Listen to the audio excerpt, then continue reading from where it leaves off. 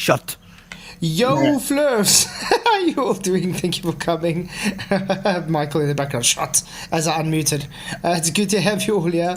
Yeah, tonight's going to be fun. It's a 4-hour stream again. So I think it's going to be exciting stuff. We got PJ Cruikshank, John Carnbo, and Ryan S. and Dislord in. How you guys doing? Oh, good. Doing fine. Looking forward to this. Looking forward to this. Hoping Rachel can get in here at 11. Hopefully. Yeah, we'll see if she can get in or not. Yeah. Otherwise, it'll be tomorrow night or something. But she does have some issues and stuff that she did let me know. So if she doesn't, I do understand why. But let you know before the show ends, anyway. But we're gonna be doing 4-hour show, so it doesn't matter. Anyway, how was your guys' day? All right, just went to town. That was about it. Did anything exciting? I need to go. I messed it up. I fucked it up. What did you do? I have not had much day again today. Oh, and I forgot to say hi, Vicky. Hi, PJ. Tell Vicky I say hello. Flat says hello. She's got earphones in. Flat says hello. Hi, Vicky. Because I keep. Vicky's fell out with us, I think. Because I keep forgetting to say hello to her. Yeah, she had earphones. She shouted hi. It was weird. Last night I was sleeping and all of a sudden I dreamt of like, oh, I forgot to say hello to Vicky. Hey, what's going off here like? I was like, what the hell? Wow. I like that. But it's good to have you guys here. I'm just going to say hi to everybody in the chat quickly. Good to see you all. It's good to see some people in. Ryan S. obviously was first. Good to see you. Yeah. PJ Cruikshank, hello. Groovy, hello, hello. Alan Norstrand, thank you for coming. Mr. Sparkles, what's up? Michael Khan, good to see you too. Who else did I see? See Lightning, haven't seen him in a while, mate. Good to have you in. I'm glad you could make it. Dwight, hello, hello. Glad you could join us. Rachie, thank you for coming. It's good to see you. Hopefully you'll have been able to come on later or tomorrow. But yeah, I do understand if you can't make it. But yeah, it's awesome to know you are around. Thank you for coming. Then we got Moomin Rider. What's up, mate? Good to see you. Professor Harvester, glad to have you in. Moxie, what's up? Gary Wabenga, hello, hello. And Des Studio, good to see you too. Richard G, Alaric87, and the Jolly Man. Yeah, so it's good to see everybody here. What do you guys think of the poll? Yeah, I think. What did I put in? YouTube is so slow. Oh, I was. No comment. I put yes, it had to. I'm a little confused by it, but I did take an answer. Yeah, I put yes, it has to be. And then Cole Taylor just came in as well. And Arwen, what's up? Okay, so it says 4 hours means time is dilating. Yeah. So 24% say yes, it has to be. No comment, 33%. Get that dilation out of my space, 22%. And space dilated, 17%. Obviously, the poll is just a joke, guys. Because time dilation doesn't exist. Yeah, It doesn't. Oh, darn it, I thought that was the right answer. Possibly a lot of people don't even understand the question of the message. No, the message in the question. Hey Chuck Wagner, good to see you. I hear the globe is screaming at me in the background now. How dare you say time dilation doesn't exist? Well, first of all, your space is a concept and your time is a concept too. Two concepts don't make a reality. I like that. Two concepts don't make a reality. That's brilliant. We got to start writing this down and putting it on t-shirts too. Well, it is live. It's recorded, so. And I always looked at the word conspiracy like the conspiracy. Conspiracy. Hey, Charlie Wells. Conspiracy. Oh, you just coined a new one. Conspiracy channel. The con makers piracy. Speaking of conspiracy, did you see Arctic Reflections' latest video today? Apparently, this is the church. Apparently, this is the church of Flatzoid, guys. Well, then we gotta go there and enjoy ourselves. I am the priest, apparently, a high priest of flat Earth. What the hell? Because, oh, you mean we've got? Or because we got a promotion? Just because I say the Bible describes the Earth as a stationary, flat Earth. That means I'm a priest of flat Earth. Yeah. They're struggling out. Preach it, brother. Preach it to the people. Even the dog said so. Yeah. Okay, so You know, like, so what? Just- It calls you a priest of flat earth. That don't make it a glove, does it? no, it Does it doesn't. But it was See, funny. It was funny. He uses the stream, like you know, when we were talking about all those conspiracies, and we shouldn't just, you know, you should be critical against all the conspiracies and all that. He literally cherry picked a piece of that and said we are all just conspiracies minded. We only want to believe every conspiracy out there, with not realizing in that same stream that he used to cherry pick, we literally say you can't just accept every conspiracy out there. That's what a joke this is. It's like what I said in your comments today about you spelling veins wrong. Because you spelled veins wrong, you Wow. spelled all the veins in your body. I was bet like, you've been trolled to pieces, aren't you, PJ? Because Flat spells veins wrong, that means globe, does it? Like Come on. I Well, they mean, could've- my thing just auto corrected and I didn't realize, because I was on Ah, literally that made happens. that. I literally made that 2 minutes before I went to work this morning. Yeah, yeah. So I didn't Well, really. It happens a lot on my phone too. It's so Sounds- annoying. PJ, Yeah. how many return troll comments did you get? What, today? About 27, I think. But I have to say that's the best short views I've had ever. You do guys know that? I've never ever done so well with my shorts I before. found a right good video Yeah. about. Oh, yeah, you got 2.4 K on that. Yeah. In Yeah, one day, crazy. it usually takes Yeah, me crazy. like a month to just get 1K. And that's the most replies I ever had. I checked it later on tonight. It was like 21 replies. All I just- said was get a grip, overs. I just want to quickly give my I was going dog to say, some quick, water. who do we blame? I found a right good video about pendulous veins as well. I was having a quick look today. Like, it really don't back Wally up whatsoever. Nah. His name's well fitting, isn't it?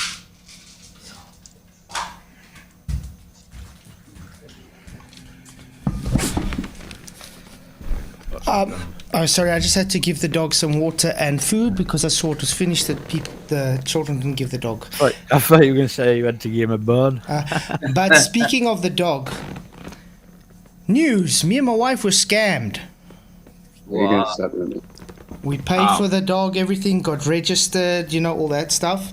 To find Yeah. out it's not the breed and make we paid for.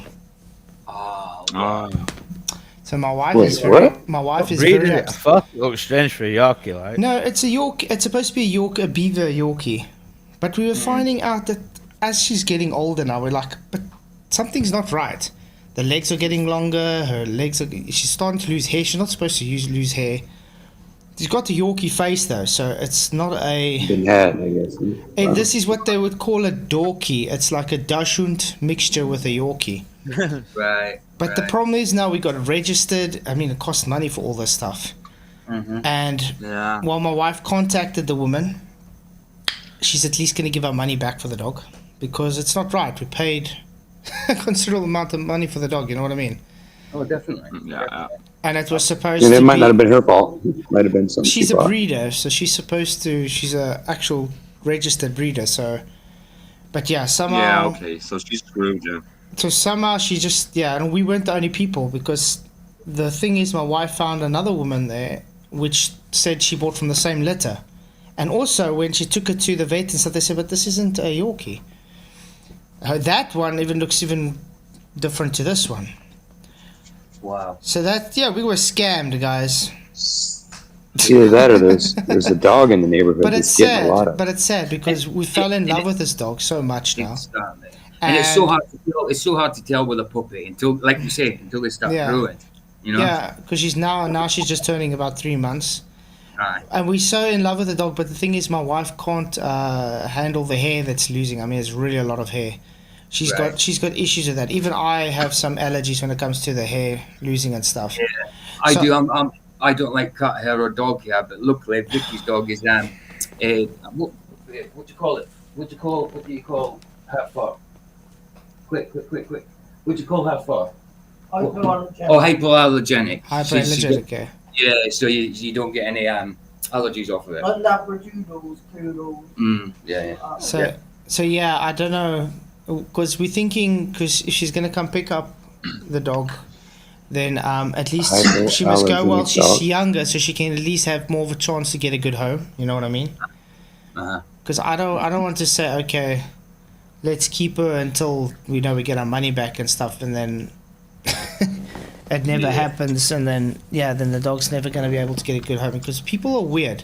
They want a dog when they're small. Well, yeah, I wouldn't give up the dog. Yeah, but I. But I but we would don't. do We're something kind with of stuck in an issue, because my wife can't with the hair, Yeah, and that's she was really in tears. I mean, why even get a dog if you, Oh, you that's- It's for the get another children. animal? No, it's for the children. Yeah, but the No, allergy thing.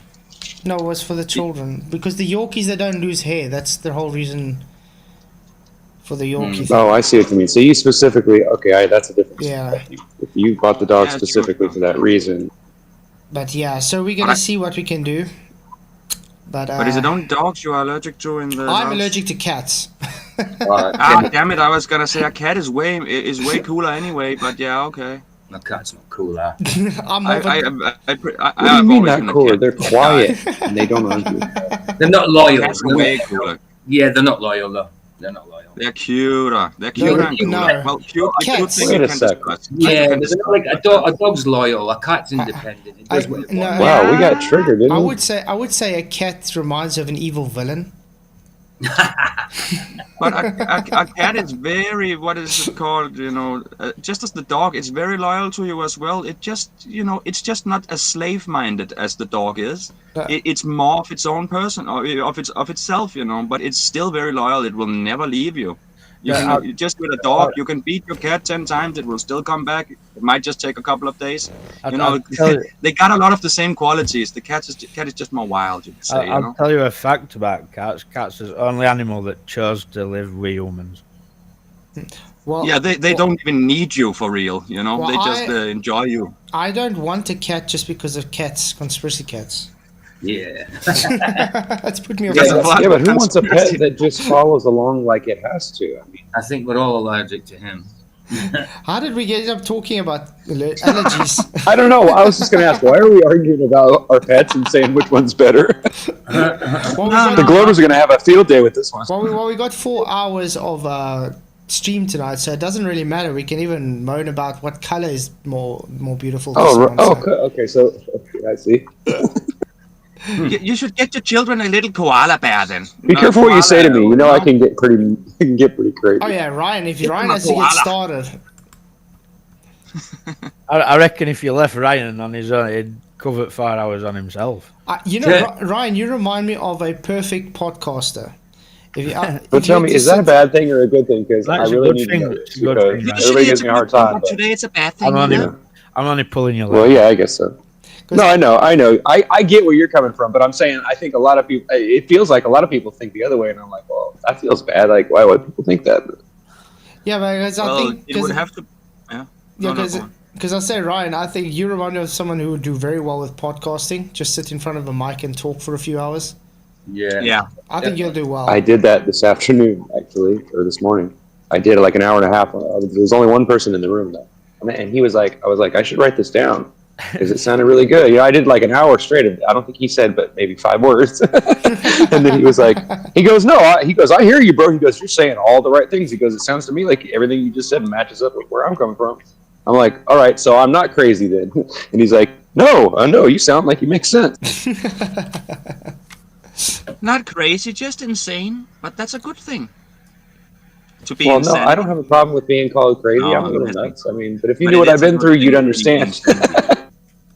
I like to be called insane because I'm like, yeah, but you're just saying I'm insanity. That's a good thing.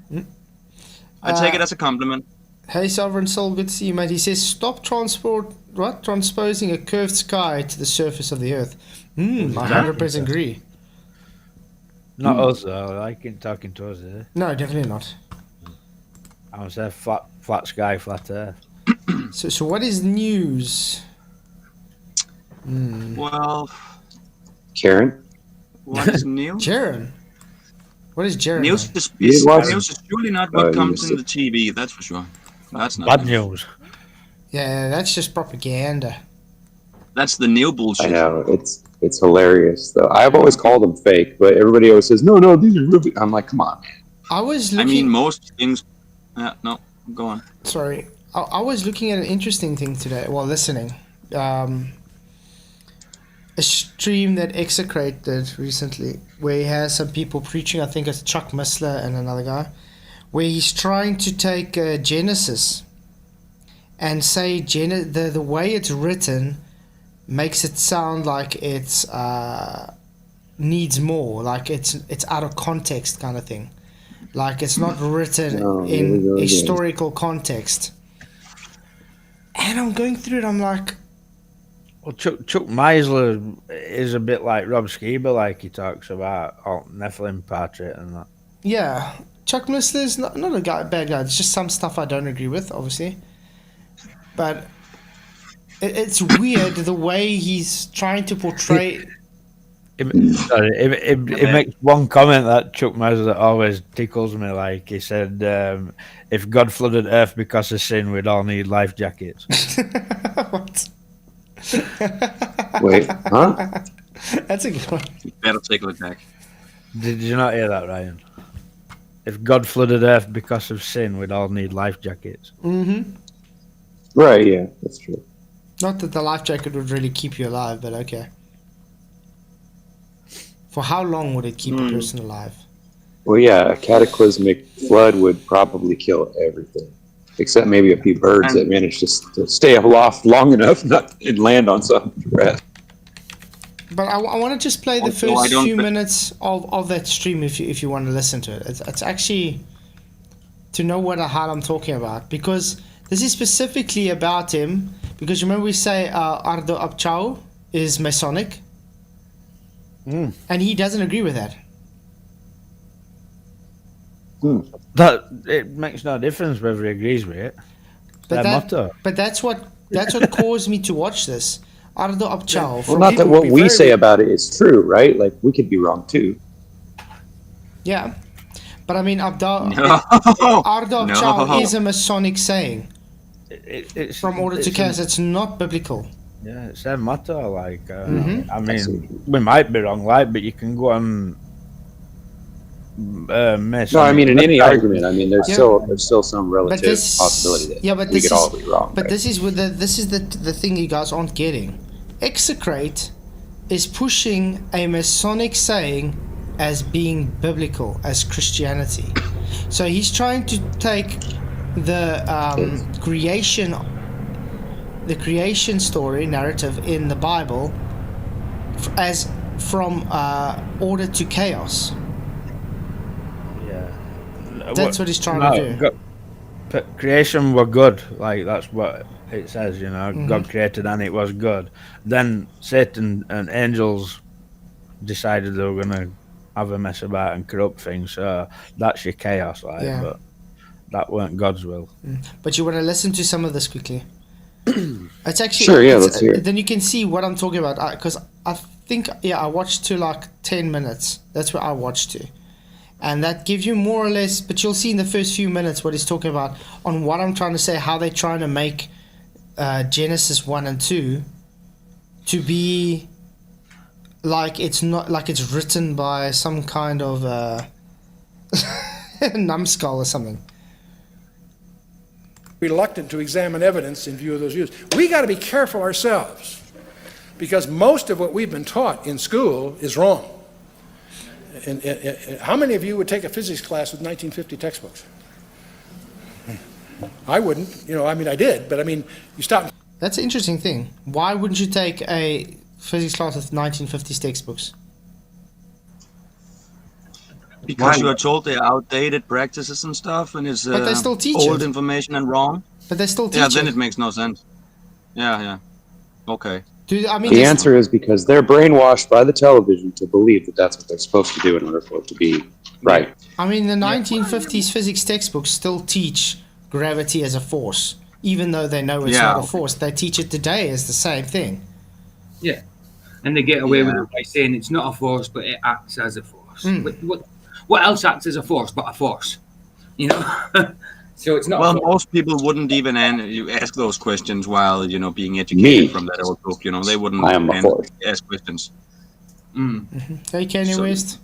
But yeah, it's that's just something that stood out to me as very interesting.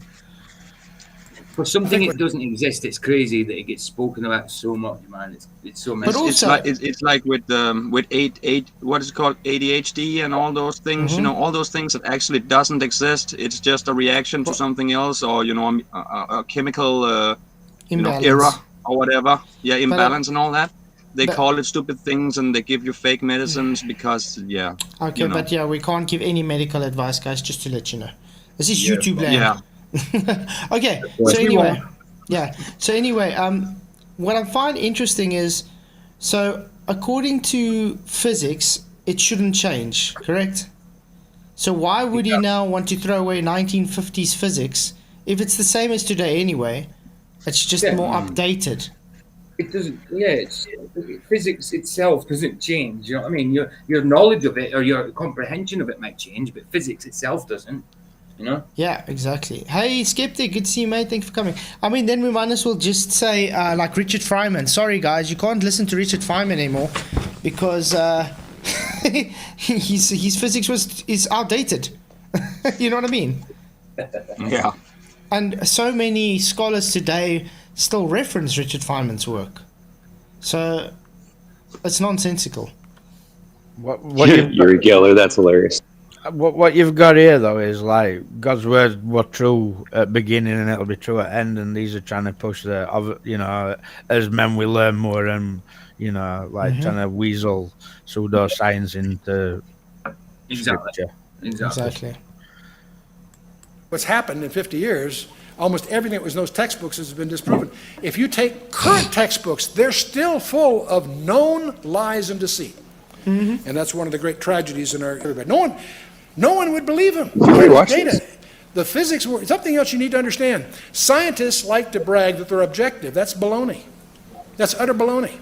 They cling to their presuppositions with the same tenacity that we all cling to our prejudices. It takes an abundance of evidence and effort to get these incorrect notions unseated. Look, I agree with him and I disagree with him. Yeah, I mean, he's right in that point. He's right that they're pushing pseudoscience. I 100% agree with that. But I disagree with him where he says the physics has been proven wrong. Oh yeah, definitely not. But I mean, he's right when he says that scientists aren't objective; they're subjective. Yeah, but I guess when it comes to the physics, it's very specific on what has been proven wrong. You know what I mean? Yeah. I mean, before the 1950s, gravity has never been proven, so it can't be proven wrong because it hasn't ever existed. But now, if you let's say a force equals a mass to accelerate, that physics will never change because that's scientifically validated. If you apply a force, then mass accelerates.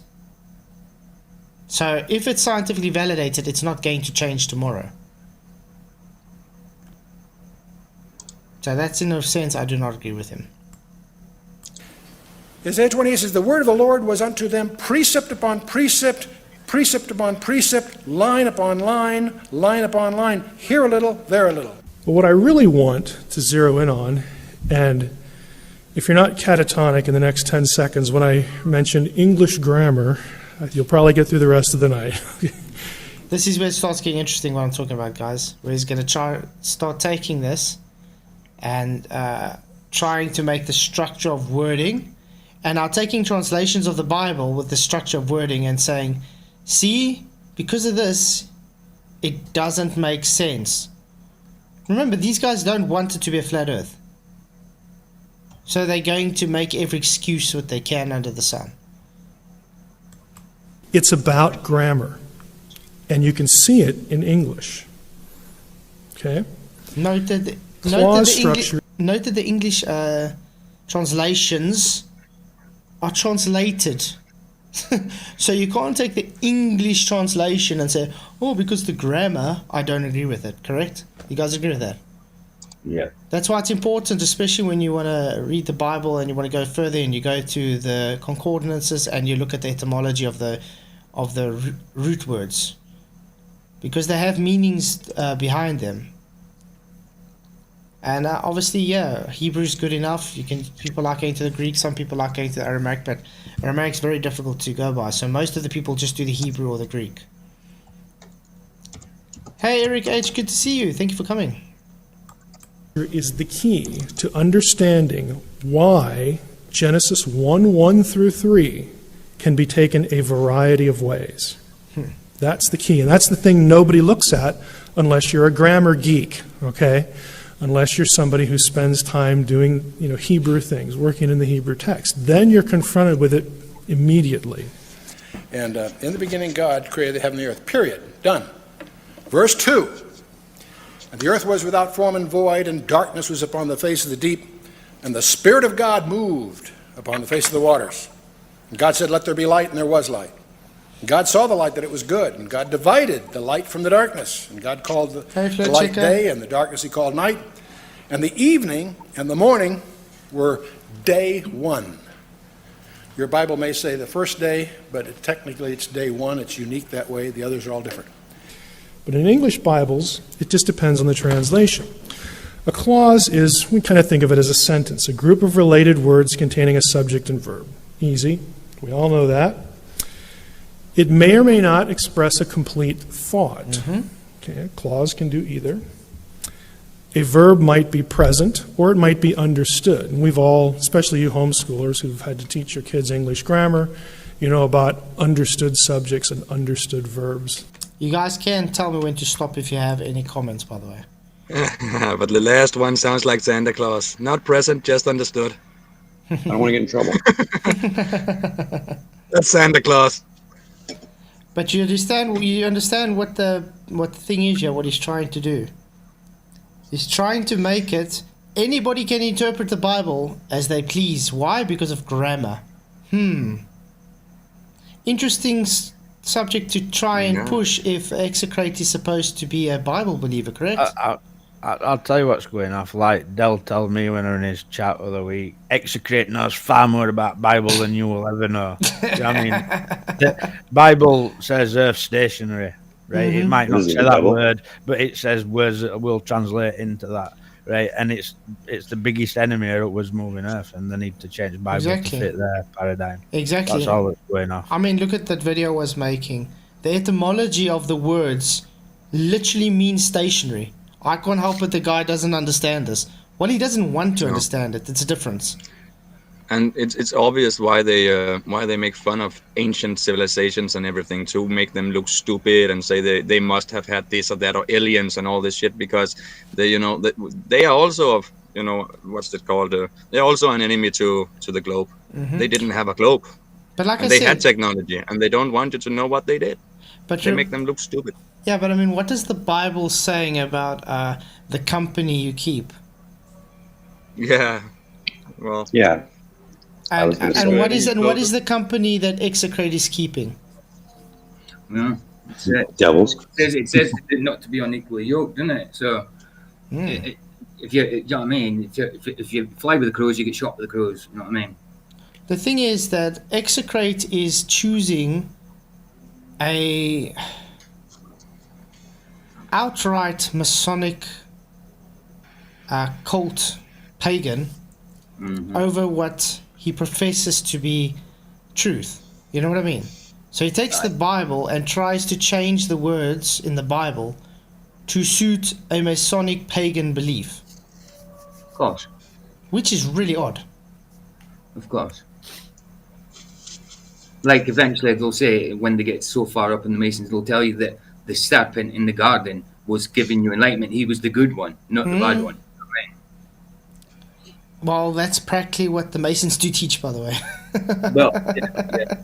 But I think when you first go into the Masons, they don't kind of. Yeah, profess when that you good- get, it's when you get to the 33rd, then you are, then you realize that Satan is the light.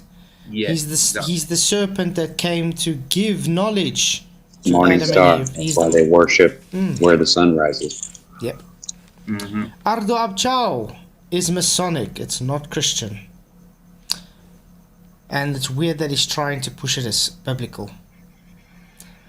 Things that just aren't there in the text, but you kind of know because you know English that they belong there.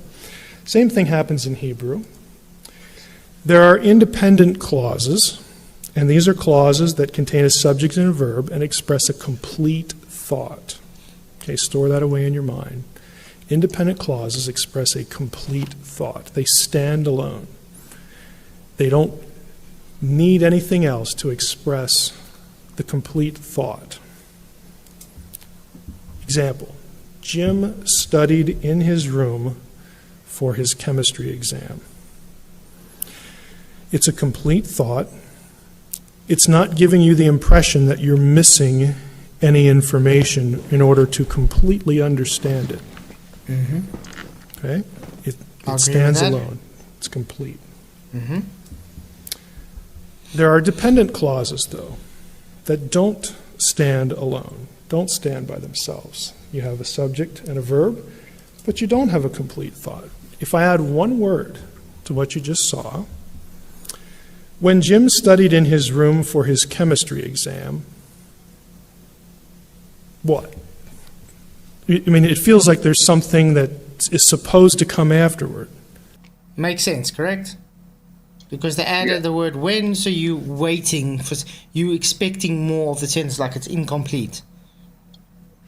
I think you guys are catching on what they're trying to do here.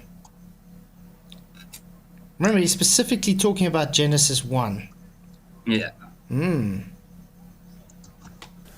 To complete the idea.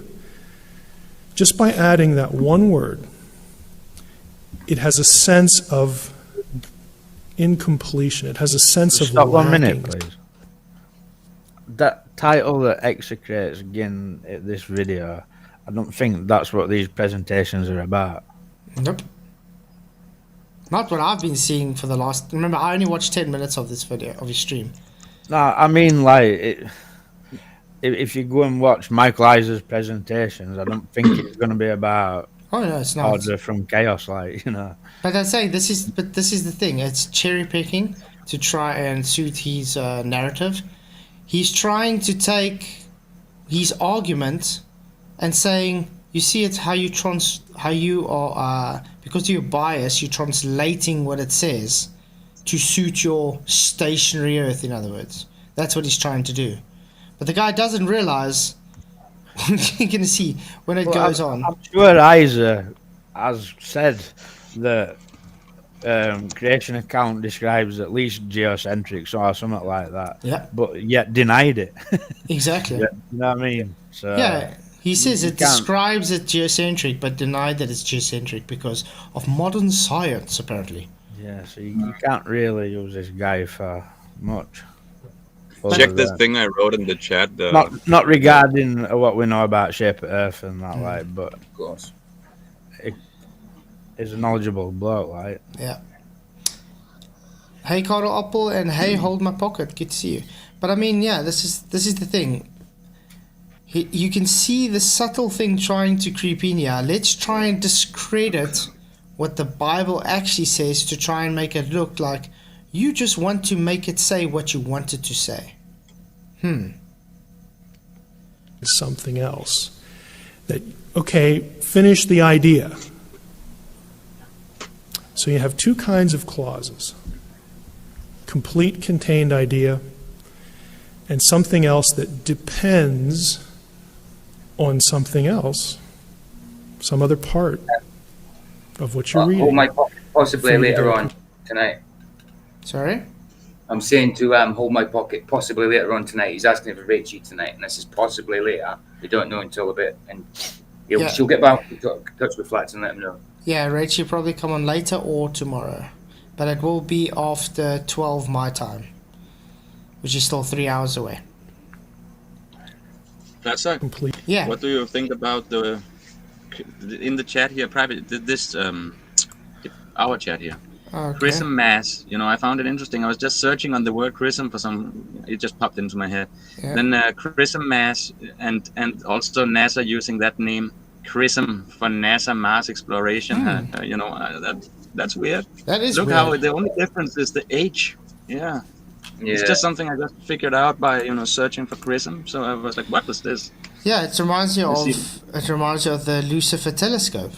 Weird how They talk about the Catholic Church is praising Lucifer with using a telescope. The eyes to the universe.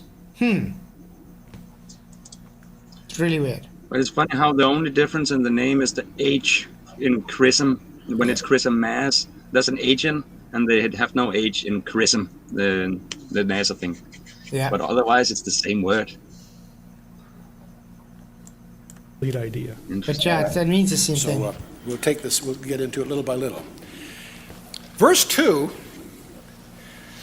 is a verse that has generated library shelves of conjectures and speculations that we don't want to spend too much time on, but are worthy of at least a good look. And the verse says, "And the earth was without form and void, and darkness was upon the face of the deep."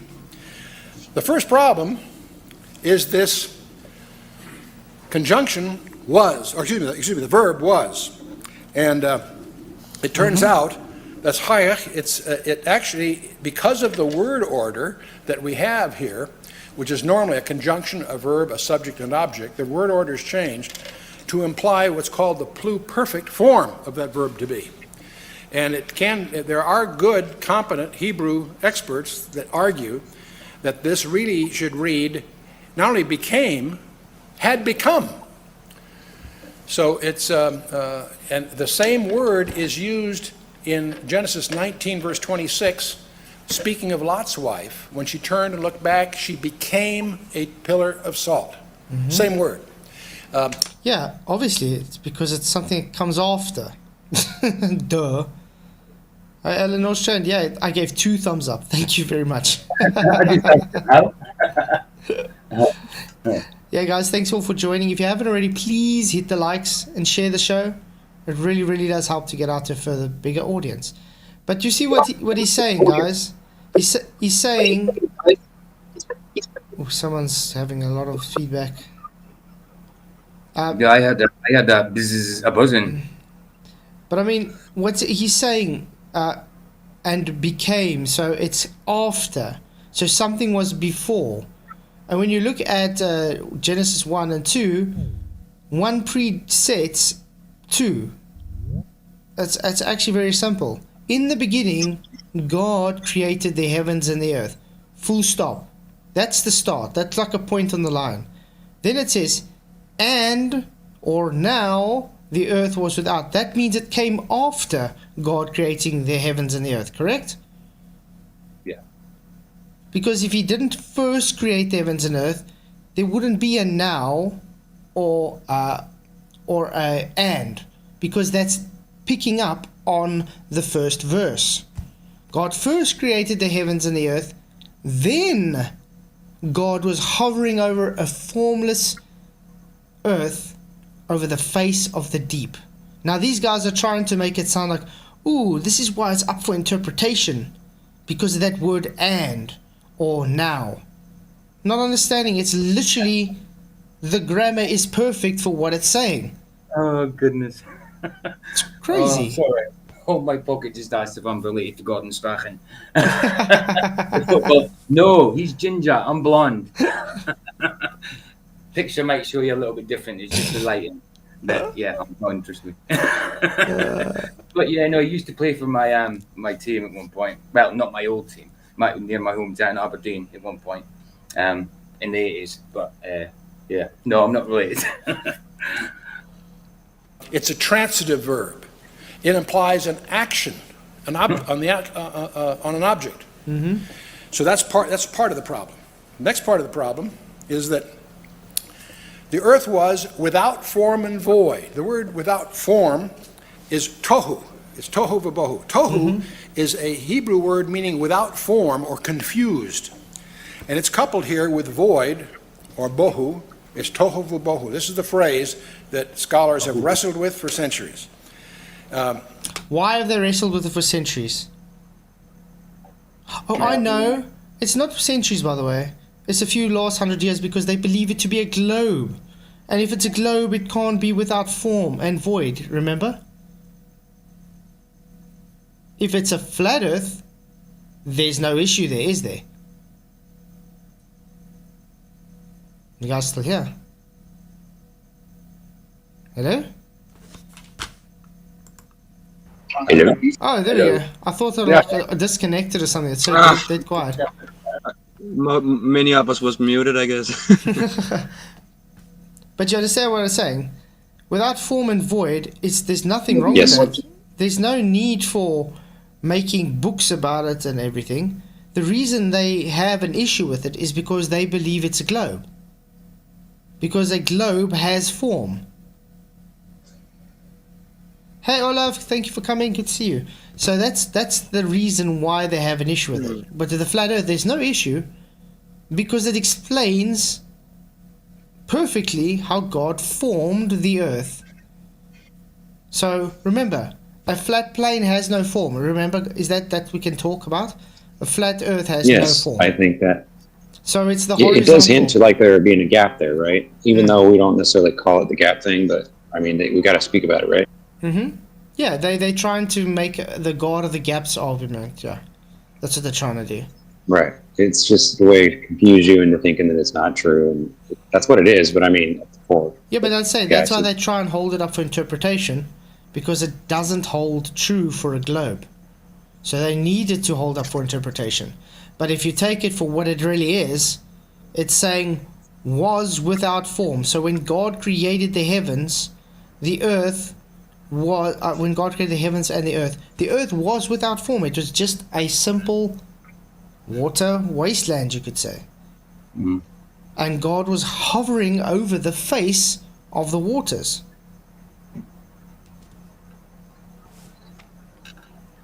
That's confusing a little bit, though. If there's two bodies of water and he's on the face of, so he had to be on the face of both. No, so he was in between the two. There wasn't yeah. two bodies. There was one. Remember, he had to separate the waters. Oh, I see. I got you. He hasn't separated it yet, so there's only one waters. It was just a large void of blackness of water. That's it. You're right. He doesn't create it. That he doesn't separate the two until later. Yeah, with no form. So in other words, just think of a flat plane of water. That's all that's there. So this is what we would call the horizontal baseline. It's just flat water. There's no form, anything. It's just I agree with that. Level water. And what happens with water? When it's at rest, it seeks level, which becomes horizontal. So now you can just imagine just having a horizontal plane with no form. There's nothing. It's just a level plane of water. And God is hovering on the face of this water. Void means empty or waste. And there's another aspect of this. The conjunction that opens this sentence is a vav conjunction. Olaf says, I thought I asked their examples. There's 3 examples. I haven't even looked at them again. But to be honest, I don't know if I'm going to be able to do it because you know me and maths. But I said I will try and do it, Olaf. But thanks, mate. Junction. But it can translate it and, but it can also be translated as an adversative. And that is but. And there are experts that argue for a number of reasons it should be an adversative conjunction. To give you perhaps the stellar example of that view, this sentence, the word and, is actually translated but. You get it? So the people nothing behind you. Yeah, so the people translate it, God, in the beginning God created the heavens and the earth, but the earth was without form and void. No, it's literally saying there and or now for a reason. Because the people wanted to be but, trying to say, well, God just created it without form and void. No. God created the heavens and earth. And now, because God created the heavens and earth, he still had to form it. What happens when you take clay and you just clay, you still have to mold it into something. Well, it's like when you create something big, like a mural or a painting, you start in one spot on the painting, right? You start on one spot and you work your way around until you get the whole thing to come into perfect, and then when you finally look at it and it looks just like what you wanted it to, then you know it's perfect, right? And then We're you more rest, like right? a deep pan pizza. Yeah, like a deep pan. Think about it. When you try and even take, like I said, with clay or something, you're just mushing it together now. It doesn't really have a form. It doesn't have any substance. It's just there. So when God created the heavens and the earth, he just created it. He didn't form it yet. That's what he was doing later on when he was separating the waters from the waters, having the firmament, letting the dry land appear. He was forming the earth. Notice that this was all formed from a formless, void, empty space. Just deep. It was water. So it was just water. Yep. Yeah. Notice how everything comes from water, by the way. Absolutely. I mean, we couldn't live without it. Water is life. It is life. Mm-hmm. And that, when you put this all together, you get quite a different construction.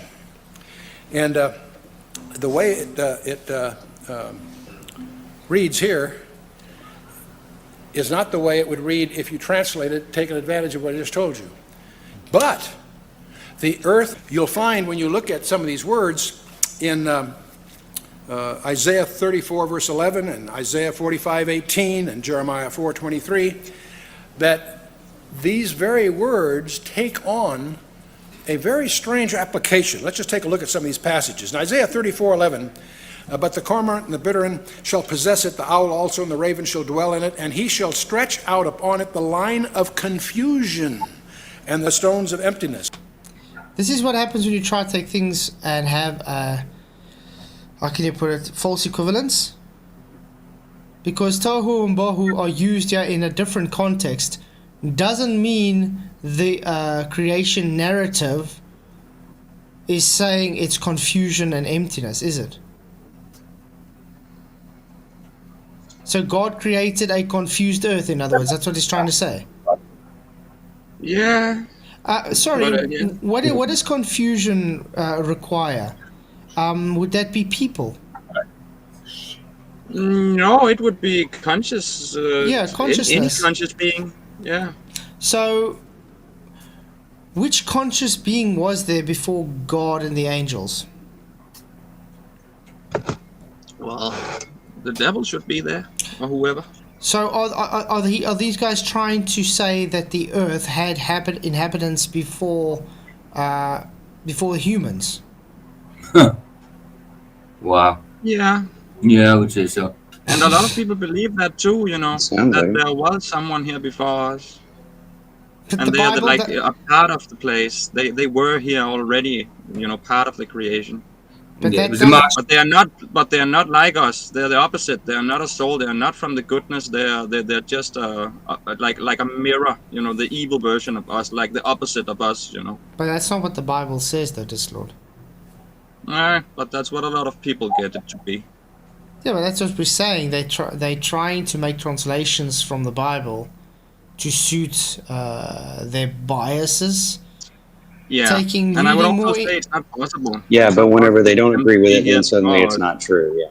They couldn't be here before us, and because there would have to be someone from the higher, in here to even make this place work. So there was someone here, but it must So- have been someone from same place as us, but a corrupt version. So scientism, Zoltan. So scientism, Zoltan. They believe that the Zoltans or whatever came and they were the confused ones that actually lived here, and they are just watching us from a distance. Just fallen angels in What's that movie? itself would be enough. What's that movie? Prometheus. Have you guys ever watched Yeah. Prometheus? Yeah, it was Oh, kind that of movie boring, is but wicked, now yeah. but it does have some interesting stuff. I just put this in here for vocabulary. Here again is tohu means confusion, without form, and emptiness is another word for bohu. Bohu, yeah. Without form and void, or confusion and emptiness is the idea. Remember, if it's just the face of the waters, was there any life in the water? So that's emptiness, correct? There's just nothing. It's just water. Just water. Yeah. That's it. Which is in itself is life, but maybe there was no other kinds of life than just the water itself. Yeah. It's basically the soup that God made everything from. Right? Mm-hmm. Maybe the water was pregnant and I got pregnant later. So here we Well, have we this don't side. know, but I mean, from what it's telling us, we just have to, we have to stick with what we got. Yeah. They sent the sun in, and the sun got the water pregnant, with its rays. By side or juxtaposed. The only difference is the one word when. When Jim studied in his room for his chemistry exam, he was able to concentrate. Now, we have the full picture. We have the full idea. And in fact, the underlined part here, he was able to concentrate, that actually could stand by itself. He was able to concentrate. You could put something before it, too. His brother stayed away when Jim studied in his room for his chemistry exam. That gives you a complete, and it gives you a fullness. You're not looking for something else, which is the basic idea. And that's exactly what Genesis 1 and 2 do. In the beginning, God created the heavens and the earth. And, or when, or whatever they want to put it, the earth was without form. Because what? It carries on from the sentence. So, So execrate is literally trying to make a straw man argument here, not realizing that his argument is so pathetic, it just makes him look like he's incompetent to read the Bible. In a dependent situation, a dependent clause, you feel like you've got to have something else to get the full idea. Mm-hmm.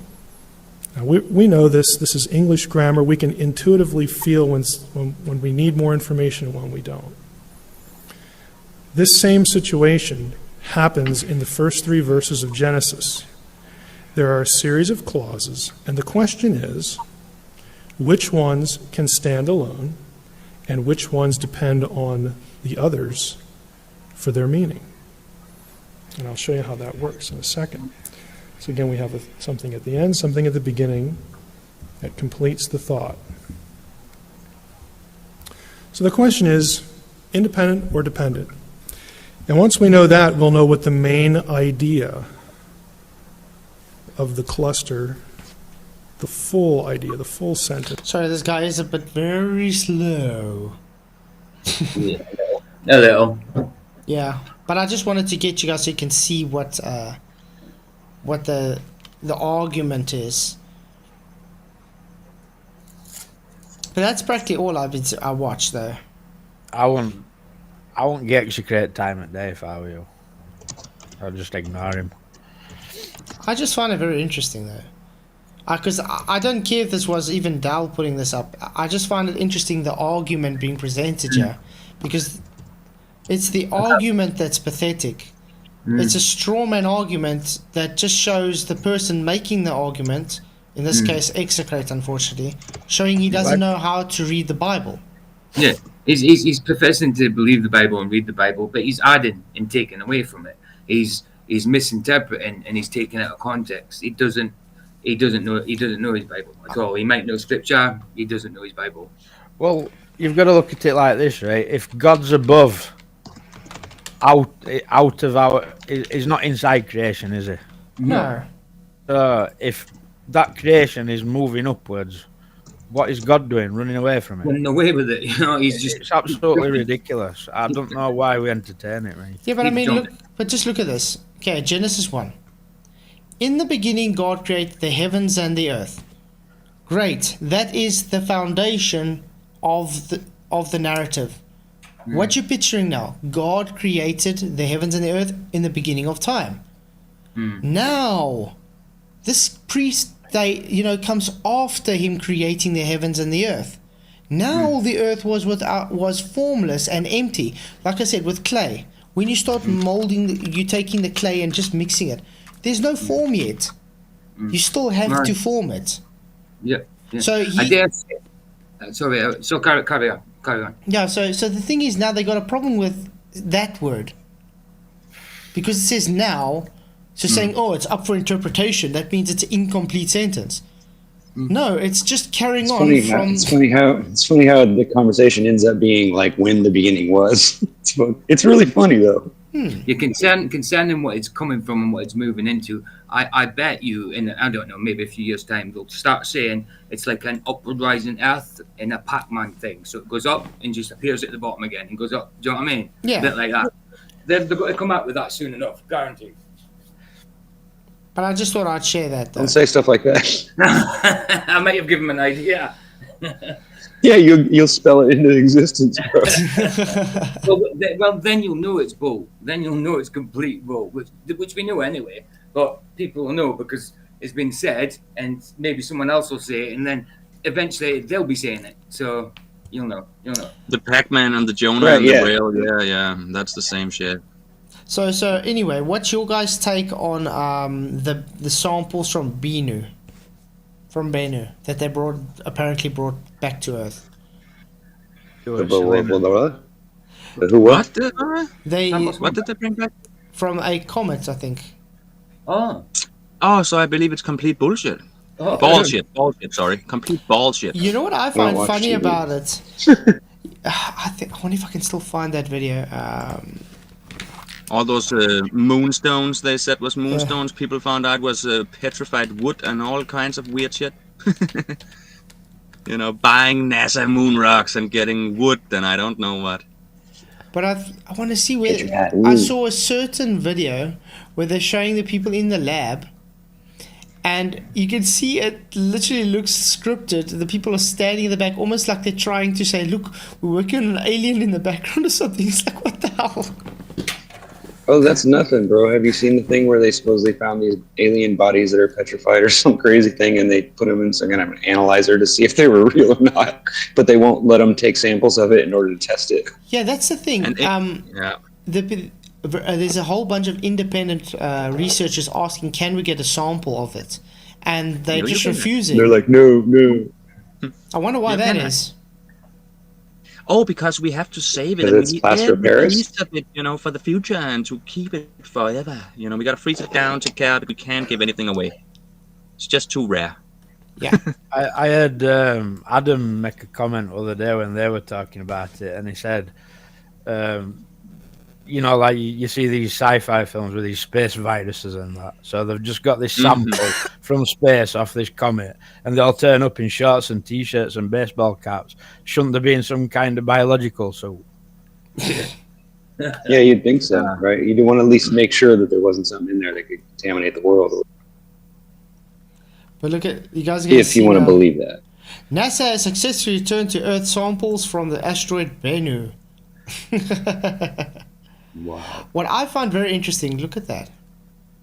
What does that Yes, remind a you guys pattern. of? What pattern Yeah, does that It's the remind you power of? of life pattern. Spirograph pattern, isn't it? But it's It's- like the sun. It's the sun. It's like the flat Earth, It's literally the flat Earth too, with the black Like center, sunflower. with the black, with the mother in the center. That's So- what they call it. How does it land on it It's in order like to get a better sample? than I want. It looks like a sunflower. So it's like I mean, sun. when we saw this, I was Yeah. like, what the hell? This can't be real. And people think this is real. It's not looks real. ridiculous. Come on. It looks like a big. I mean, ball even of though it looks asphalt. good like a movie, it's not. You real. can literally do this with a GoPro in your backyard. Yeah, that- That Yeah. one was put on. Someone put in chat today, like a dumpling. Was that you, Michael? yeah. It looks like a bad bumpy road outside your house, and you just take a ball picture of that's, like That's it look it like is. bad That's what it is. asphalt. That's what it's like. It's like taking a picture of the ground, but with a GoPro. You know what I mean? Yeah. That's it. Like it's got the curve to it. That's all it is. Like, It looks horrible. I want to see when they're getting it in. I think it's. Are they going to show it in here? Oh, there we go. Look at where they put it in here.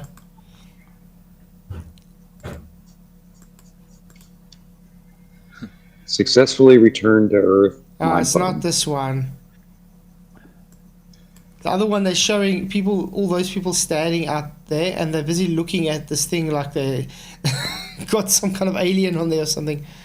That's Like so it's funny. Frankenstein or something. Yeah, like there's gonna like a demon's gonna pop out and go and run across the floor. Hey, LJ, thank you very much for your $2 super chat. Really appreciate it, man. It says, this Antarctica vid by Flat Out Truth, please. It doesn't What? show anything, man. all right. Okay. All right. I see. I thought. Right. Ooh, Execrate is in. He says that I had to sub in order to comment here on your blatant misrepresentation of the content and myself. Sheesh. I think we all went through the same thing as everybody. Did I misrepresent what he was saying? No. And so you should subscribe if you're going to come and troll. Yeah, of Yeah, course. yeah. The only one misrepresenting is, did you know he made a video last night saying, I'm pushing gravity? Wow. Talk about No, misrepresentation. Yeah, he called me a Glover as well. And it was to do with the gravity. It was to do with I can't remember. Let's get you on. Let's get him on then. Let's get him on.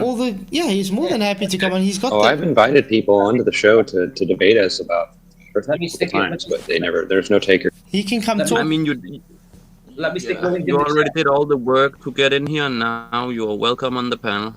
Yeah, he's been invited many times. Yeah, stick the link in, and we'll say come in and talk. But LJ, I don't know what link you're talking about, mate. For the flat out truth of an article. I know the he's on about though. The 24-hour sun. It's a few years old, but he did it. He brought it out yesterday or today again. You know, the one with the 24-hour Antarctic sun with this. Where he shows how they fake it. Yeah. Same clouds in the morning as there is the day before. You know what I mean? Yeah. Yeah, that one. Yeah, basically loops it. Yeah, it's pretty. You can't sad go beat. to. Is that about Terry Riker's channel? Yeah, I know, but I'm trying to figure out what video it is. You can't just go there. Oh, I think I know which one he's talking about. Surprise inside. It's one about They Live, because They Live just put another one out about the Antarctica. Flat out truth. Yeah, Terry Riker, I like his channel. Yeah, I liked it. There we go. 9 months ago. I don't think he's done anything new for a while, though, has he? No, he still does, but he likes doing the same thing over and over there. Yeah. All I'm off. But I see I'm not even subscribed to my backup channel. There we go. When I seen what he actually looked like, I was like, no way. His voice doesn't sound like he looks like that. It's so deep in that, and he's like a skinny tone man. I thought he was going to be a big burly man. You know what I mean? When I seen him, that's the thing with voices. Skinny man. That's the thing. People always think voices. He's muscular. He's muscular. I thought I was thinking like some kind of big lumberjack dude that had a belly and that. You know what I mean? Yeah, it's funny how people always have this picture in the head of a person's voice, where usually the voice has, always the voice has nothing to do with how the person looks like. Yeah. But we have this thing with voices in our mind. That's true. That's true. Okay, I'm sticking his link in the chat if anybody wants to subscribe to who hasn't. Terry Riker is what happens if you click on your own live show? Does it like loop and look like a weird screen or something? Yeah, you can actually watch your own live show as well. They actually did it. That's got to be interesting. Another channel did a test where he took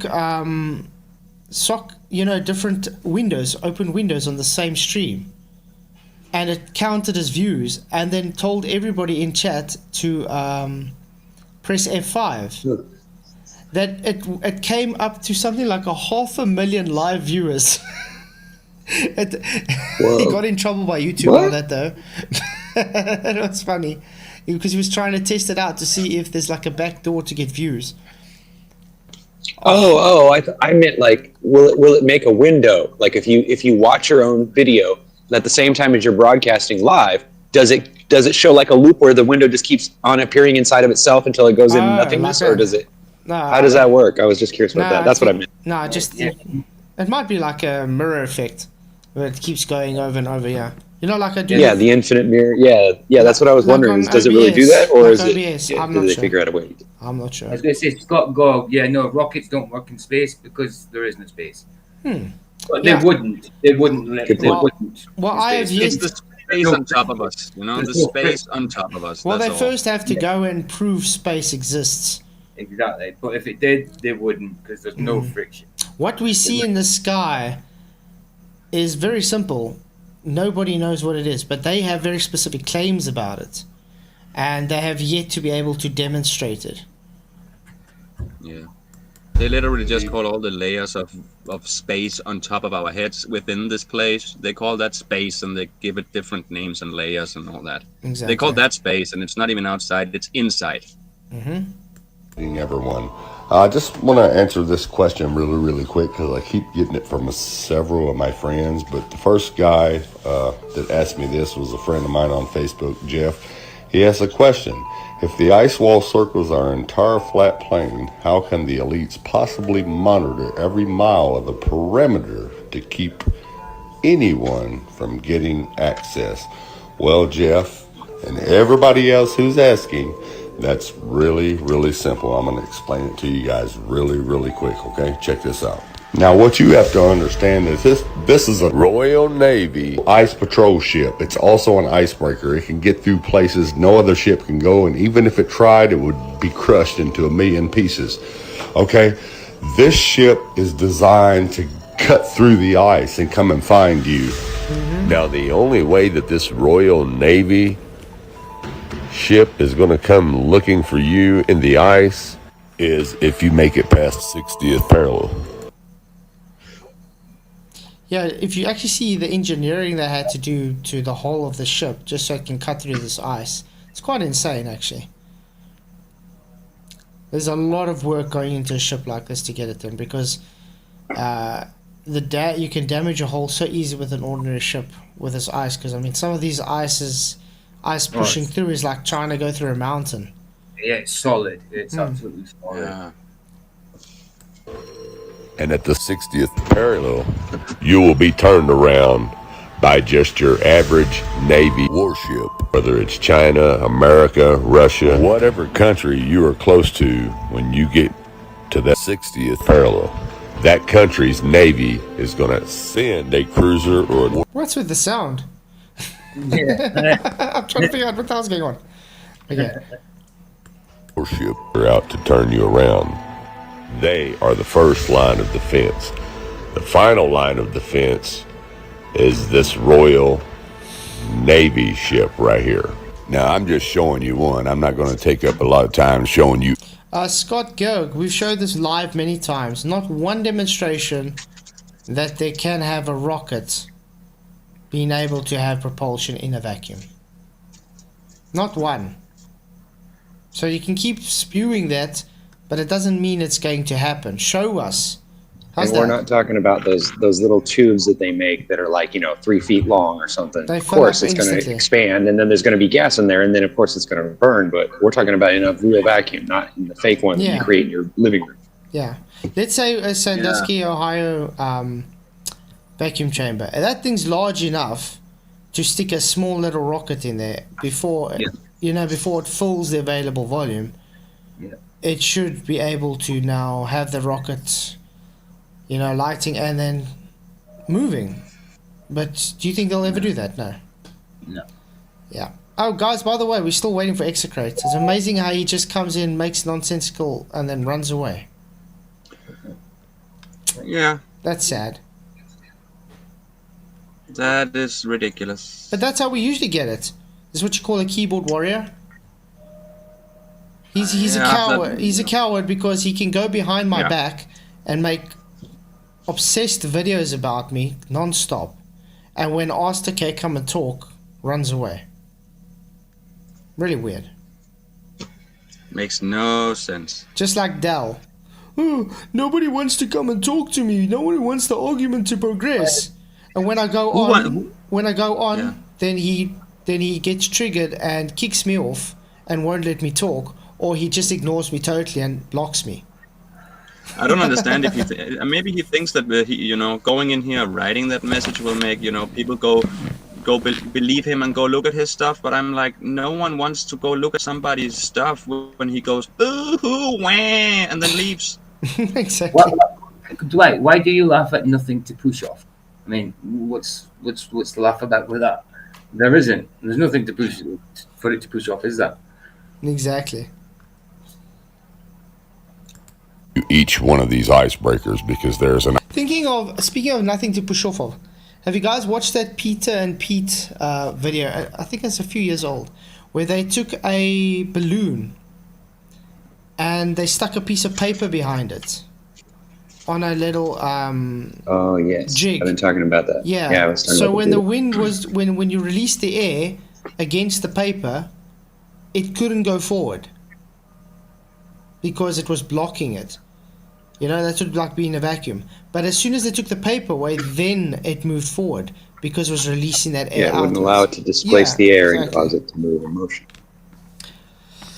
Scott, yes, I agree. Every action has an equal and opposite reaction. The problem is when you claim a rocket in a vacuum, that equal reaction has a reactive force in the opposite. That how just like when things fall at the same rate and they have no force attributed to them because they're falling at the same rate. It's the same thing in a vacuum. If you're pushing out from a rocket that's pushing all that force out, there's nothing to, how can I say it, to make it push back. Push against. There's no so walls. Right, it's exactly. just filling, that force is just being dissipated into the available volume. That's all. So there is no force to push forward. But here on Earth, where there's friction everywhere, we are able to move forward by throwing a bowling ball or, simple things like that. Let's check out. Because we're under pressure, exactly. Is what water fake? What are you talking about? Why would water be CGI? What water? What? Water You're saying fake? it's water fake now as well as all CGI. I don't know what water is on about. Why would the water be fake? No idea. An icebreaker for each territorial boundary of the 80th parallel, just as there is a warship for each territorial boundary of the 60th parallel. Okay, now let me help you understand that. On a so-called globe, this right here would be the 60th parallel south, and this is where the average Navy battleship will turn you around and tell you that you are in maritime waters. Okay, now that you understand that, on a so-called globe, this right here would be the 80th parallel south, which is basically the whole coast of what you have been taught to believe as the Antarctica.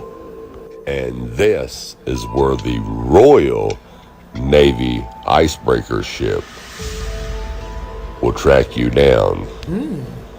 And Now, let's have a look that at the Central 80th. area there is very interesting. That's like Greenland and, Denmark, my country actually owns Greenland, you know that. And it was interesting when Trump, when all that stuff about Greenland came out, they wanted to to take over Greenland or whatever. They wanted to be able to go to Greenland, and make it American.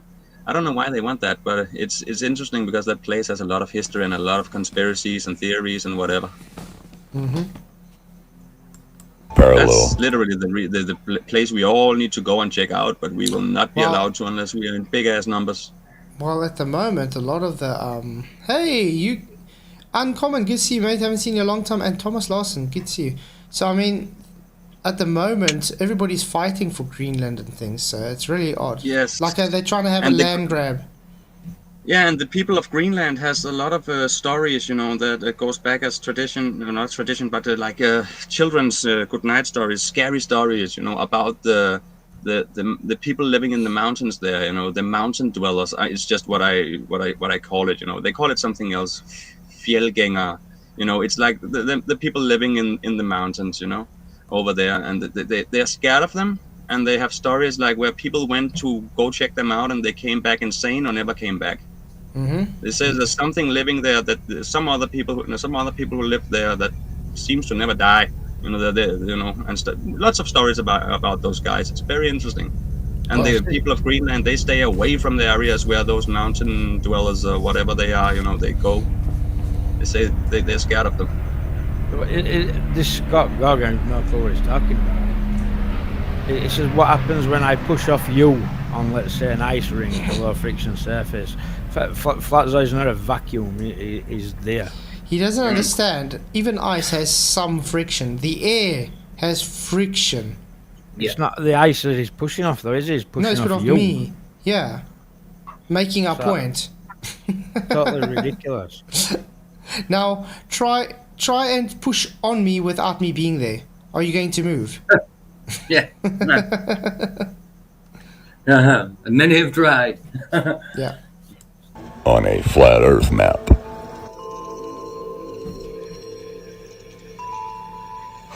Imagine that. The Antarctica turns into an ice wall. And look at that. The 80th parallel is the perimeter of the ice wall, which the Royal Navy icebreaker protects. And like I said, there This is is one of my these only ice. problem here. I ain't seen no ice wall, like, to be agreeing that there's an ice wall. I've never been that far. Well, there's a lot of videos of actual stuff where they go around. There's also walls with no ice on the opposite Yeah, side. but I don't see them as walls. Like I have seen videos where it shows you some cliffs of ice. Yeah, but how do you know Yeah, it's I've really? seen no. How do you know that's really where they are, though? I mean, of We course. don't know. I mean, it does sound like it's quite probable that's what it could be, but I'm not sure about it either. I do think it's a good possibility that that's what keeps in the waters, but I'm not sure about it. Do you know what I mean? I'm not sure because we don't know. We haven't been there. We haven't been to what they would call the edge. You know what I mean? Hey, Robert, you can see. You know what I found very interesting? Iron propulsion, where they make the iron. Because the people are trying to work with iron propulsion. It's actually very interesting because it pushes airflow. But now try and do that airflow if there's no air to give that airflow. You know what I mean? It isn't going to work, dude. Yeah. It's like trying to make oxygen in a vacuum. It doesn't work. Icebreakers for each territorial boundary. But yeah, just we have to give a statement here. Not everybody agrees about the ice wall. Not everybody agrees that this is the map. We're just using this as example because he's trying to explain it. I'm not saying It's either way. Like, yeah, because we don't know. I don't like people pushing it when they haven't proof of it. Like, because we fell into that problem before. You know what I mean? But I mean, think about it. We can just say, yeah, okay, we accept the ice wall, but that's doing exactly what the globe does. Yeah. Someone tells them space, so therefore you just accept it. So someone's telling us ice wall, we just accept it. I mean, there was some guy in Nathan's chat the other day, a flat earther, saying us flat earthers call the firmament the ice wall, and I was like, "Was this weak?" No. You know what I mean? I don't even believe that the think it's walls ice. are the, let's say the walls are there. I don't believe that's the edge. I believe there's way more land on top of the walls. Those walls are not that big. And we can get up there. There's a lot of land up there, on top behind the walls. I'm pretty sure of it. Yeah. Can't prove it, but Yeah. yeah. Rachel, But it's just I think those just a photos barrier. are glaciers, not of actual land. yeah. Come on. But I mean, the sun would have melted this big hole we are in if it was just a big piece of ice, and the sun's circle around. That would make that big circle around us, if we have to make up stuff now, and it would make like a wall because it would melt the hole in the center of the area. Thank you. Tight along, good to see you too, mate. Thank you for coming in. Jeff Cassidy.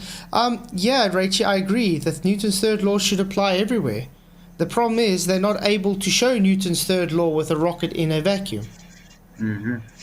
That's the problem. Remember, Newton's third law was postulated in our environment, which has A atmosphere. natural environment. Yeah. Natural is about vacuum. Space is not natural. We don't see vacuums here, so. Remember, yeah, of course. nature abhors a vacuum. Exactly. The idea of space alone literally goes against natural law. Everything goes against it, yeah.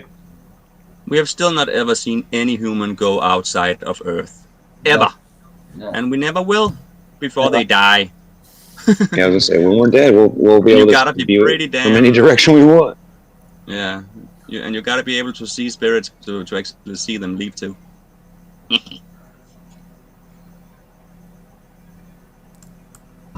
I'm just showing you this one to give you an idea of how they patrol. Check it. No, Robert D. Space, as it's been taught, isn't natural. Because you're not able to demonstrate it, mate. You're claiming space vacuum without containment. So no, it's not natural. No.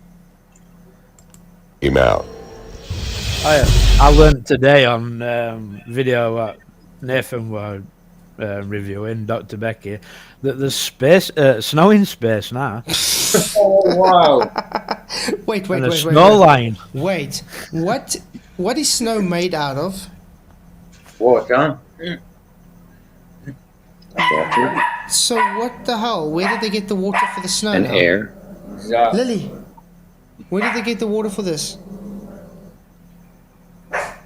Yeah. Lily. Where did we get it? That's a good question. I don't know. Oh, sorry, the dog's just barking. I'm gonna figure out what's going on here. Oh. Go on.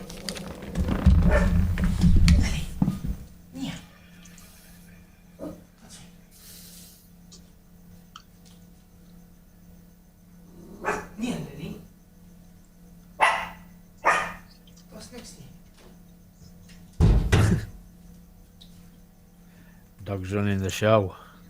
I was gonna say the dog even disagrees. Yeah. Oh, if animals could talk, mate.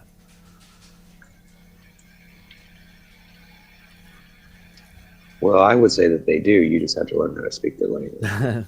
Yeah, it's just a simple language.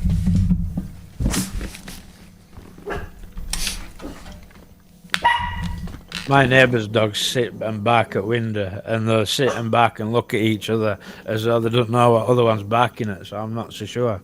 She's barking at the window, but there's nothing here. Lily. Yeah, Are you sure there's nothing there? Yeah, I just checked.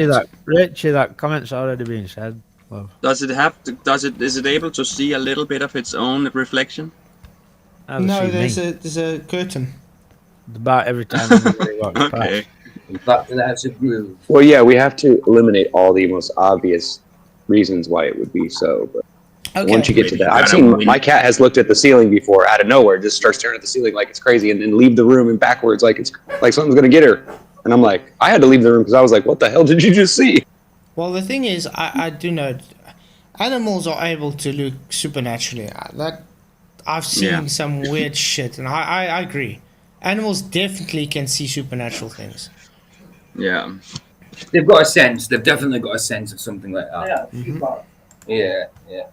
And and they can see other spectrums, or what you would say, Like, at least cats they can see a big spectrum. I reckon they'd spot a demon before we would. You know what I mean? Within a person.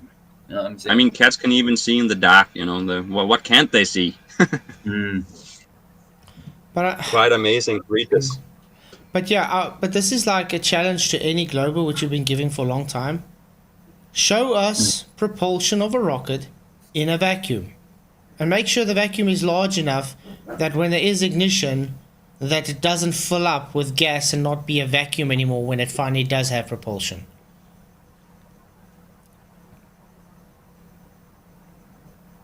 You guys want to carry on with this video, or we finish with it? Because I don't know, not really something that interests me that much. Nah. Yeah. We can move on. Move along. Moving on. But yeah, it's good to have everybody here. Moving on. Oh, Sean Hawkins still at it. Brian Leak is still dumb and dishonest and not at all humble. Again, exposed. Shame. Everybody's always exposed by Sean Hawkins, apparently. Everybody's fake, and you want to hear what comes out in his stupid mouth. Oh, he's funny though. He's funny. I've got some beauty comments saved from what he said to me. I like what he said about the gimbal. I did. I thought it was funny. Yeah, the thing is, I actually like Sean because he makes me laugh.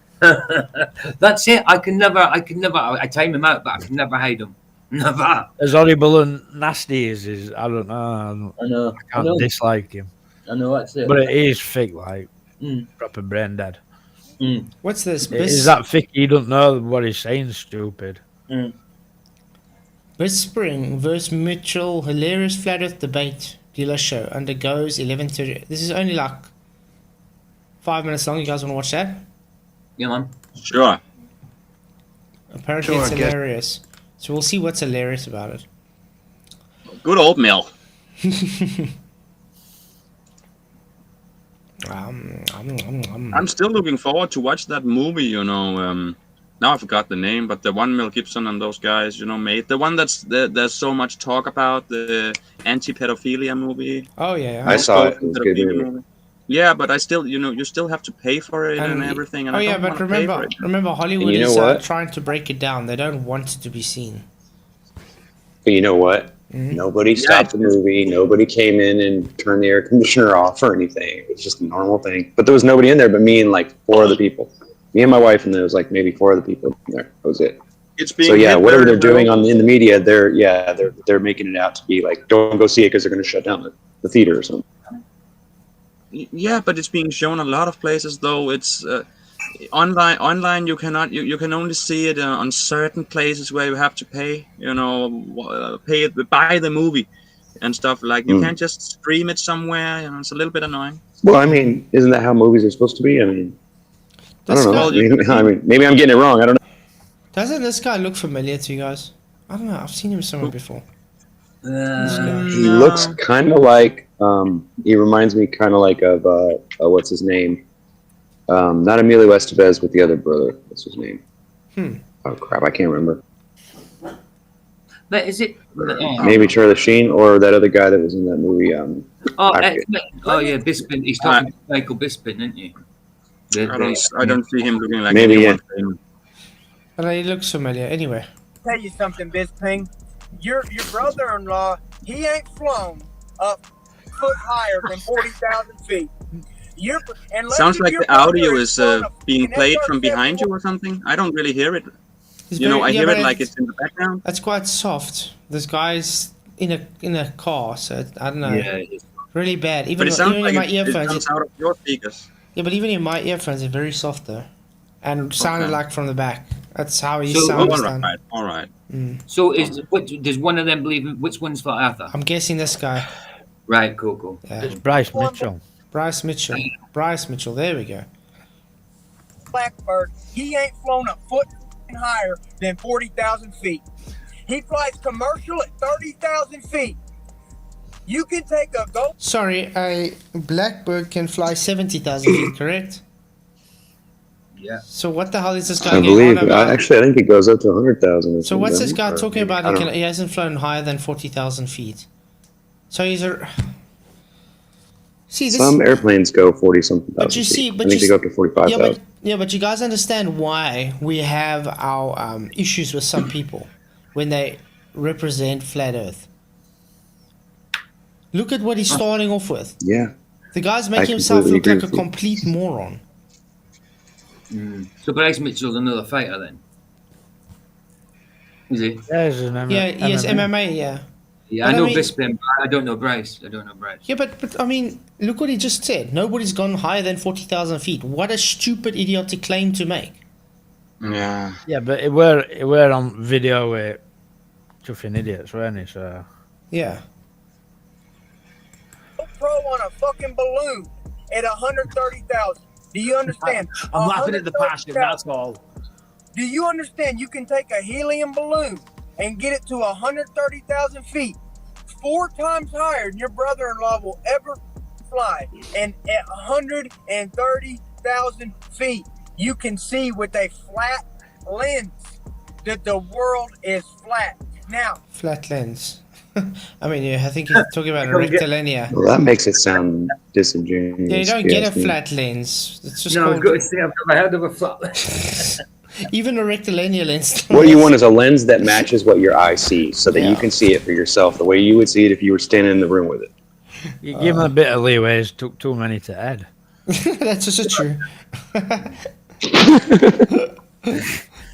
the reason he thinks he's seen a curve is because his cockpit has a curved windshield.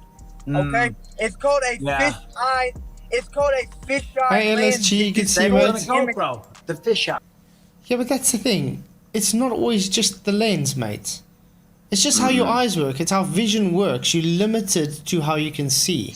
Maybe he got punched a few too many times.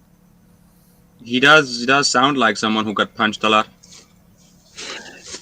Maybe, is well. I'm sorry. I'm sorry if that sounds rude, but I'm serious. Like it sounds like he just like rambling on about something he heard on the radio or something, and he's just repeating it. It doesn't even sound genuine. It just sounds like he's doing a skit. Maybe I should get hold of this Bisping guy and ask him, does he want to talk to a flat earther? Uh-oh. Are you on about Brian Leakey, Richard G? I ain't fighting him though. Aliens, is he? Yeah, I won't fight though. I'm not an MMA fighter. Yeah, we don't want to piss off an MMA fighter. Just go for the nutsack. Just go straight for it.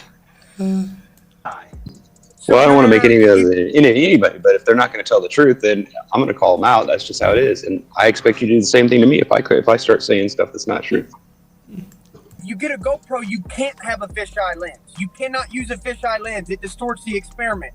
If you take a flat lens on a GoPro and put it on a balloon at 130,000 feet, Look at the guy's face. Like, what the hell is he going to do about it? Experiment. You have enough money to do it. Okay, I don't have enough money for a GoPro. Max Do you Holloway. have enough money to do it? Like, what? Why would we need to do it? You can see there's videos of it all over YouTube. You don't really need to like do it yourself, really, unless you need to be convinced with that. But I mean, Okay, that's apparently what it was. Okay. Wow, I thought it was a bit better than that. Is that worth 64,000 views? I don't think so. Anyway. you know, it's kind of like the nightly news. You know, they advertise it all day long about what's going to be on, and then when you finally get there, they don't actually provide it. They tell you a story and they lead you to get to watch it, and then you get there and you're like, wait a minute, where's the story about the ice cream, dude? I want to see the ice cream story. It's clickbait style, you know. Everybody's just clicking in, being bored and leaving, and they get the good numbers. Yeah, it's creepy, is what it is. Fucking Rachel clickbaiting. said whether she's coming tonight or tomorrow. She says she might. She says she might come in tonight or tomorrow, but then it's going to be about 12 p.m. by me, so it's another 2 hours. Because she said she can only come 11 or something for her. 11. Yeah, 11. Yeah, so it'll be 12 for you, yeah. The thing is, and I can only go till about the latest 1:45 because the power's going to go off. I'm just thinking I feel tired now. I'm quite tired, but hey, 4-hour stream. Let's do this. 4 hours, guys. What? How your shadow disproves the flat Earth? Can't we get anybody to come in and talk to us? I mean, they're too scared. And after Michael. after you know, not tonight, but another night where it's not a late night, you know, if people want, you know, the $10 will buy you 10 minutes extra, you know, so we can go that way another time. The thing is, they make excuses all the time. I mean, what excuse they have to come on my show? I don't mute them. I let them talk. I invite them all the time, so they can't do a. Well, I'm proof of that. So they can't give the same argument. Oh, Nathan Oakley, you know, mutes us. We can't, whatever, blah blah blah, and everybody's in an echo chamber. No, there's the link. Come in and chat. I don't mute you. I let you talk. You're more than willing to come in. Come. But the things by me, they're just too scared to come in because every time they come in, what usually happens to them? But that's most of them know that they do not go into detail the way you do, so they don't have a chance. They don't even want to make themselves look stupid because that I was is going to what's say, gonna I think happen. you scare them because of the way you Because put you it out got there. the fact, Yeah, you show go deep it. into the fact stuff, you know, you go deep into the details, and they have not even done that, most of them, you know. Ladies and gentlemen, I see you want some. Who's this guy? Who's this guy? Hmm. 28 subscribers. Hey, Brian Quake. Everybody's shadow- a celebrity. Rainquake. How your shadow disproves the flat Earth. okay, let's see this. Oh no, here we go, sticks and shadows. Told you. Oh man, and he's got the nebula behind him. Really? Oh, Okay. lovely. The pillars of creation, guys. I've got that great beard feeling coming on. You probably shaved it off for the show. Yeah. Well, I must say, he's got quite a setup for just having 28 subscribers. So it's a good start, mate. Okay. Mind you, the keyboard looks like it's from the 80s. It looks like a Commodore keyboard or something. A lot of people like the short keyboards though, because it's more comfortable to work with. It's funny how I see the helmet, the logo on the helmet. It looks like Aldi, you know, Aldi, the shop Aldi. It looks like the A on Aldi. Yeah, but this looks like it does. But it's what? Why does Aldi come from your neck? I was just gonna say, I haven't seen that symbol in a long Aldi time, is but I recognize it. Aldi is German, but they actually shut down in Denmark now. I hate it. They're not here anymore now. Do you have Lidl? Yeah, we have Lidl, but yeah, we have Lidl. They kind of killed Aldi. Lidl and Aldi's pretty much the same, isn't it? Yeah. Yeah, but after Lidl came, Aldi started dying slowly because, you know, Lidl became more popular and was more places. But yeah, I don't know. Lidl has slightly better food than Aldi. Yeah, guys, I agree. It's none of your business if Rachie can make it or not, guys. She did explain to me, but I am not in the business of giving details of person's personal life. So yeah, guys, please don't attack her if she can't make it. I do understand. Hey, Captain Caveman, good to see you. Thank you for coming. Why everybody's having to attack her anyway? I have no idea. Everybody is eager to get her on, and people just can't wait, so that's I kind of the agree thing. with what somebody said there. Perp Checker said something about we are But meant if you to can't do our come, you research. can't Yes, come. we and are. that's just- Yeah. I know, but sometimes I take shortcuts because I can't watch everything. You know what I mean? Like I only got so many hours in the day, bro, and I have to have a life too. Okay, let's check what this guy's to say.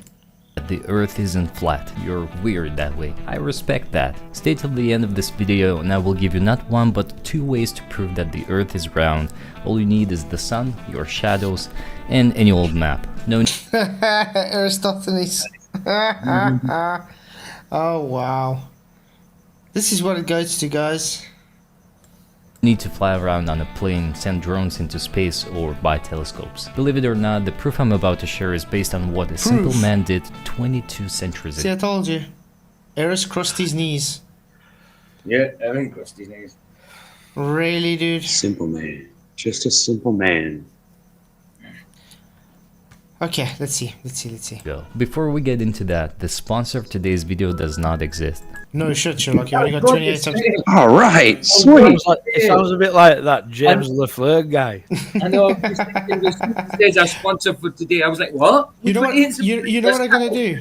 You know what I'm gonna do? Just because I stumbled on him because he's got so little subscribe, I'm gonna subscribe to him. I'm gonna like his video. I'm gonna say, hey, we checked your video out. Your keyboard's better. Would you The sponsor doesn't like exist to because come he lives on a flat plane. talk about this sometime? Let me know. That's all I'm gonna say. Comment. Nice. Give him some exposure, guys. Shame. Poor guy's trying. I know how it feels to only have such a little subscribers. Well, if he's attacking Flat Earth, he'll do well, so he don't need that help. Yeah, he'll get there eventually, and he's got some positive comments, so... But I mean, he's got now 29 subscribers with me, so... Everybody has friends and stuff. Okay, let's see. Let's see if he has anything of value to... He's got some fair old guns on him, like, hasn't he? Yeah, he is. He's quite buff, so that's quite cool. But like I said, I like he's at least got a good presentation.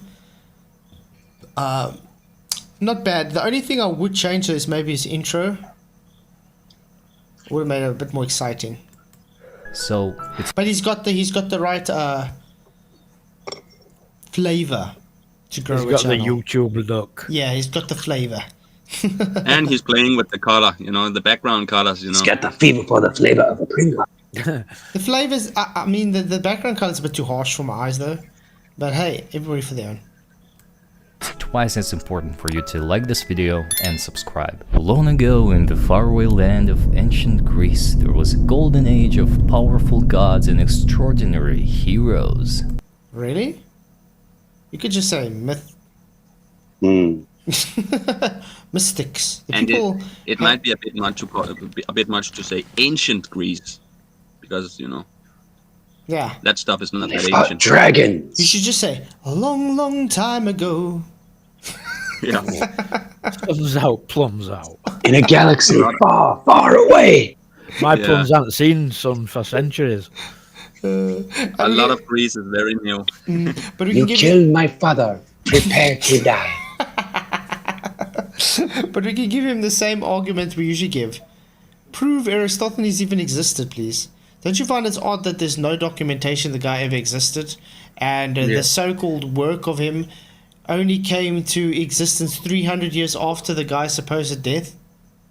So, They're all stories, aren't they, I think? Yeah, it is. It's made up. so they say history by the winners, isn't it? So She's very simple. We've got these guys who are so clever and so good at math, and they think that you can have like triangles with curved sides and stupid stuff like that. So they weren't really that smart then, were they? No, because the thing is, I find odd. They want to work with Euclidean geometry and then tries to throw Euclidean geometry away to use for their globe. They're very selective on when they want to use Euclidean geometry or not. bait and switch thing. And the Weird greatest of tactics. all those heroes was the awesome Eratosthenes. Eratosthenes was a man of learning. While living in Alexandria, he heard of the city Syene in Egypt, where at noon the sun is directly overhead and casts no shadows. He decided to measure the shadows in Alexandria and calculated that at noon the sun casts shadows at around a 7.2 degrees angle.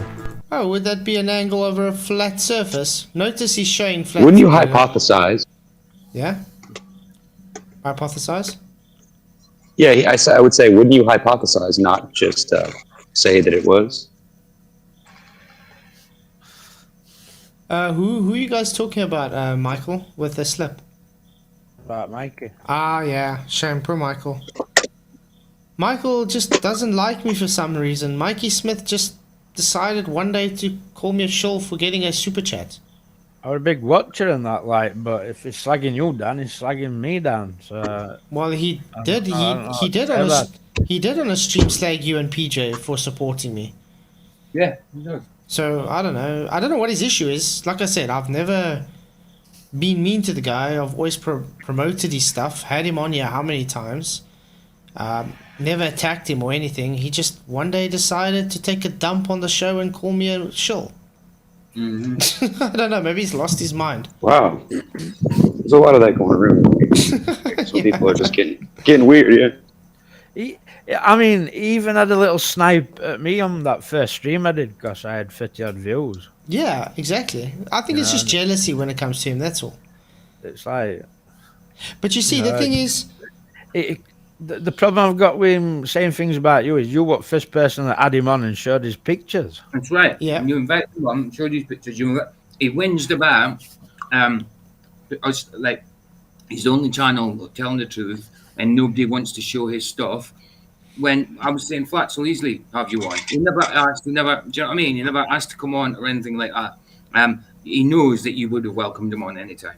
He was on my show. He did show his stuff. I invited him many times. I mean, after that, yeah. Yeah, but I mean, that was about a year ago now. Rachie, you shill, Flats. Yeah, I'm a shill because I accept super chats. How dare I? I told him, I said, look, you're not the only one telling the truth. You know what I mean? You're basically saying that we're lying. But if I have to take it on how I see the things with him, I think it's just jealousy. Exactly, Richie. Yeah. And instead of understanding why he's getting so little views, he's getting jealous of other people that's trying to, I've had to rebuild my name a few times. Have to rebrand your image and the way you do things because you get different ways of getting outlaws. I mean, like that's I say, this guy that we're watching now, 28 subscribers. Shouting at screen ain't gonna get you nowhere. No, he has to figure out to do something. This is the same, I think, with Arwen as well. Arwen gets angry that he can't get over 2,000 subscribers or whatever is that. If you just change what you're seeing is not working to something that does work. You've got an echo again, Flats. Really? Still? Yeah. Still. Doop. Someone dropped in and out again? Yeah. Okay. Okay, so anyway, like I said, even with Owen, if they just change something to see, if you see something's not working, you change something until you see something does work. That's how YouTube works. It's YouTube's like a marketing brand. Your show is a marketing brand.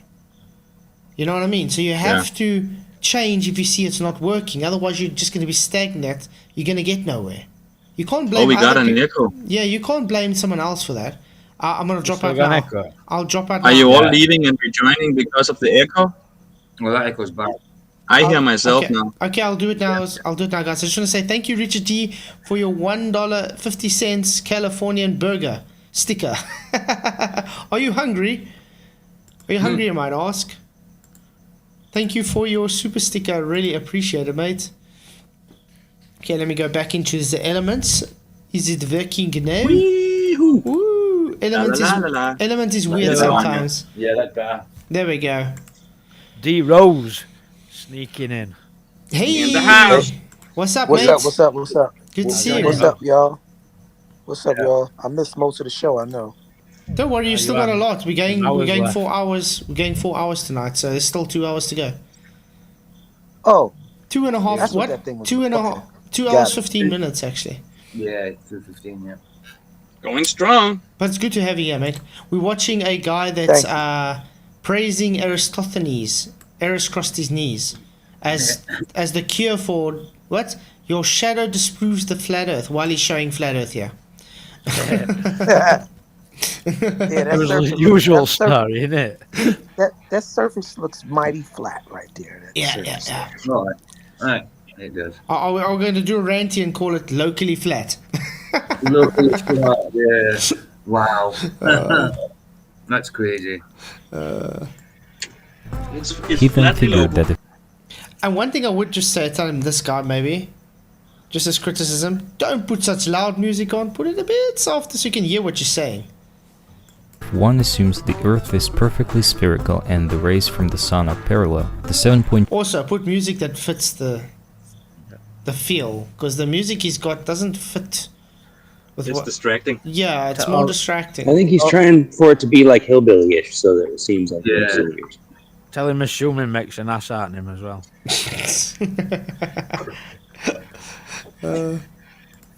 2 degrees zenith Sorry, how do you get an angular reading if the Earth's not flat, mate? Your baseline is curved, you can't get an angle.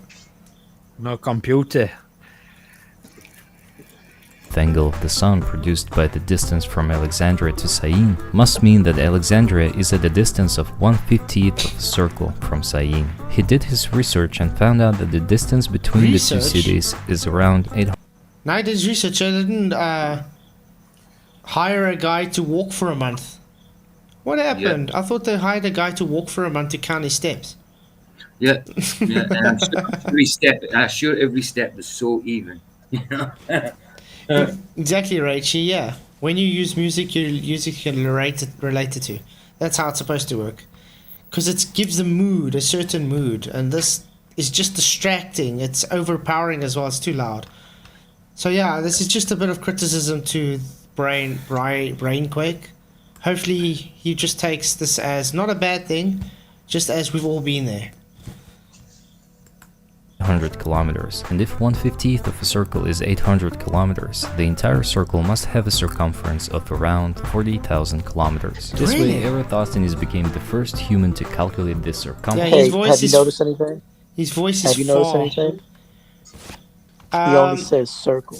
Yeah, You circle. notice- Yeah, they you know, always just say circle. They don't say Round and globe. circle. Circle. Circle. I mean, check this out. I was watching Family Feud, and the question was, name something that you eat that is round. So the guy Pancakes. said orange. The guy said, oh, you got it. The guy said orange. He got 8 points. I said pancakes. Now that was the number one Yeah. answer. Okay? Okay? Come on, man. That's crazy. Hey, Jeff, good to see you, mate. Thank you for coming in.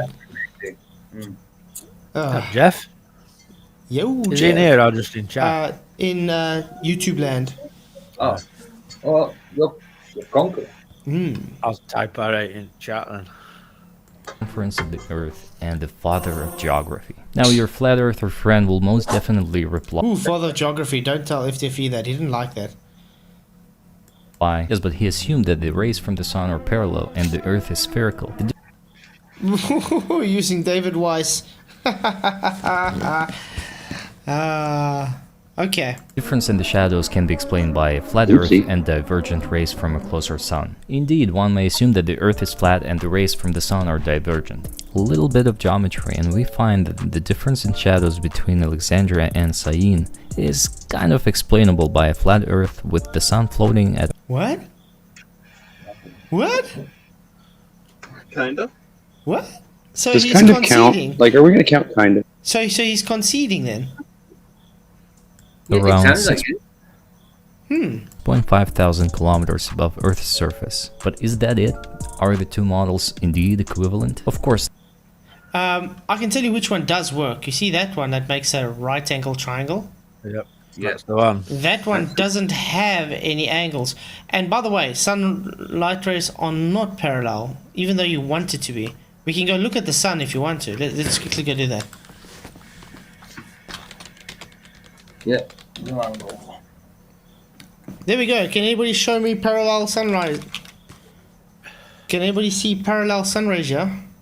No. You can see divergent ones. Definitely not parallel, mate. So, which one are we going to say is real? I think it's very obvious. Angles is a big killer, isn't it? The only angle they've got is their agenda. And I think I mentioned this to you before, Flat. I don't know if it was you or the guys that when you look up corpuscular rays, they try to say the corpuscular rays are caused by parallel rays being diffracted by clouds. House of Grove, he has to keep stopping and pausing it just in case there's any strikes. Yeah, I have to. There we go. Jamie Sea Level, I'm subscribed to you, mate. I'm looking forward to your video. When you can let it out, then I'll definitely review it for sure. Arwen's inspired you. Yeah, Arwen inspired him. That's a good thing. So Arwen did something great. Or is it about Arwen? I have no idea. But Jamie, yeah, looking forward to your video, mate. And here's how you can utterly destroy that illusion. If you write down the equations for the relation of shadow's length to the distance from the place where the sun is directly overhead, let's call it point Z, the equations are different, obviously, but more importantly, the predictions are different. Up until around 3.5 thousand kilometers away from point Z, Sorry, they were 500 kilometers apart, correct? With Eratosthenes, correct? So why is he going 3,500 kilometers? You know what moving the goalpost means? Yeah. So why is he not keeping it to the distance that they quote unquote measured? Because look, even at 3,500 kilometers, look at the difference in shadow length. That's not much. No. So at 500 kilometers, you won't see a difference. So in other words, he's just disproven the globe argument that it's invalid because Earth's too big. the shadows seem to grow. Earth very giant. Yeah, Earth very giant. Yeah. But it's so big you can see boats go over curve at 3 miles. On the x-axis, you can't see any curvature at all. You know what I mean? What's going on? Similarly, from these graphs we can see that at a distance of 6,000 kilometers away from point Z, a 180 centimeters someone will cast a shadow that is longer than their height if the Earth is round, while if the Earth is flat, their shadow will still be shorter than their height. Further away, the differences become drastic. You can easily test it for yourself. The perfect time for that would be a day close to an equinox, because during that time... I did this actual on my channel before as well. I used 3 chopsticks, fondue sticks. Oh yeah. On the equinox. Yeah, definitely not a globe, mate. Yeah, we got it going for a little while, but not once you've seen the truth. Yeah, 500 miles apparently. It coincides. So not 3,500. Zenith angle. Using the formulas I provided, you can calculate the length of your shadow as predicted by the 2 graphs. The model that accurately predicts the length of your shadow wins. Now, what if you're lazy? We don't need to measure shadows on a curve, mate, because it's an angle. It means you have a flat baseline. And if you have to make them 500 miles apart, they will have the same shadow length, even though you, like you said. Also noticed we showed you the light rays are not parallel, so therefore you've already thrown your own argument under the bus. And don't want to research and measure and calculate, I got you. Here is a simpler proof. If you look at any world map, you might remember something you learned at school about the coordinates. Yeah, those degrees and stuff. Oh, based on a Cartesian. Well done, mate. So flat. Those degrees and stuff. I bet even your flat earther friend will agree with the following 2 well-known facts: that each degree of latitude corresponds with 110 kilometers of distance, and that the degrees of latitude coincide with the sun's zenith angle on the days of equinox. If, again, we do some geometry to see the relation between distance and the sun's elevation, we see that there is no way for flat earth to cause the sun to decline by 1 degree every 110 kilometers, while it naturally follows from around Earth. Did you understand everything? Let me know. What 1 degree every 110 kilometers? Oh, remember this guy's under the misapprehension that the sun is going physically down. That was a weird way to end, wasn't it? So this is literally a straw man. He's literally just created a straw man. Not understand. Why is he putting globe physics onto flat Earth model? What the hell? Okay. Well, I shouted you out, mate. Hopefully you can come and talk sometime. Yeah. They never usually do that. How many people have we done it to now? You don't ask to come and talk, and they just don't. Do we have some... 1 hour ago, exposing McToon's BS. Is there any more? Any more? Should we look at more flat Earth? If you guys want to come in and chat, please do come. Links at the top. Links at the top. Thank you all for coming. If you haven't already, please hit the likes and share the show so we can get out to a wider audience. And play that Karen video, man, that we were on about earlier. That was mental. Karen B. No, that Karen. Oh, that Karen. Okay, do you have the link? It's in. Element. I think it's in live. Live chat. Yeah. What is it, Karen? No, it's that one with the woman running. Insane, man. Running the guy over. Yeah, Oh, it's the a one we it's a watched Karen, earlier. yeah. It's not about all cars. This one, Psycho. Yes, yeah. I go this way. I've got one that can see. Chuck Middleton. Also haven't subscribed with my WhatsApp. Shout out to Chuck. Can't beat those. Here we go. Do subscribe to Chuck, guys. Agree, Jeff. It's not globe physics, it's fairy tale physics. What are you photographing, boys? Did he express to you? We're in the middle of taking audio and video. So we're not interested in having a conversation right now. Is that okay with you? No, it's not okay with me. It's not okay with you that I'm not interested in having a conversation with you? You're going to force me to? What? You better take that mask off, a little oxygen into the brain there. I don't know what's going on. You feeling okay? You say mask sucking in and out with anger. What are you, out of your f***ing mind, lady? Yeah, I'm out of my you gonna mind. do? What am I going to do? You're going to hit me with your car? Are you out of your mind? Are you serious? Do you have any idea that you can't sit there and take photos on federal property Why don't you go call the cops? giving... Why don't you go call the cops and I'll show... What? He's in public... he's in public space. And he's taking video and she's coming there moaning with him because she's got nothing to do with whatever he's doing anyway. I know, yeah. Wow. Is she the one in the car? Because I'm getting like a lot of... Yeah, she's the one in the car, yeah. Okay. Well, look at her. She's driving with a mask on, so she's an idiot from the jump street. Yeah. She can be glad I'm not that guy. I would have told her, should I call the cops when you're not wearing a seatbelt? You're wearing a mask, but you're not wearing a seatbelt. Nice. Have you not seen that one of the woman and she's wearing a mask in her car and she stops someone and shouts at them because they're in their car and they haven't got a mask on? What? Really? Oh, wow. Yeah, that's crazy. That's she crazy. literally stopped this driver and was screaming at him because he didn't have a mask on in his own car. Wow. But people are I guess she farted so hard in the car she had to put a mask on. But people are really going insane. Yeah. On the video if you try... It's insane. To hit me with your car and we'll get you arrested. How about that, smart ass? How about that? Back away from me. I'm telling you right now, stop walking up to me. Back away from you? Yes. Get in your car. Back away from me. Get in your car. Listen to him and get in your car and go home. What they're doing? I thought she was a dude. Yeah. What Karen get it away, D-Rose? I don't take orders from man! I don't take orders from smalls like you. What the hell is wrong with this woman? Kevin or Ken. That's what they get called, isn't it? Kevin. I thought it was Kevin, but usually Ken. But some of them call him Kevin. The guy version. I said Karen.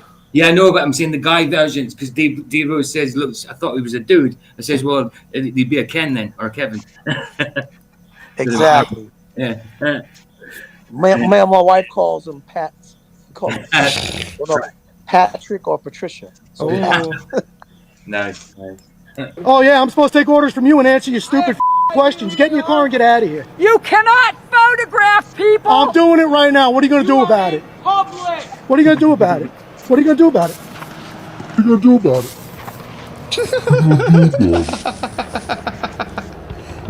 it? Best bay or mates. Yeah, I don't know. It looks like paint or something. I wonder if she's the husband in the relationship. Stupid mistake, lady. She does look very manly. You know what I mean? Trying to wear the pants.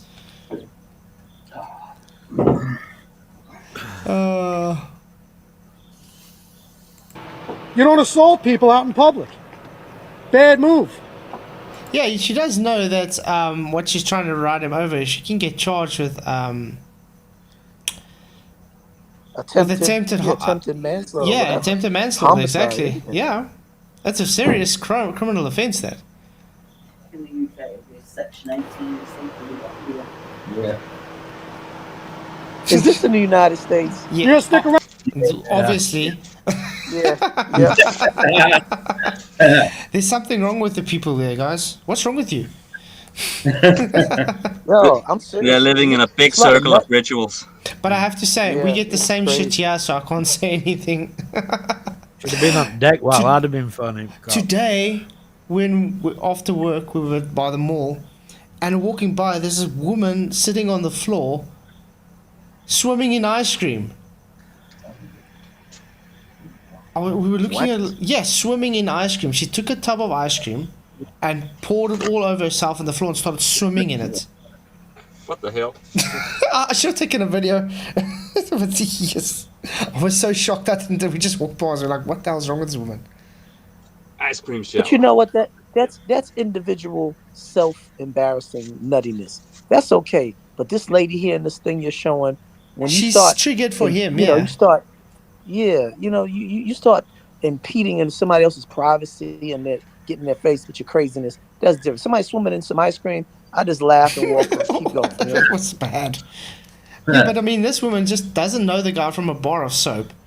Comes there and starts trying to ride him over with a car because he's filming outside in a parking lot. Maybe she's got a guilty conscience for something. Maybe she did something illegal. Trying to be a witness, buddy? Yeah, no problem. Awesome. Appreciate you. We got witnesses, lady. If I was you, I'd get in your car and go home before you dig yourself. I'm going to have you arrested for trying to hit me with your car. So if I was you, I would just leave. I'm going to give you that chance. I think that hair tells everything, guys. And this woman's probably going to be at the end with to the beast. Oh, he's busy picking on me.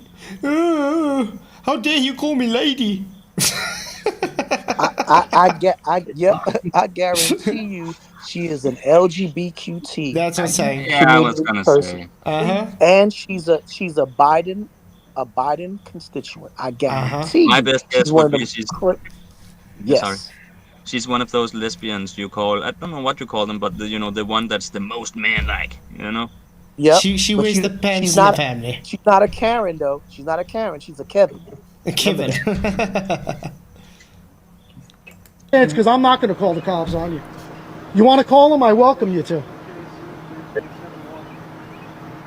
You got to be out of your mind. Yeah. Try to hit me with her car and then gets out of her car and tries to assault. Michigan EKC. You know what? I can show you my driver's license. Lady, I don't want anything from you. I want you to get away from me. I want you to stop photographing people. Not gonna without happen. them signing a disclaimer. Not saying gonna it's happen. all right. Not gonna happen. What disclaimer? What disclaimer is he supposed to sign? What the hell is she talking about? She's got a mask on. I know. Nobody can tell who she is. She got a mask on. She's already concealing half of our identity of her. The only thing they know is that she looks like a dude. I mean, they'll think it's a dude. Yeah, but I mean, he's got her number plate now, so that's fine. But she does know if the police come and they ask to see her identity, she has to take that mask off, and she's probably going to get triggered with them as well for asking. How dare you? Get in your car and go home. Do you think she were really triggered that they were filming, or that they were filming with no mask on? I think she was more, triggered that he hasn't got a mask on, probably. You made a mess out of yourself. Before you make it worse, get in your car and go home. I don't take orders from schmucks like you. I don't take orders from people like you either. You made a mistake here today. Just go home, lick your wounds, and feel better about yourself. You made a mistake. She can be very glad he's very lenient with her. Other people would have just phoned the police straight away and said, come. Well, that's what he said. He says, I won't call the police on you, but if you call the police, I'm getting you arrested. It's crazy. What is it? Oh, I want to add one. I want to add one more attribute. I guarantee you, she's working on a 5th booster.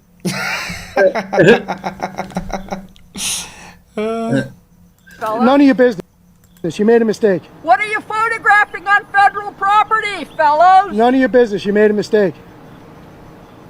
Yeah, it's got nothing I to would do get with in her. my car and go home if I was you. If you call 911 and the cops get here, I'm having you arrested. I promise you. We have you on 3 cameras, and I have a witness. She's crazy. I don't want to press charges against you. I want you to go home and think about the stupidity you just pulled and don't do it again. What the hell? Yeah, exactly, Slip. I'm in Cape Town. You'd be dead. If they had to pull a stunt like that here in South Africa, that person will wake up in hospital. Flat. I mean, it's not like they can't just shut off the camera and start punching. Yeah. Flat. You know, for fun, you should play the video I think Michael put in as well, the Slinky. It's really cool. Was it you put it in, Michael? Oh yeah. It's really, really Where is cool. it? It's in the same place, I think. It's under execrate, eat your heart out. Yeah. There we eat your heart out, execrate. Brilliant, man. It's really good. With over It's 300 million sold, Okay. Say shit out with a Slinky. He's brilliant. I used to do yo-yos, but I never. Slinky's this amazing, man. It's crazy. I didn't know they could do this. But it's understandable because when you feel it, you can feel how it works, you know? Oh, yeah. You can so I feel don't the think tension. You can feel the tension in there. I don't think it took too long to learn a few tricks. Well, I used to walk the Slinky. Yeah. I did that as a child. This guy is amazing, man. almost everyone has played with a slinky, but almost no one has taken it as far as... I'm just scared now with wow, that looks cool. So I'm just so scared with the copyright stuff. What do you just want to see, actually? Do you want to just see him do some tricks? Yeah. Yeah, if you... It's about ran... Well, we'll go back up a bit. He does some amazing... When he's talking about what he can do, like, he shows all different tricks. I don't think you get a strike for it. They got 10 million views. It's Wired. Wired has striked me before. Oh, is it? Yeah. They Which, have... you know, tell them what you're doing, you know, you're reviewing it. Yeah, it doesn't help. Well, try. At least if you've mentioned it, like, you've got it on record, haven't you? Fair use. You can say fair use all you want. If they decide, I don't want this guy showing my content because he's a flat earther, then we have to get lawyers involved and stuff. It's just I never not got a note from that BBC one. Yeah, which I did. I had to take my whole 2-hour stream down. I cut 2 hours from my stream away because of BBC. Play it from there. Don't play it with sound then or something like that. Tutorials, and then stuff kind of took off from there. Josh's performance... But yeah, it's really cool. See, guys, we are just commenting. Check it out. And that takes practice, by the way. It's not like you can just go and do it.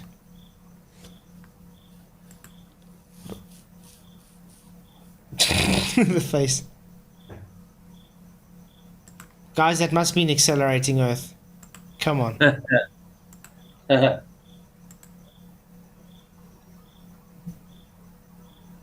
colors look awesome. Maybe you want to listen to this. Able to add the energy of these tugs together and create a single strong wave of tension that is bouncing back and forth through the slinky. The other fundamental that Yeah. you can build a time. It's a basic bounce. So we're just gonna pause now and then. The what? Just The slinky. Check that. See, it goes back. Well, that looks so cool. It looks mint, doesn't it? Yeah, it's brilliant. I remember the original. Hey, over the top of a wine bottle. Yeah. Yeah, over the top of the wine bottle, he aims it, and off a kid's head. See, bounces it back. That's awesome. It looks like you get like the video's almost going in reverse. There's the wine bottle. Bounce more difficult is by aiming for a target. Oh. Ta-da! Ta-da! It bounces it off this kid's head. It's funny. And now we walk it down the stairs. I remember the originals, the metal ones, but they always got tangled. Oh yeah, but even they still do get tangled. The cheap ones. Ah, do they? This is called Yeah, you our gotta get platform them hand. Platform hand, guys. And now I want you to watch this other hand. Grab the top, Uh-huh. hold it down. Uh-huh. This And hand fold it is back. our... I might actually buy one, man, and have a blast. I wouldn't mind having a go myself. Do you know what I got off Amazon? Them blunt knives, butterfly knives, so I could practice the tricks Ah, with yeah. butterfly knives. Yeah, they do the obviously the fake ones, so you don't hurt yourself in that. No, But yeah, it's I'll pretty take good. that. It's pretty good. It's not a real knife. I don't guys. I don't chuck it. You flick it about and I can do a few tricks. I stopped doing it though. So you hold it, you flip it over, you flip it. But you see, that's the nice thing about the slinky. It's got tension. Yeah.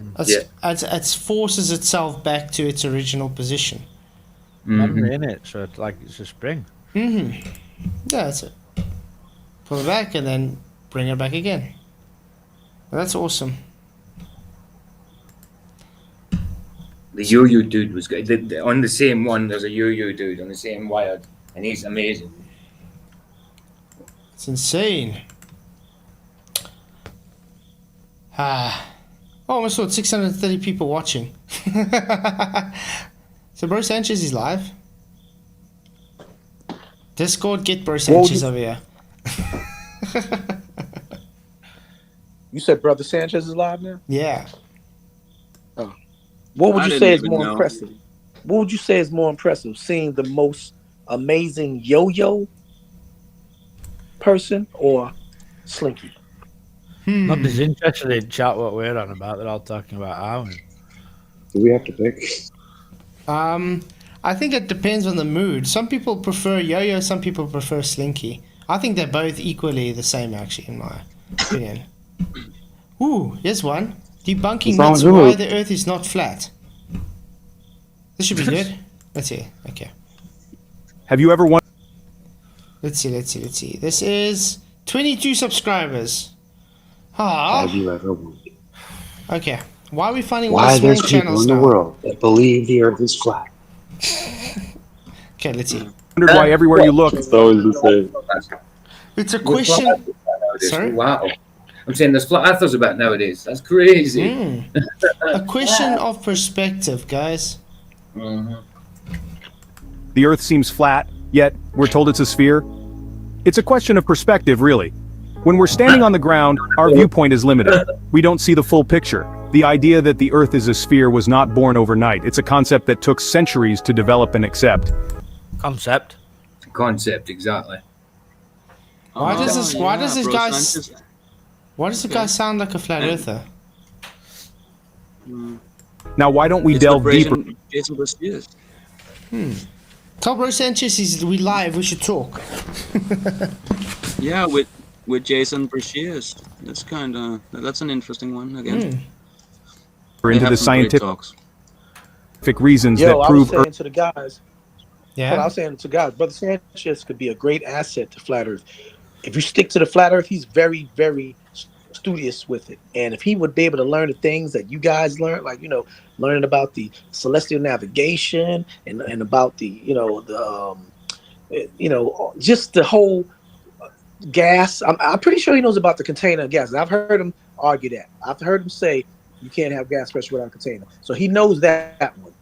But if he knew the real detailed eccentrics that we talk about that prove it, navigably and measurably and observably, he would be a great asset that can pretty much help knock out the feast of nonsense. You know what I'm saying? Versus just regurgitating the old typical, you see too far, you know, or No, but explain that Sanchez goes so. fucking deep with flat Earth. It's just depending on which presentation, and it's mostly not only flat Earth. It's flat Earth and how to look at it and what it, you know, it's the symbolism and the syncretism and all that in Right.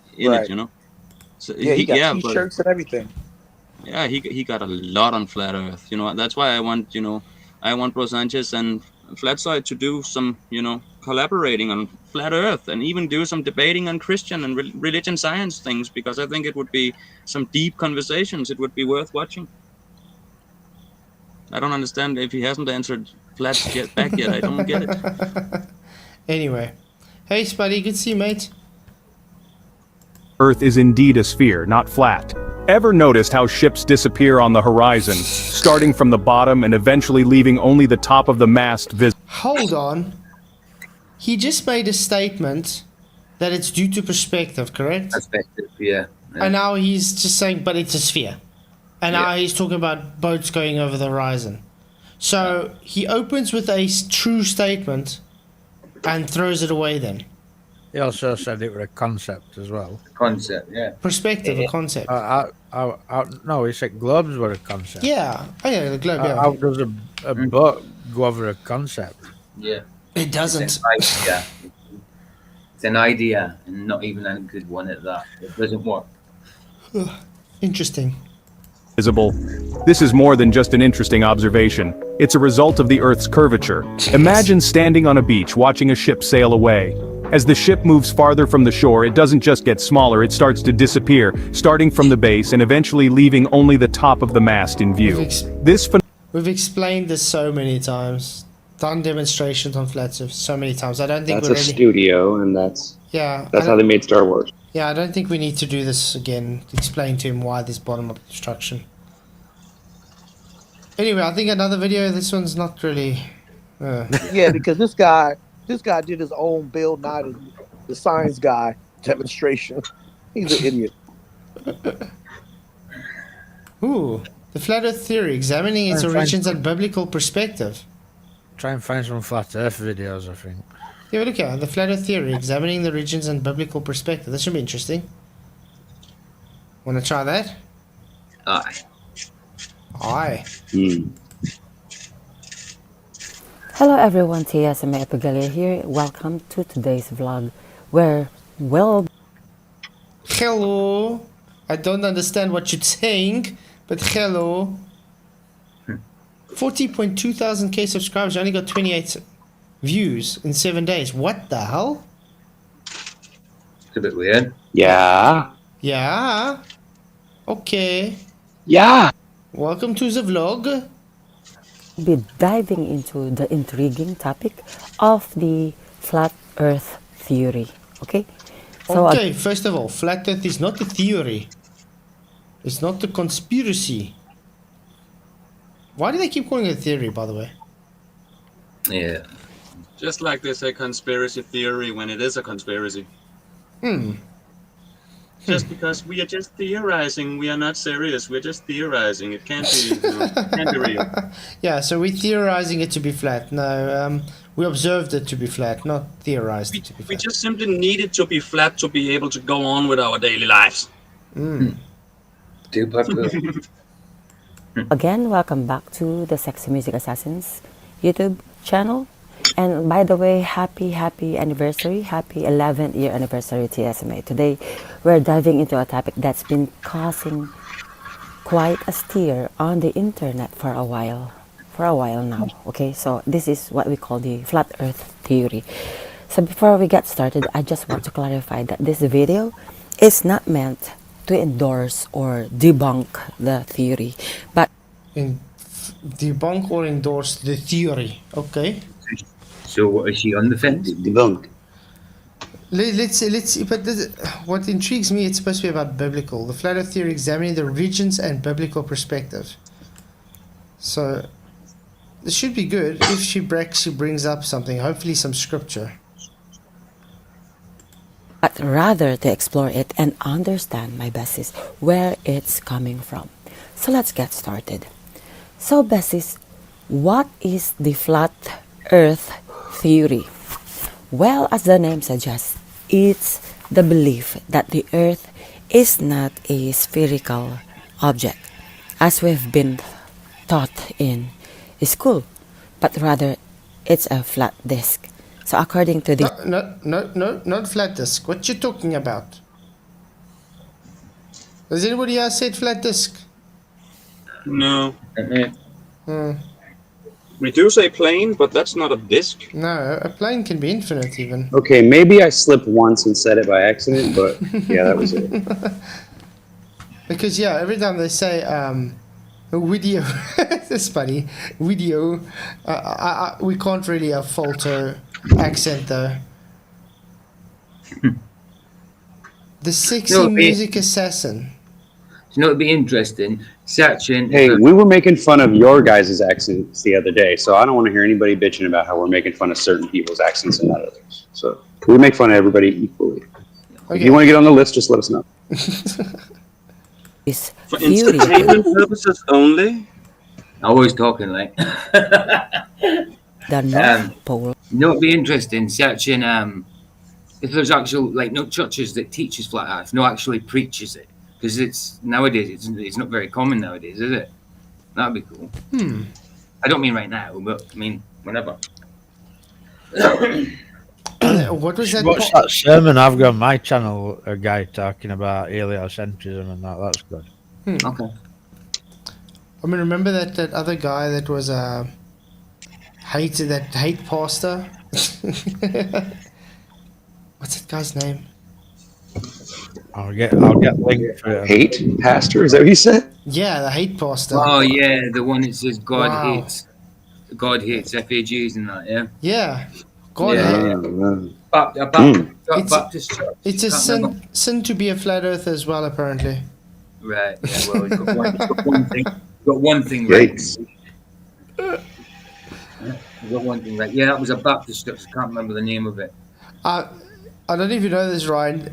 He had a congregation member which gave him a flat earth as a present. He kicked him out his church Wow. because he gave it to him as a present. That should, that should shut his church down immediately. And the thing is, he didn't just. that act. And the thing is, he didn't just kick him out. He got people to literally throw him out of the church. They picked him up Flat out on of his his chair ass. and threw You him throw out. it out flat on his ass. Crazy. Is at the It's Anderson. What's Stephen Anderson? I think that's the guy's name. Pastor Stephen Anderson. Yeah. Yeah. center, okay, of the disk, and the South Pole is a giant ice wall that surrounds the edge, keeping everything from falling off. Nope. Flat Earth Society nonsense. See, this is where I zone out.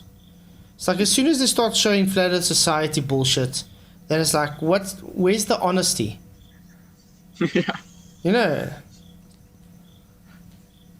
That's where it's like to me, like, nah. But, so Bastis, where did this theory come from? Well, it's actually not as new as you might think, okay?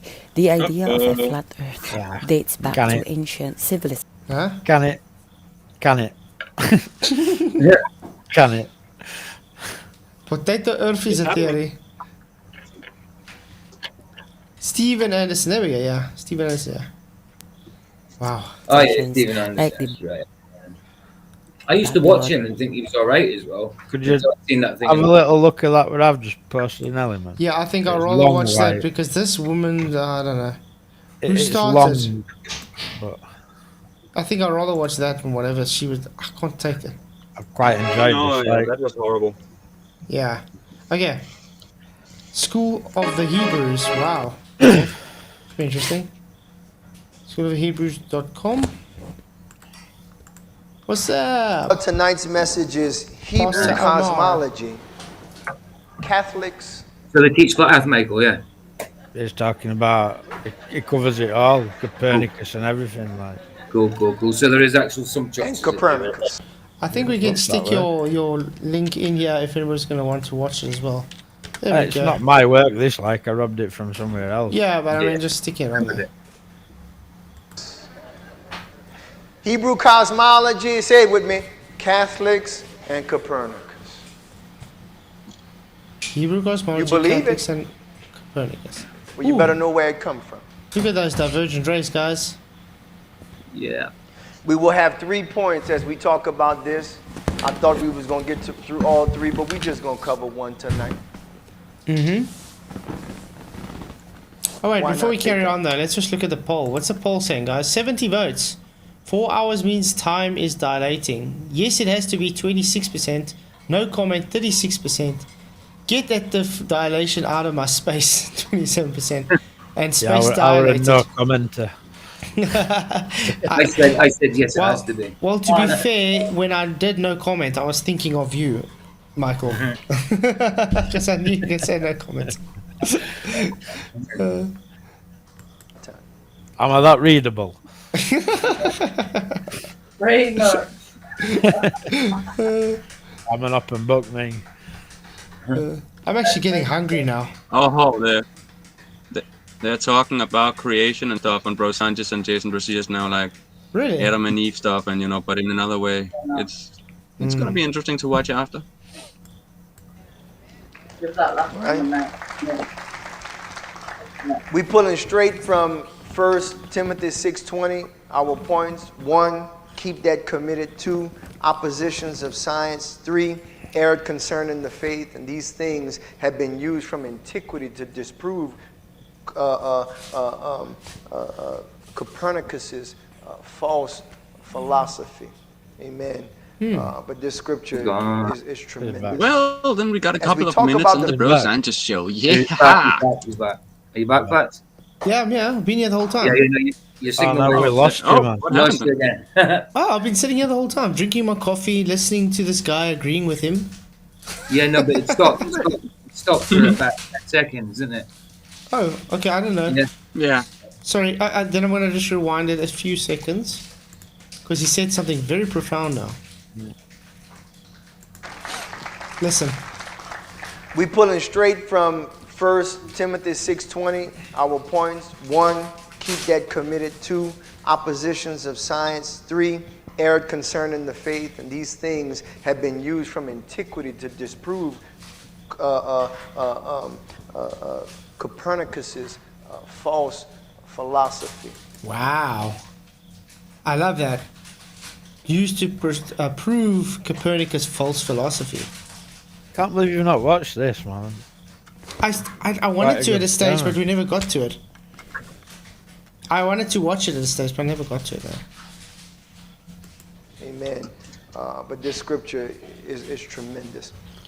As we talk about the first point, keep that committed. We'll have like 5 sub-points tonight, and hopefully we get through them. If not, we'll shut it down, and we'll pick up next Tuesday. Good Lord, spared life. Let's begin with our first point. Keep that committed. Paul says, O Timothy, keep that which is committed to thy trust, avoiding profane and vain babblings and oppositions of science, Falsely so-called. Paul tells Timothy to keep. Richard G. Coffeezilla. Do you guys actually watch Coffeezilla? I enjoy watching Coffeezilla. Yeah, I watch Coffeezilla, yeah. He's brilliant. He does. I've watched a few things like Logan Paul scam and all that, but he does a lot of good stuff. He's brilliant. Yeah, he's fantastic, man. I think he's £10 million. He's £10 million room in it. £10 million studio. That's what he says. But he puts so much effort into his videos. He does. He's good, and he helps a lot of people out with what he does. Oh yeah. But I think he deserves more subs than he actually does. Oh, definitely.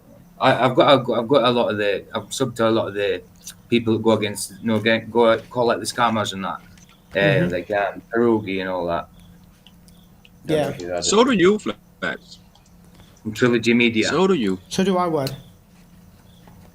Deserve more subs. Oh, I'm glad you guys. And think so. likes on the shows. People are not so good with the likes. Nah. That's a good thought. Yeah, for some reason, likes just don't want to work on my channel.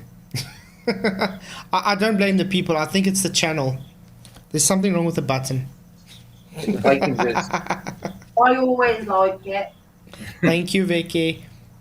I usually like it before I even start watching, and then I don't forget. Yeah, but we end up doing it in the end at least. Because sometimes I start on Elements and I don't think about it before you mention it, because I was here already, you know. Well, I do. Watching it on Elements. I do appreciate the people hitting the likes there. Now it goes one up again. Ding. 2 up, yeah. That's the stuff. Hey, Paula, have you had a nice day?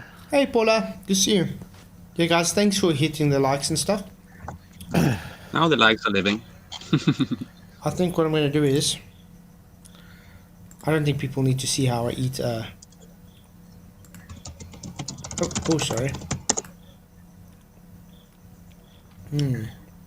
There we go. Yeah, just so I can eat my cookies. I don't think everybody needs to see that. Hey, Lily. Something, y'all. That word keep means to guard it, to keep careful watch over it, Lily, to preserve it and keep it safe, to protect it from perishing, being impaired, or attacked, or stolen. He says, "O Timothy," you see the emphasis, "O Timothy, keep that which is committed to thy trust." He says, Timothy, $3 in the pocket. thank you, My Perspective, for your $3 super sticker thumbs up. Thank you for coming. Glad you could make it, and thank you for hitting that likes. Really appreciate it, mate. he says something's been committed to your trust. That word trust in the Greek, he's saying something has been deposited with you, Timothy. Something has been given to you of great value. Typing like there's no tomorrow. Something has been entrusted. I don't know. I'm also hearing it somewhere. Lily. Now she's walking the other window. Yeah. She heard you earlier. She knows she's going away now. She's not happy. She's you know, complaining what you want to do. Backing at Ghost Baboons. That one. With you, amen, because listen, us guys, we won't be here forever, but we're going to leave something with you that you have to make sure through every fiber of your being and power that you keep this thing safe. Keep committed to your trust, Timothy. Firmly and faithfully hold this thing. Not to bury it, amen, but keep it firmly, faithfully hold it, so that when people want to know it, when people want to learn it, it is available for you to give to the rest of God's children. Are you with me? That's such a true statement.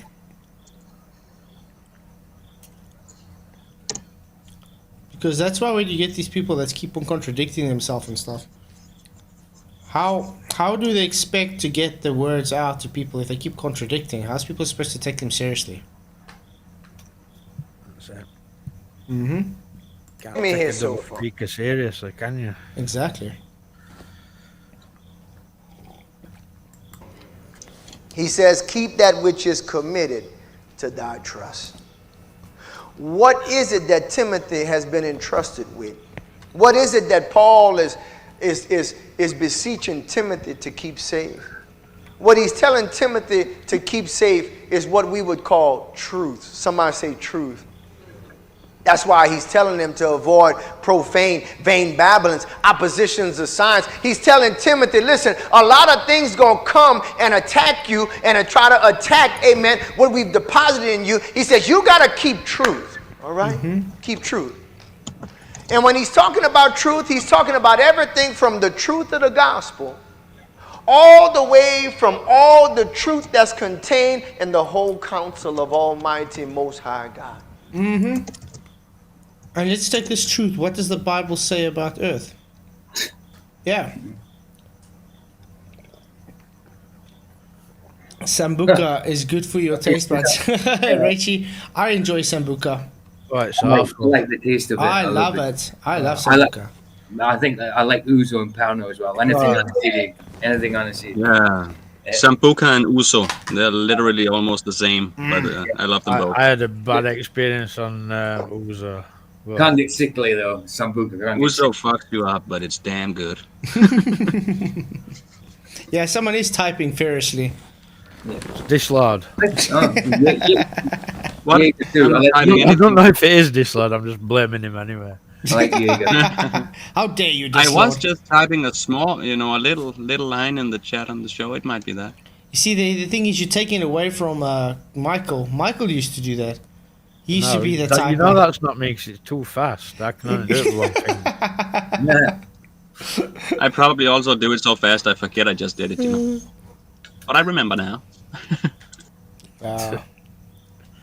Yeah, guys, remember, the Bible doesn't say you can't drink. It just says don't drink to get drunk. Yeah. It says drink to be merry. Remember, Jesus turned water into wine. Yeah, Jesus had a few parties. I drank it. But he was so he says stay sober minded.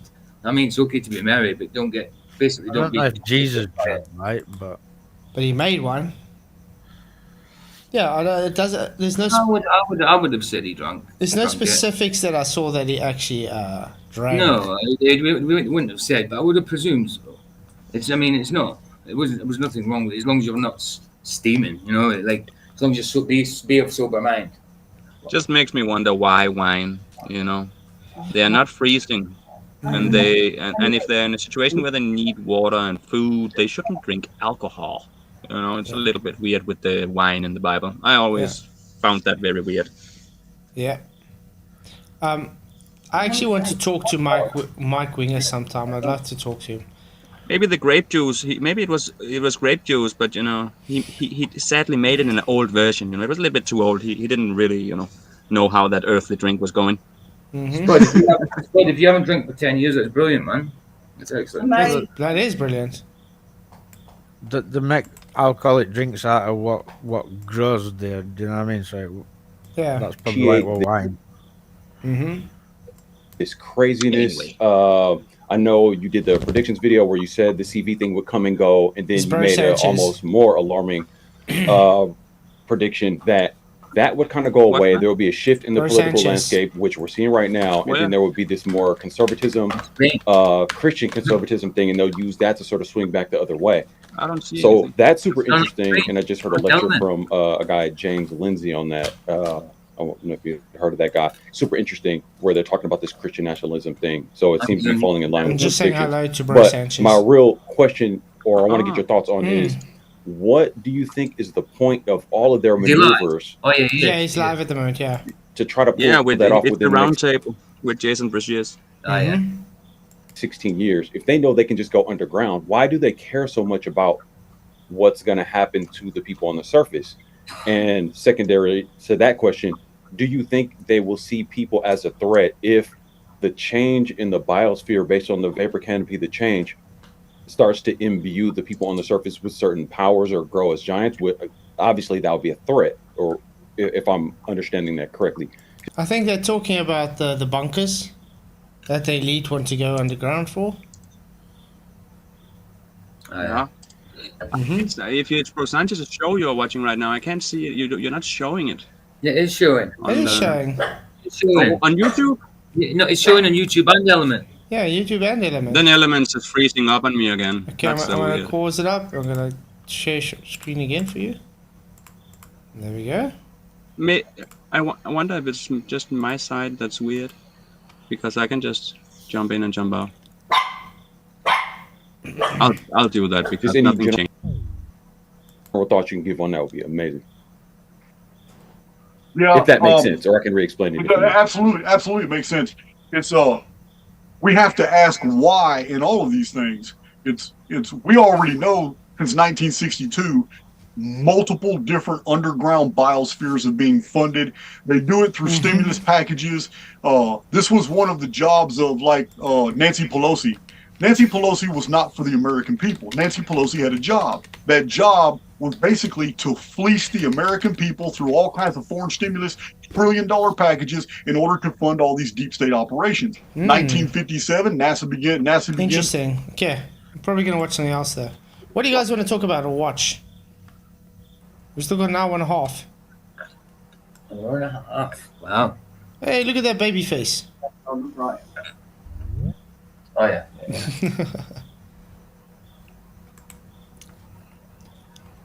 Ah. And I'm back to not the same thing anymore. Are you not? Are you getting it yet? It's got no this log, but was you getting it? No.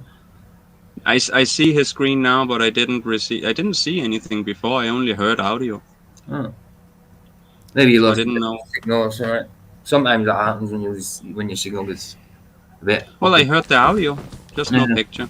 Hmm. I remember That's this weird. guy. He was a weird guy. This. Oh. He did really weird stuff. It better. Yeah, we know if he's bathing in piss, then I'm actually excited about it.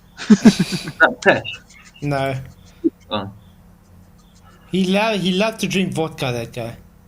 He was always drinking vodka like it was water. That's crazy. It is, man. You just pronounce vodka wrong. It's water. Vodka. It's same thing. Same but different. It's water. He's drinking vodka. You drink They actually- vodka? Like in Poland, they do that ka in the end of names, like nicknames. So it would make sense that vodka would be water would be vodka if they had to make a nickname. What's this guy say? But according to the Shastra, the world is round. When we look at Varaha Avatar, you know, he came out an aspect of, he took Mother Earth. That's okay. Thank you. Mother Earth. Okay. He took a Mother Earth. Okay.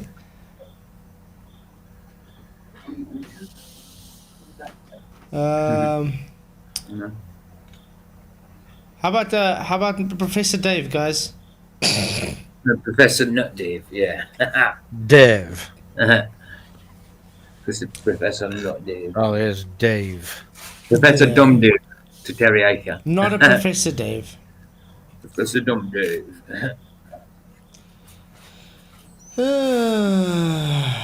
Let's see. See, it's difficult to do 4-hour shows though. Let's see if you haven't got a topic tonight. Yeah, we got a lot of Bro Sanchez to watch live, you know. Yeah, but they're busy talking their thing though.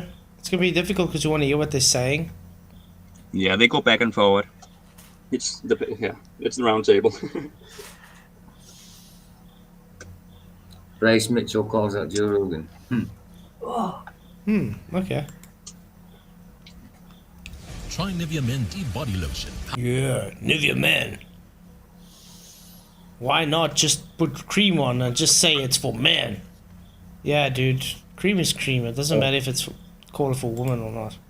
Where's Wally's in the chat for you, Flat? It's unisex now. He says, oh, hey, Flatzoid. If I put an aviation gyro on my desk, start it up and cage it with a 30-degree roll, uncage it, and allow it to sit flat, will it stay 30 degrees if correct back to level by itself?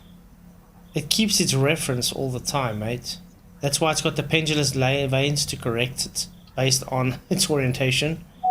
Duh. What the hell? Okay. Hey, I'm here to call out Joe Rogan for talking crap about me and talking crap about my mama. He's been doing it for too long. Me and my mama will tell you right now this earth is flat. It ain't moving around at no 600 something thousand miles an hour, spinning 1,000 miles an hour. How dare you, Rogan? How dare you, Rogan? How dare you? Rogan knows it's bad. He knows. Oh, yeah. He knows. He just can't come out with it. He's jumping back and forward to make it exciting. You know, it's like sometimes it's just annoying.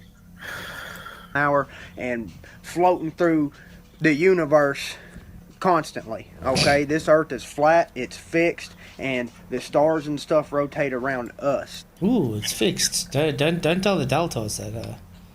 They're not gonna like you much, mate. And for goodness sake, don't say stationary. He said fixed. Remember? No, it's moving because it's moving. Moving because it's moving. Yeah, but I like this. Just remember, guys, when he just said the words "it's fixed," does that mean it's stationary? Yeah. Now, because he didn't say the word stationary, does that mean he's not saying stationary? No. No. Execrate. Take notes here. What's going on? It's exactly the same as I read of the Bible. The sun rotates around us.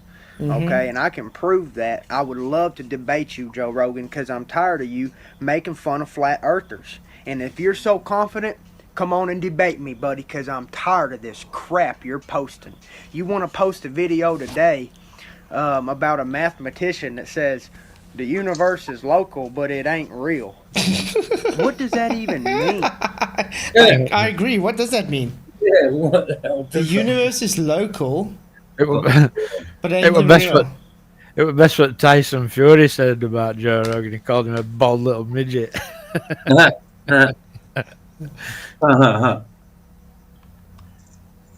Rach, it could be on a fixed path, but it didn't say fixed path. It says fixed. There's a difference. Fixed path ensues that it's moving on a path, but it doesn't say path afterwards.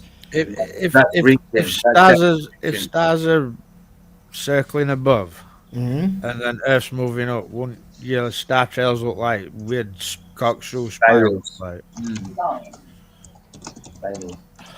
No. Should we go over Newton's laws and shut up the border trolls? We've been through them so many times. That's a bunch of mumbo jumbo crap, brother. And the guy is holding a trident in the picture. And y'all think I'm crazy for thinking that this is a religious thing. He's holding a trident, a symbol of the devil. They're trying to feed you these lies to make you think that science is right and that God didn't create this universe, the Big Bang did. Okay? Yeah, the Big Bang. Has anybody seen the latest stories coming out based on the JWS satellite? Yeah, telescopes. Saying we might be wrong about the Big Bang. Really weird. So they're busy trying to get away from the Big Bang at the moment as well. Let's see. What's it? JWST debunks Big Bang, I think.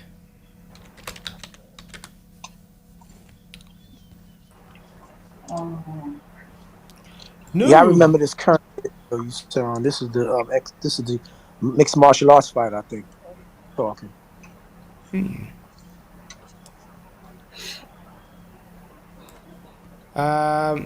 deGrasse Tyson, Big Bang debunked. James Webb detects 750 galaxies outside the universe. Uh-oh. Let's tune the telescope in to galaxies being born. And oh my gosh, who ordered this? We're finding galaxies in the Dark Ages. Uh-oh. So, beyond the CMB. So, in other words, Big Bang Theory shown false, even in their own narrative. Because what is their narrative, guys? The Big Bang Theory created the universe, correct? Everything happened from the singular expansion of nothing. Damn. And now they use yeah? No, I was just gonna say we got a lot of interesting people on the Bro Sanchez show. No, even Martin Leek. Martin Leek, you know. Ah, Martin Leek's also there. Yeah. Maybe I should go pretty, yeah, you could even join in. The link is available. Oh. You know, you could just join in. Maybe we should do that. You guys want me to join in? Open chat.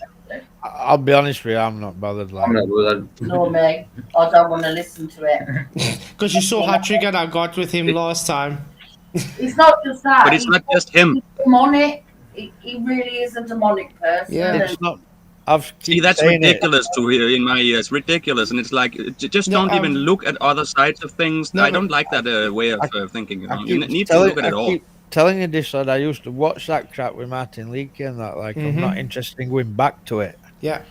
Now, the Martin Leakey is just one of the people there. It's a round table. But they'll talk about stuff that's not what I believe. Like, I believe Yeah, and what does that Bible, matter? I all believe in kinds of Christianity waffle. too, but we gotta have open minds still. Not first clue about Christianity. No, we saw that other stream. We're sure he knows nothing about Christianity.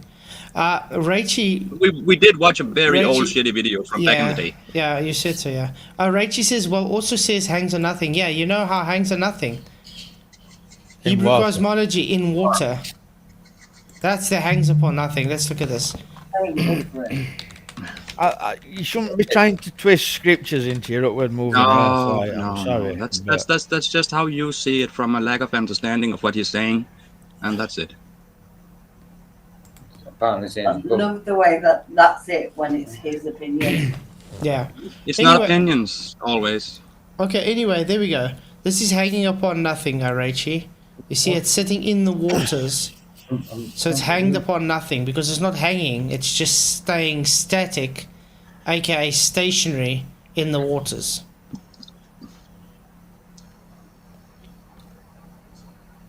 Yep. And notice, Rich, where God dwells is not in that. He's above. Is above. So if your firmament and earth and everything's all moving up, one reference frame, what's happening to where God is? What's he doing? Is he running away from all this moving? Well, if don't try and twist Bible into it with moving earth. I'm sorry. Exactly, because a message for Dell and Rachie. The raindrops don't fall on our heads. The earth's rising, so our heads are hitting those drops instead. That's what Rachie said. So the raindrops don't fall on our head because earth is rising. That's psychotic, man. Very, very good, this Lord. But one thing I would like to find out from Dal though is them songs on yeah. In fact, you have to play them songs on his channel, man. I didn't appreciate how well you could sing, me. D-Rose. D-Rose. Yeah, good singer, man. Absolutely good, wicked voice. Brilliant boy. Oh, thanks, fellas. Thanks. Very talented, man. Got a little turned on there. Okay. Thank you. Where's your channel? Yeah, but it's kind of ridiculous, man. I mean, I listen a lot, and I don't know. Some people really need to be laying on the couch and just expressing themselves while somebody's writing down the information on the legal pad. You know, writing down their perspectives, because some people's perspectives are just like totally delusional, right? And they don't know how to differentiate the perspective from reality. And YouTube buffering. No. Yeah. Again. I don't know why, guys. Mine's just been buffering. I can't find it, mate. I got original D-Rose, but it says 14 years ago, 15 years ago. Yeah, that's it. So they're like songs. Yeah, which one you want those raindrops? Can't see it. It's not raindrops. Everyone's saying it's buffering. I can't. Hold on. Let me get this bigger so I can see. New Vicks Vapor Lozenges. There's only 3 videos. Yeah, but there's one of them good, brilliant at it more than others. Like they're all good. But... One sec. Rachel's saying she's got to join soon. Oh, okay, cool. Road Warrior! Road Warrior! Road Warrior! Yeah! Road Warrior! Road Warrior! New York! Okay, that's not the one we're looking for, though. That's the soundtrack for Kanbo. Road Warrior. That's D-Rose. Yeah, but we're looking Whoa, for raindrops. yeah. That's amazing. I Yeah, didn't say raindrops were on it, did I? No, ain't no raindrops on that. That was the thing I did back in 2007, 2008 for the New York Giants. I got a Jamaican version too. This is a Jamaican version too. The one. There's another one. You've just killed a right song. No, I was. Yep. The further away, the smaller the angle. That's what we say. Okay. See, OBS is disconnected, and OBS is connected again. Okay. I just had it. Yeah, like we said, the further away, the smaller the angle. Yep, exactly what we say. Because the angle gets smaller, tighter there. So that's why we say the angle gets limited with distance. Elevation angle. So, the further away you get from celestial body along a flat surface, the smaller your elevation angle gets. So, just imagine that little sticker on top of Kant's celestial body, just to make it more obvious. Let's start at 10 inch. Yep. Let's go back to 20. Oops. Seems to be lower. Let's go to 30. Yep. Yeah. So, as your angle's getting smaller, your celestial body is appearing to drop in height and get closer to the horizon.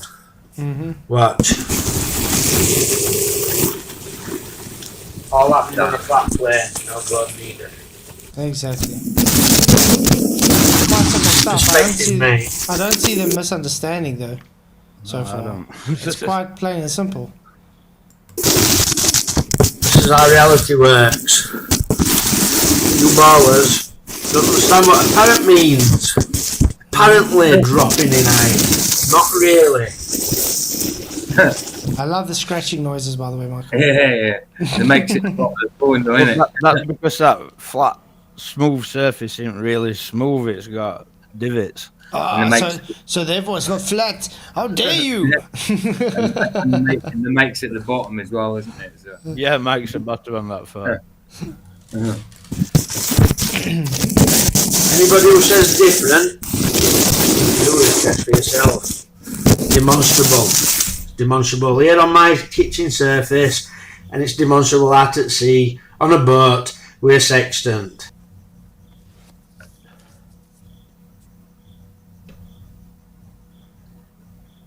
Yours all met at the same spot. Flatzoid doesn't. What? No, it didn't meet at the same spot. What you talking about? I get what you mean, though. Remember, I was drawing this to try and... She misunderstands. She's misunderstanding. Yeah. They're all at the same spot. At the same height. It's an apparent angle. It has an apparent drop. Just like when he was moving forward and closer, it appeared to drop. That's what I was trying to draw here, based on your field of view bubble. That's what I was trying to draw what I was showing in that video. Yeah. Remember, you can't do perspective in orthographic. I explained that. I was trying to show it in a visual way. That's all I was doing. So there's no misunderstanding. There's no contradiction here. We're saying the same thing.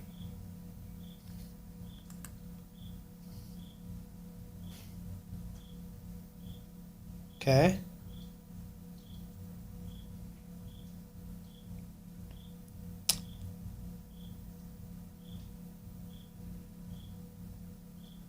Oh, Protothad.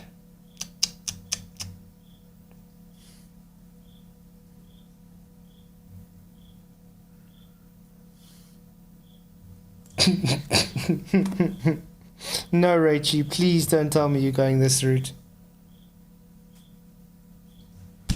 What is going on, Rachie? Some flat earthers are claiming that a sextant can... Wasn't this the same arguments that Rachie was fighting against? I think so. can only produce a circle of equal altitude. Oh, this is interesting. On a flat surface. They obviously still can't think in 3 dimensions. There is a circle, there is a ball. There is a circle of equal altitude on the ball. A circle of equal altitude replies the same plane. So the GP of the star, okay, that side of the cup, has to lie on the same plane as the GP of the observer, okay, on that side of the cup.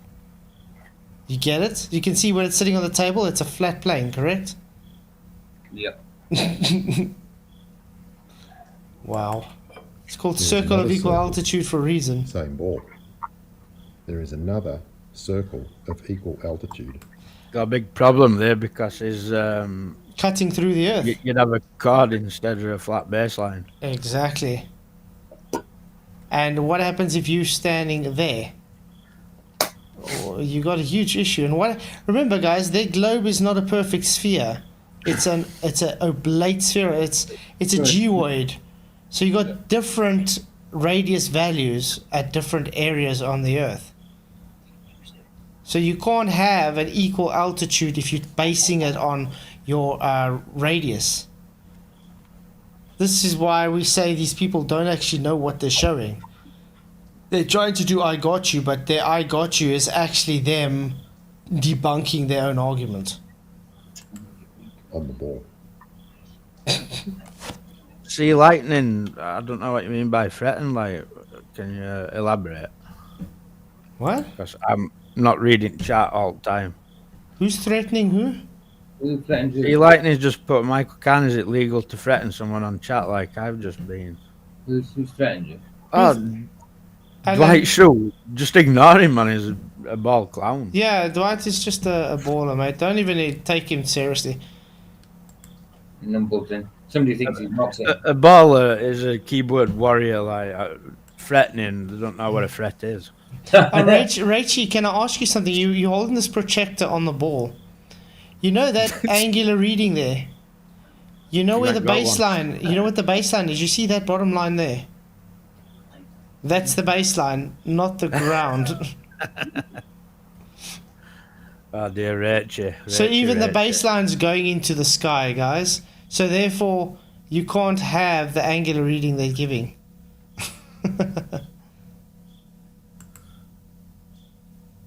Rachie, what has happened to you? This is what happens, Rachie, when you start knocking about with ballers. Yeah. I'm shocked. There's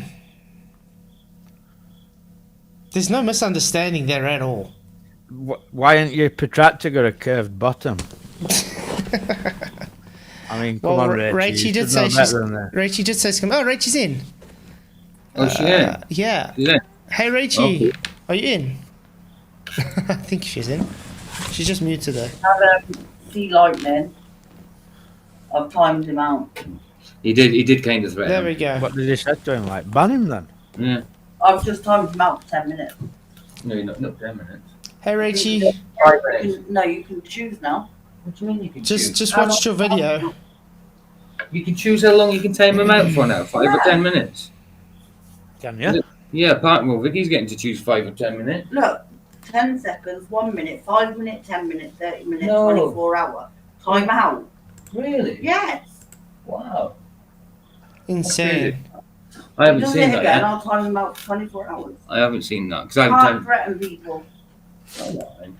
I just. Oh, I'm not well, gonna do Rachie it. is in. She's just muted. Hopefully she can talk soon. I can't do that because if I do that, it's just time him out. I'm not doing. It's maybe just on the phone or something because I don't Well, get I that. can choose. I don't get that unless it's on the I timed computer. him out for 10 minutes. Okay. Wow. See, like whenever I bring out flight radar, 24 globies jump on me. Yeah, that's what they do. They don't like the truth to come out. See, lightning. Unfortunately, that's how it works. It must be new then. Well, Rachie is in Discord. She's just muted though, so I'm not sure what's going on. Let me see. Maybe she's sent me a message. Oh, she has. Joined in, but can't hear you. I'm in. I am unmuted. Let's see. Hello. It does sound. It does show I'm talking because it's going green there. Yeah.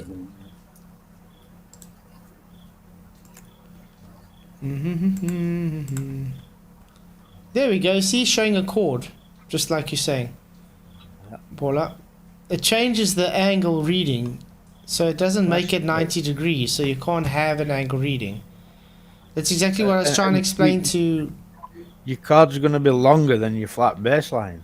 Yeah, but I mean, that's what I was trying to explain to Jaren that time. Hey, Rachel, can you hear me now? Hello? She's not talking because it's not going green. No. Maybe there's issues, I'm not sure. She's still in. Hello? Where's this comment that this guy's supposed to have put? For go up. Hello, Rachie? Can you hear me?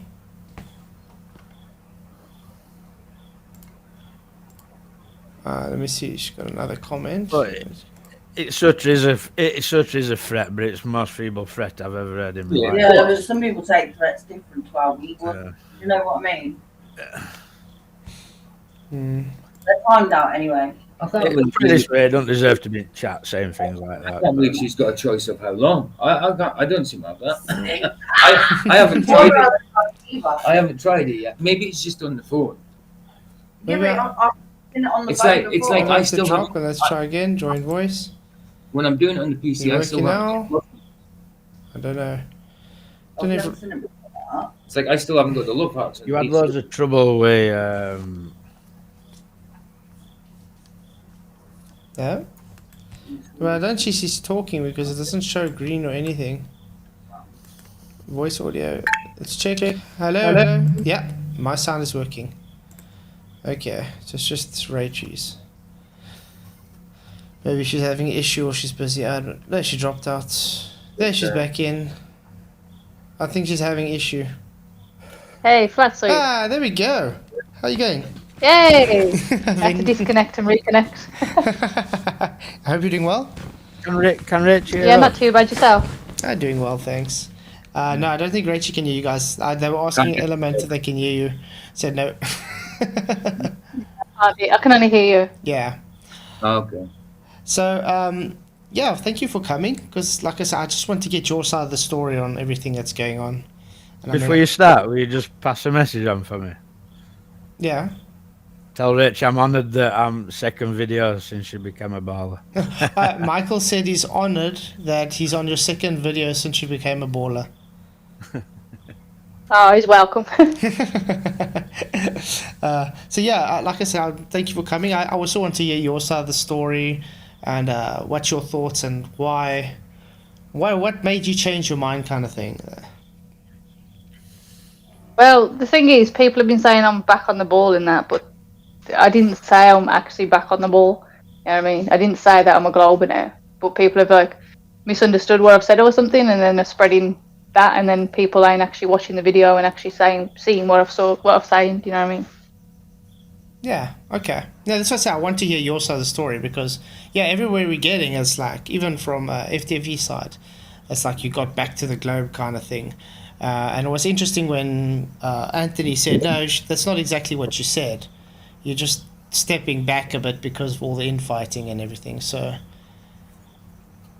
Well, yeah, stepping back, and obviously since stepping back, I've realised that there is a lot of misunderstandings, and then to me, there is more evidence of the ball than there is of flat Earth. But that doesn't mean I'm back on the ball. Well, would you be able to maybe give us some evidence of what you think would be for the ball? Yeah, like with the video, I saw you showing a bit of it. With Michael Kahn's video, he showed that as you back away on a flat surface, the angle decreases, which is fair enough. Everybody will agree with that. But when he backs away in 10 centimeters or 10 inches, whatever it was, it doesn't drop by the same amount. So on a flat surface, you can't show that something will drop by the same amount of degrees for the same amount of distance. Okay, but you do know that's on small scale though, and it's not through a lot of atmos, as you could say. I mean, when you're looking at a star, you're looking through a lot more atmos, and you're looking with larger distances. So parallax also plays into account. So that's why you have differences. But what he's showing on small scale, and like I was explaining, does show it just on a small scale to visualize it drops apparent, not physical. Yeah, well, everyone will agree that it drops like apparently on a flat surface as well. It's just they don't match, you know what I mean? Whereas with a sphere, it does match up until when it gets to the horizon. It doesn't match with the sphere. That's the whole issue. Flatzoid. Yes, Michael. Flatzoid. Ask Rachel if she can demonstrate that in small scale. Yeah, Michael's asking, would you be able to demonstrate that in small scale for the globe? No, that's Try. That would be great, yeah. I've never actually tried. I've only done the math, obviously, based on the sphere and that. But yeah, I could actually try and do a demonstration on that. But also, you do know for your globe, I'm not saying your globe, sorry, the globe. Let's take Polaris, for instance, and you go away with latitudes. You do understand the globe is a spheroid. It's a oblate spheroid, so it has different radius values. So it's not supposed to drop exactly as what they put it as linearly. It will drop different as well on the globe because you have a different elevation. Yeah, but it's only like 14 or 28 miles, isn't it, out of like, what is it, 6,000 something miles for the equator? The diameter? Yeah, it works out to like 48 kilometers or 24 kilometers difference than what it would be at... Something like that. Yeah. So... Can I just ask one more question and then I'm done? Okay, Michael wants to ask one more question. Yeah? Explain how she were able to use a protractor with a flat bottom on a curved ball to measure an angle. Yeah, he's asking how are you able to use a protractor with a flat bottom on a curved ball? Because like that Protos had screenshots, when you take it on a small scale, which obviously it is a small scale that you're on compared to if it was a globe, you're on a small scale, do you know what I mean? So it seems flat, and therefore it's you can take a straight line. And the angle, the baseline, doesn't need to be that long in order to get an angle. Like you can literally use your fingers to get an angle. Like it doesn't really matter how long the line is. So you're saying you can create a chord? No, because you don't need to create a chord, do you? It doesn't matter how long the line is. The line doesn't really have to be that long. It could be like a few inches. It doesn't need to be that long. Yeah, but that's the thing. If you're saying it's because of Earth on Earth's surface, you have to use a chord, because that if you didn't realize that protractor you're using has a flat baseline, so that has to be parallel to the surface, and because it's not, the surface is curving away, it can't be parallel. So therefore, you have to have a chord which is cutting through the Earth's surface to give that angular measurement. Well, no, it doesn't need to cut through the surface. Like the protractor didn't cut through the surface. It's because you've got different verticals, you've got different horizontals. So as somebody said on the chat or wherever, it goes out almost into space. Do you know what I mean? Or what they call space. Yeah, I'm gonna try draw it on. See if I can draw it on. That video by sorry. that Sorry, I dropped AutoCAD that video of Flatzoid. Yeah. No worries. Let me just quickly. Rob Durham, he explains why.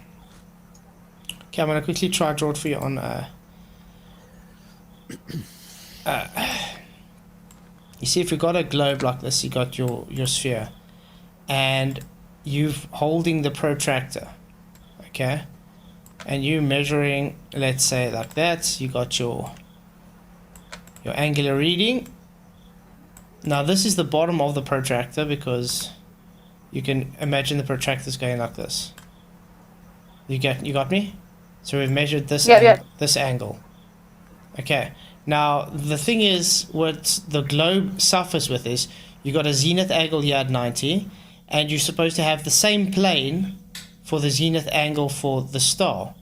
So if I got the star, let's say there, and it's supposed to be a 90 degree to the Earth, that means that the star doesn't have a 90, because look, it will go like this to the center, just like the globe is going to the center of the zenith. Now you do understand this is not a 90 degree angle. Yeah, but that's like triangulation. They don't claim triangulation on the globe. No, this is the circle of equal altitude. It's not. No, the circle of equal altitude is based on like what I did. Like you draw a circle on the globe, and then it's the same angle from everywhere on the circle. No, it's just the same angle everywhere on that circle. It's the same azimuthal plane. No, that's not what they claim. No. Yes, it is. And that's not where I The showed. circle of equal altitude is on the same azimuthal plane, Reggie. Even that when you put that cup over, let's say we put the cup over and it comes here. Okay? Let's say that's the cup's rim now. You do understand that's a chord. Because the observer would be here and the star would be here.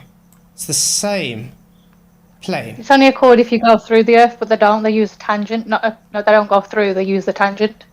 But that's what a circle of equal altitude was. When you're putting that cup on the ball, you are making a chord.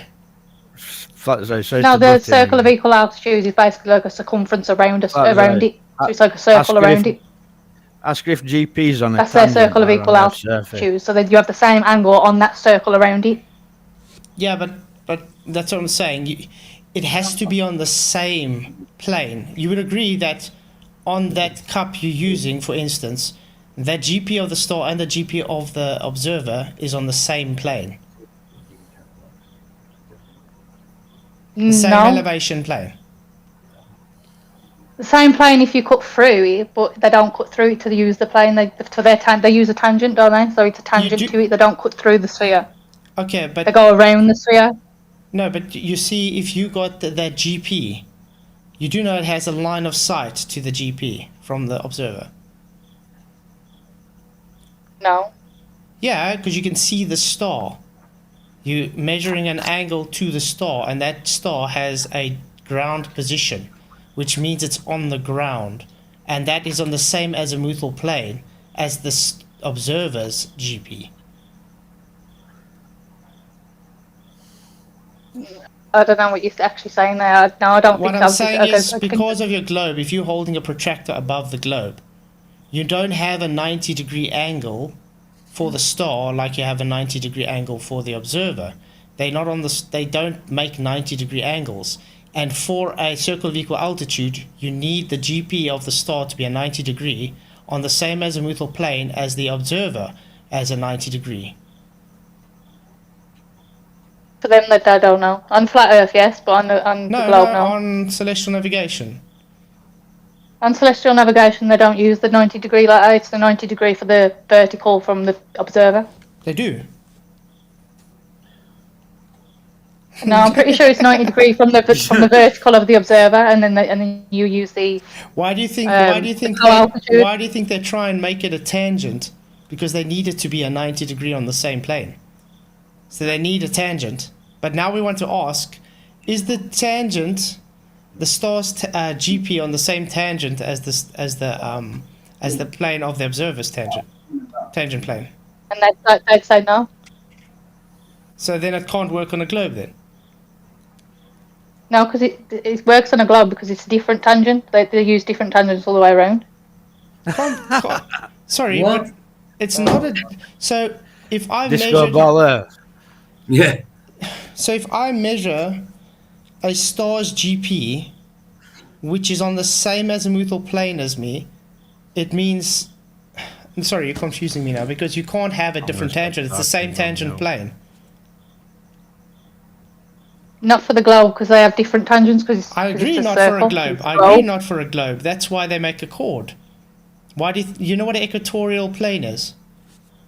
Chord to the center. That's what cuts through the Earth, isn't it? Yeah, equatorial plane.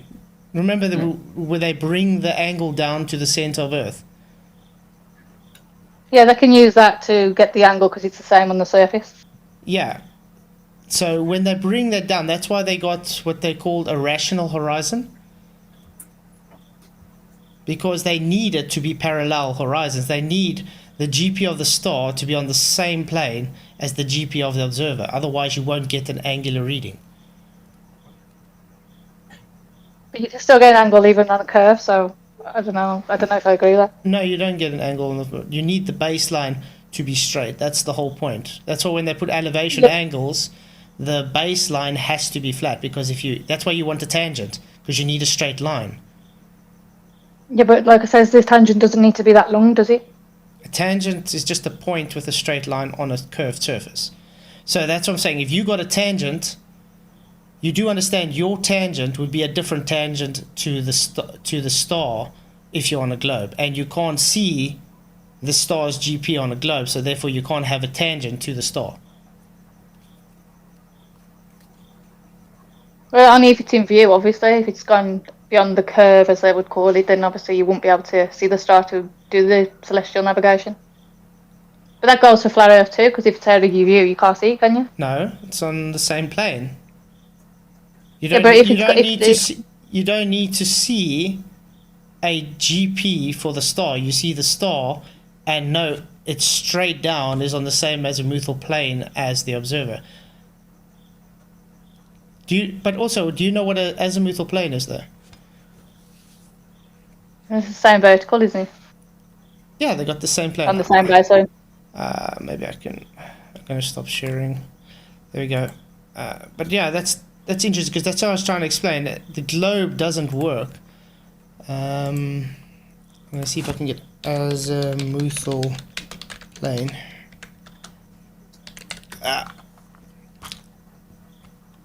Okay, I'm gonna see if I can share the screen again quickly for you.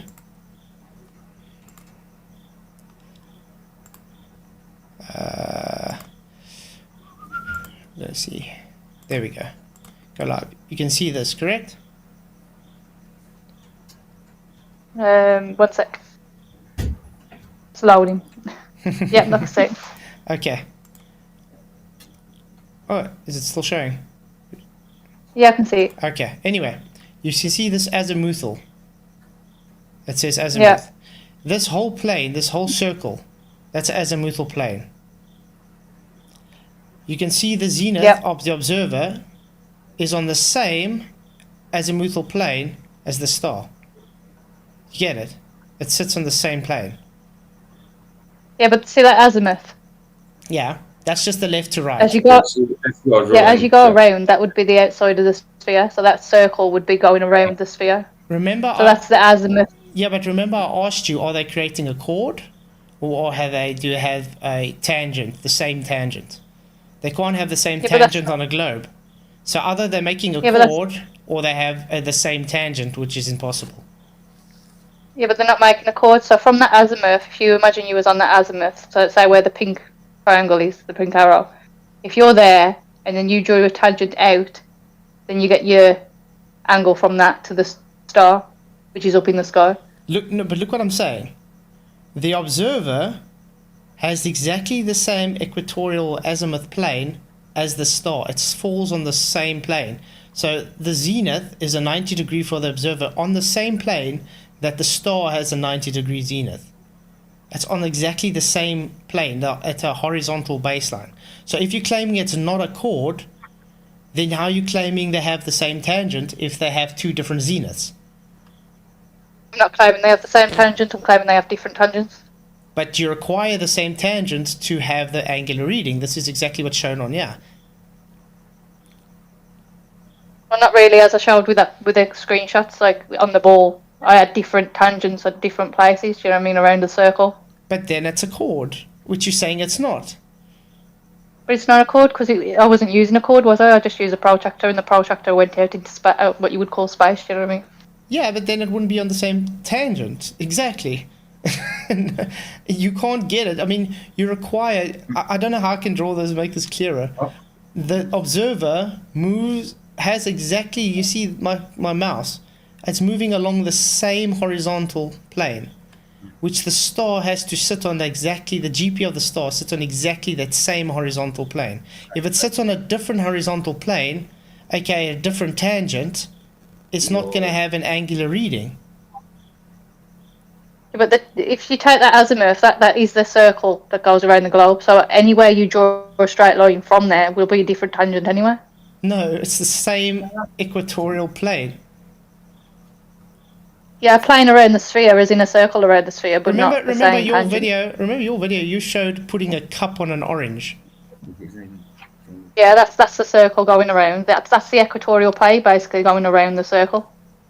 Okay, now around the globe. Let's see if I can show this again. I think we should Rachie. Rachie. Sorry, I just want to quickly get your video up again.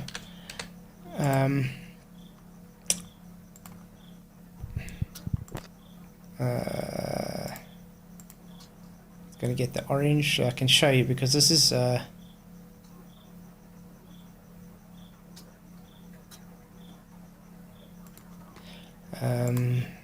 just waiting for them to quickly put the cup on.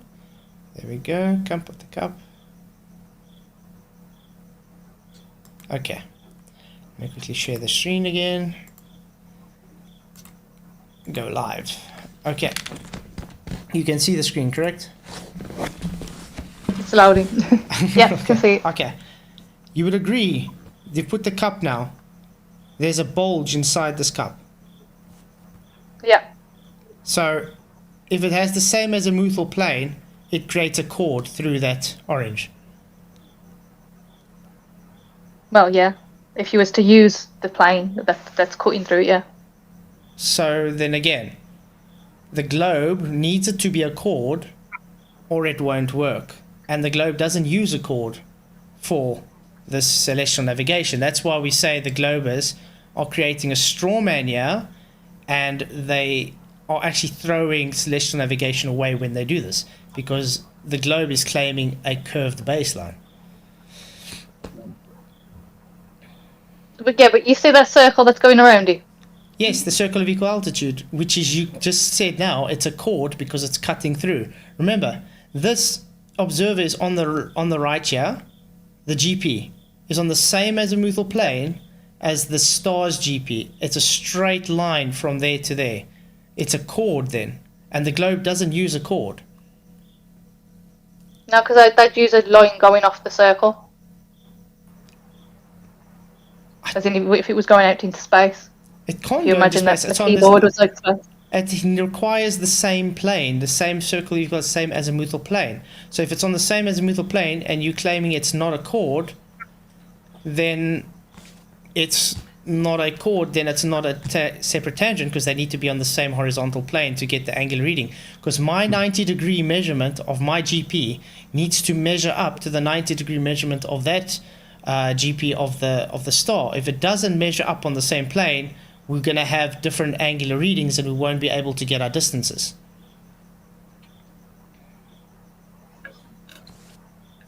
I know what you're saying. I'm trying to rectify it in my head. See, even the globers in chat now are saying that's not how celestial navigation works. Exactly. Yeah.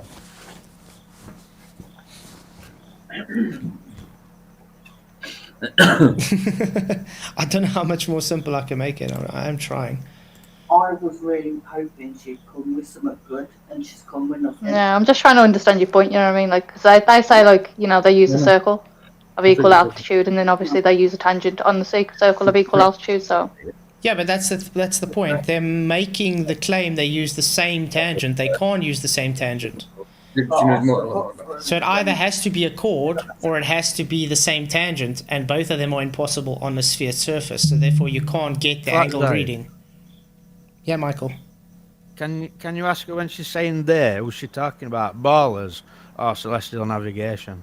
Michael, ask, when you say they, are you asking who you're reserving to ballers or celestial navigators? Ballers. To be honest, I haven't done much celestial navigation research, so this is like definitely a weak point of mine. But Tell her Michael yeah, says just from stop what I've listening chatted to to idiots like Craig. Grobers about, so Yeah.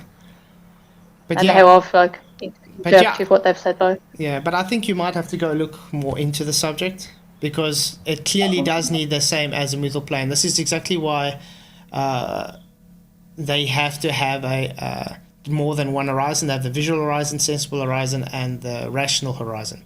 Because the rational horizon is from the equatorial plane through the center of the Earth, because they need them to be parallel. If you have different tangents, you don't have parallel horizons, so you can't have the same angular reading, and therefore your GP of the star can't be a 90 as well as the observer, and it can't work on a globe. That's why when they put this cup over, it's just them showing they don't understand celestial navigation, because all they do, and they're just having straw man arguments debunking their own argument. That's why the GP is very important. See, but this is the thing, though, and they claim to be able to get a fix within like 25 miles, if not less. Whereas no flat earther has ever actually done that. So it's like, well, if it does require a flat earth and flat earthers actually know how to do that, then why can't they get the fix within 25 miles when a glober apparently can, and they apparently use the globe? Anybody can get that fixed. The only difference is when we have strawmen like from the globe side saying you can't use an almanac because they say it's globe based, which is false. Just means you're not using flat. I mean, even Brian Leake did it, and he got 11 kilometers away, and then they said, "Oh, but you used a globe data." You understand? So it doesn't matter who uses what. At the end of the day, it requires flat geometry for the celestial navigation to work. I don't know if you know who the Phoenicians were. Do you know who the Phoenicians were, Rachie? No, I don't. No. They were about 2,000 years ago when they were also flat earthers, and they were one of the best celestial navigation civilizations around. They were very notorious for doing celestial navigation over the Pacific Oceans, using practically just their hands to measure angles between the horizon and the stars, because they memorized the positions of the stars in certain places, so they knew exactly where to go. This is all done using flat earth. It wasn't, remember, this globe data you're relying on comes from thousands of years of observations. It's not actually a globe. Now, because they can calculate it as a globe, doesn't change the fact that it was observed for centuries and then mathematically inhabited on a sphere for them, because we see in three-dimensional space, which is perspective. That's why we say it's just perspective hijacking. Yeah. Yeah. So I'm just looking at some images now, but yeah, I can't really see anything that. Yeah. Well, but but I think maybe go look more into it. You'll find it's very interesting. yeah, I definitely need to look more into it. Like I said, that is one of my weak spots, the celestial navigation. The only thing that I had with that was obviously, the 60 nautical miles or 69.1 69.1 miles per degree. Yeah, and I can explain that as well if you want to. The 60 nautical miles is just based on a section of a circle. So when we look out in the sky, let's say we look at Polaris, and you see it's dropping the 10 degrees every distance, every 600 nautical miles, it's based on your perception. So you perceiving it. When I observe it, I'm looking at an apparent altitude of Polaris based on from me. So that's why every 600 nautical miles you're going away, it drops 10 degrees, just like you would expect, because that's how we observe it based on the perspective. Now, they go and say, oh, but you see, you need it to be linear, so therefore let's make the surface transpoded from the sky, the celestial sphere. They've hijacked perspective for this. Now, remember, the 60 nautical miles is just based on a section of a circle, 360 degrees. So you would agree that in a circle you have 360 degrees, so that's a line segment from the radius outwards. I might have to draw this as well, I think, on paint as well for you. Let's see if I can get paint up. Where's my paint? There we go. I might have to draw this because... okay. No, just what? Okay, this is a circle. And you would agree you have a circle is usually based in a quadrant kind of thing. Now, every degree measurement is going to be from the center of the radius outwards. You would agree with that? So it's a degree, 2 degrees, 3 degrees, blah, blah, blah, blah, blah, making 360 degrees. Yeah. Okay. Now, have you ever realized that when they do this, looking at Polaris, for instance, say, okay, now we've measured Polaris at, let's just say, just say 35 degrees. It doesn't matter. It's not to scale. Do you know why they go to the center of the globe when they do this? I know the flat earthers say it's because they need a flat plane, which makes sense, but yeah, they need. I don't know why they claim that. It's because they need this relationship of the arc, which you observe, to be transposed from the celestial sphere. That's why they have the celestial sphere, and they just transpose it because they needed to have a linear relationship. They use the circumference, yeah. Yeah, so they need the relationship to be linear. That's why. So they're literally taking the celestial sphere and moving their position that was on the globe to the center of the sphere, so they can move the celestial sphere to the surface. So they're making the surface curved based on the celestial sphere, which is curved due to vision. And that's how they get their 60 nautical miles, because it's just a section, a degree in a 360 degree circle. It's like a clock. Yeah.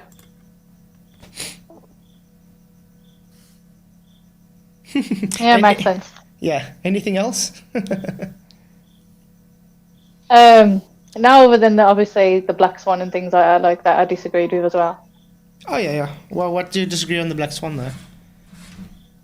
Well, the black swan says that, like, you know, about the geometric horizon, and it ignores air, doesn't it? So we know that there's refraction, and it ignores air. So Yeah, obviously, it's a kind of a straw man to say that the horizon should be there when really, you know, there's air. So therefore, it should be different because of refraction. Not actually. The thing is, when it comes to, I mean, you've known like my 11 frames thing, where I took the inferior mirage out, because we're trying to show that the horizon is not physical; it's only an apparent position, so it's only optical. Now, the black swan works on the premise that they have that the geometry has limitations on a globe. So if it's set at 395 whatever on a globe, geometrically it can never change. You do know that when they took their measurements, even Aristophanes, for instance, he didn't take refraction into account. Yeah, but he didn't really need to, did he? Because he used the dip of the horizon, as I say, and fucking swearing. And he never used any dip of the horizon. He used a flat baseline to make an angular measurement based on assuming the sun's rays are parallel. Did you say Aristophanes or the other one there, Alberuni? Alberuni also never used refraction, but Alberuni, very interesting, had to use the triangle method to get the height, just like there's that maths people for the shard, where they try to measure the height based on their angle reading to it, which is a flat baseline, and then calculate the radius using the Haversine formula based on that. But you know there was no all I know refraction. about Alberuni is, Yeah. all I know about Alberuni is that he measured the height of the mountain and then went up the mountain and then used the dip of the horizon, which when doing the calculations on it isn't much.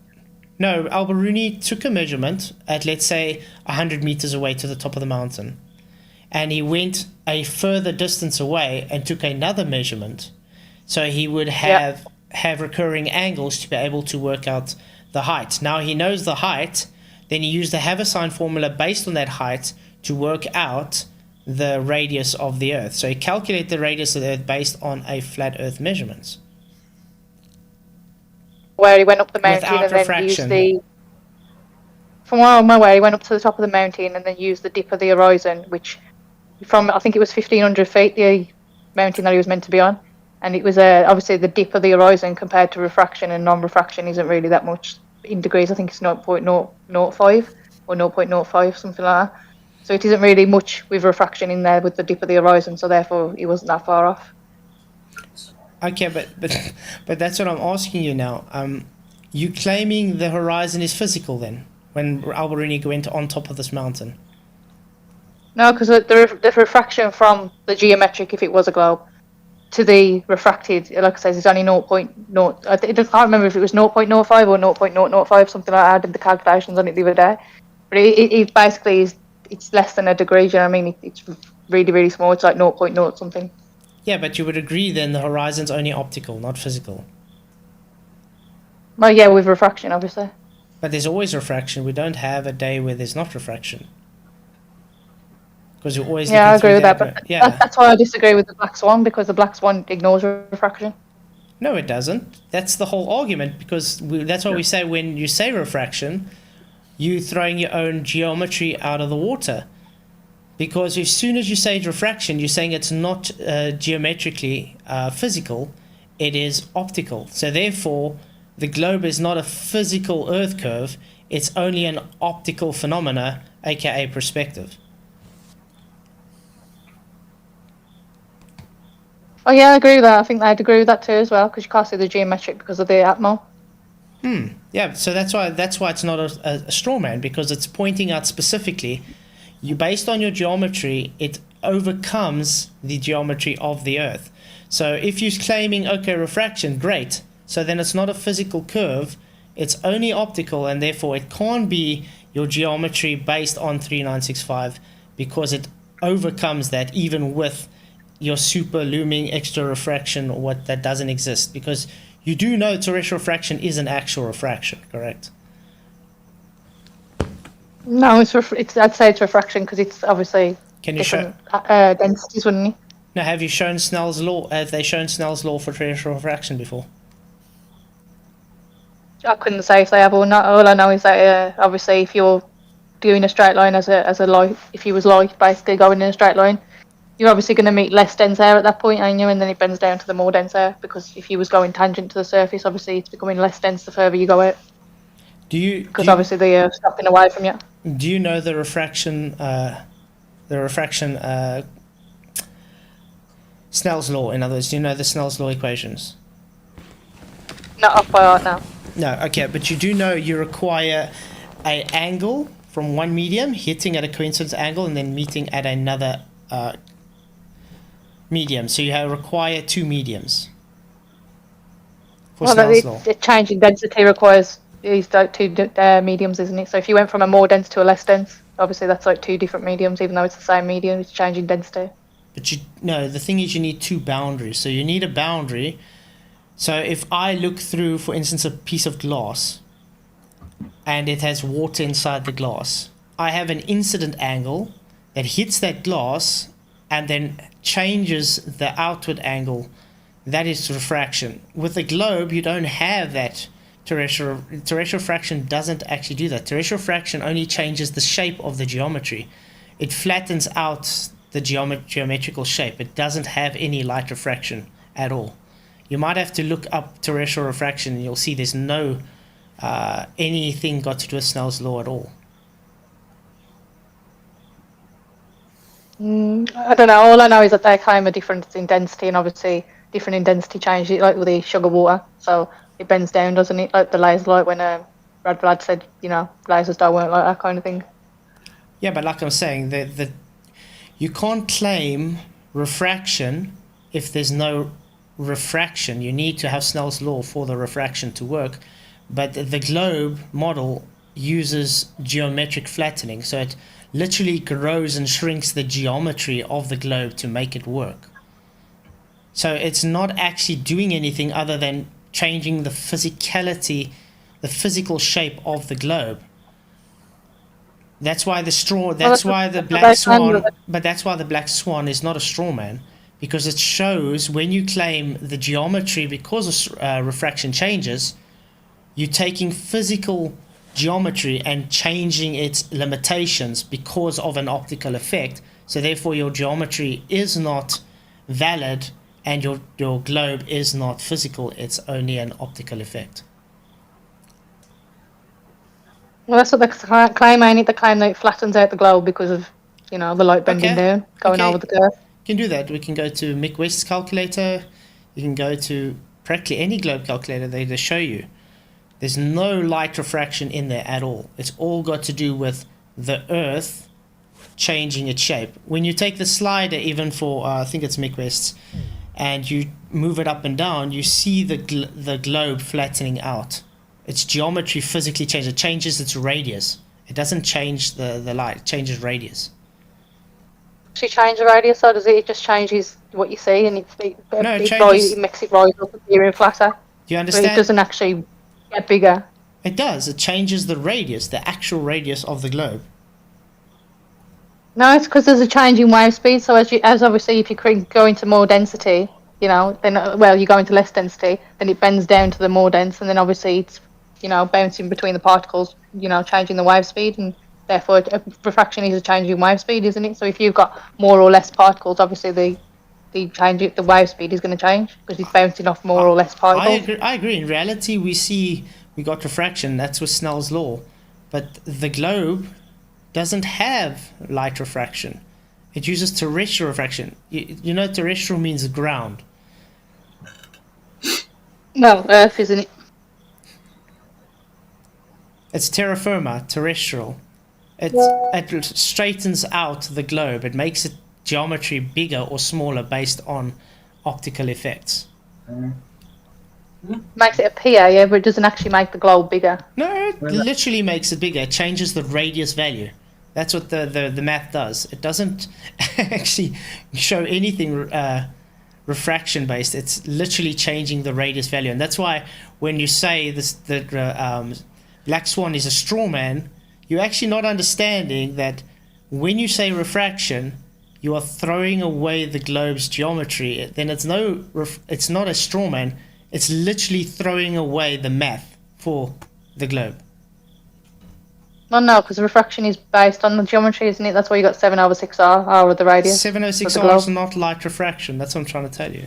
There's no light refraction for 7/6r at all. Well, that's how much it bends, isn't it, by the math? Let's try. I'm going to see if I can make it a visual for you. Let's take a balloon, for instance. A round balloon, okay? Or a ball. And you blow it up. You can physically see it growing in size now. Okay? Yeah. The radius is changing for that ball, correct? Yeah. That is how terrestrial refraction works. They have to change the radius value to fit the optical effect. No, the optical effects makes it appear like the radius is bigger, but the radius doesn't actually get bigger. Okay, then I got another one, because we're not going to get it, but I got another one for you. You saw that photo where the horizon is behind the oil rig that's blocked by the supposed Earth curve, correct? Yeah.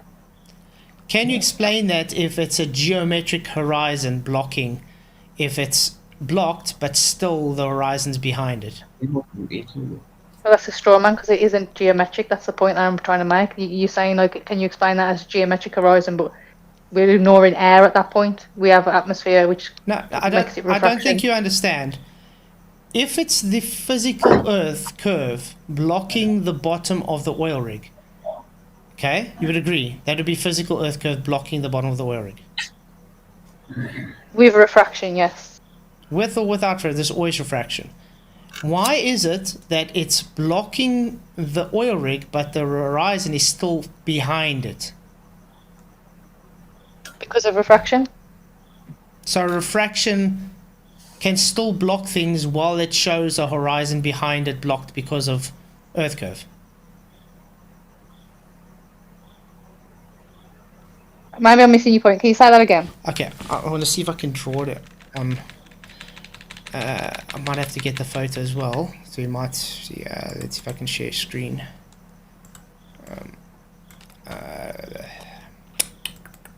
Share screen again. Wonder if can I just share my whole screen? Yeah, screen one. Okay, there we go. Okay, so Taboo conspiracy. Oh no, it's not this one. Sorry, I'm just quickly looking for that photo. It's on my channel.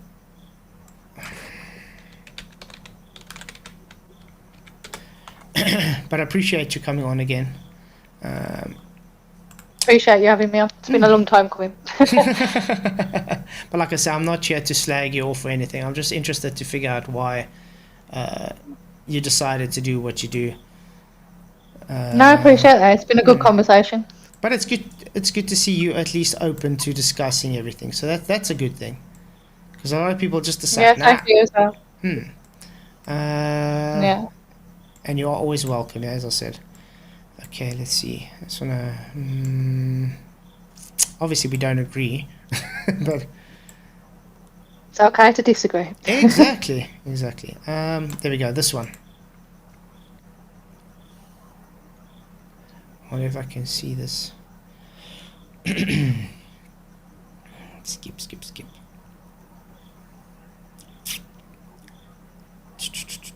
Sorry about the adverts.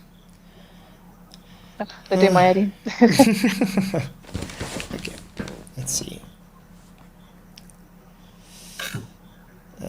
We've got another half an hour before the power goes off. Let's see. Go. Let's see if I can get that.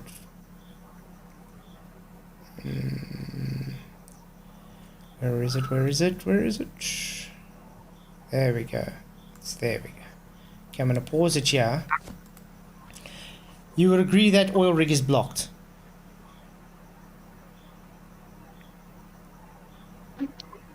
I would say it's compressed. It's because of refraction and things. Yeah, so but the bottom is blocked by water. It could be blocked because of waves, water, or it could just be compressed. You know what I mean? Because obviously we both agree with compression, don't we? Okay, so remember the previous Black Swan? Yep. It was also refracted like this. Why does it show the bottom of the oil rig with that one? But yeah, it's also got hectic refraction, but it's blocked.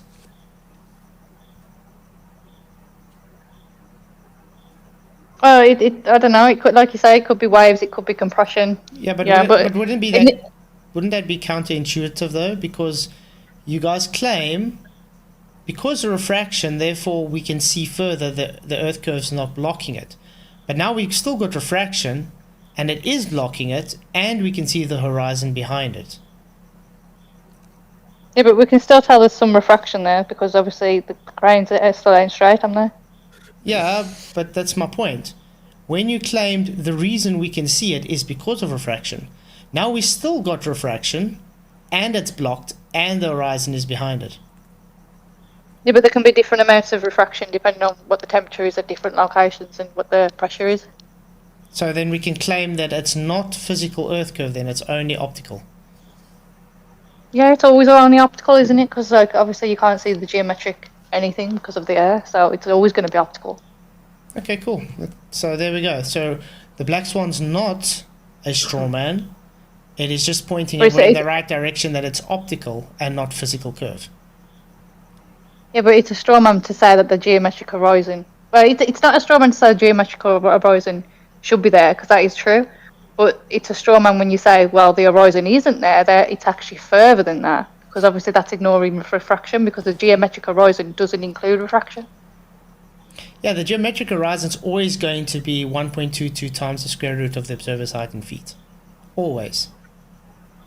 Yeah, which is fair enough. But if you say it's meant to be this far away and then you see it further, that's ignoring refraction.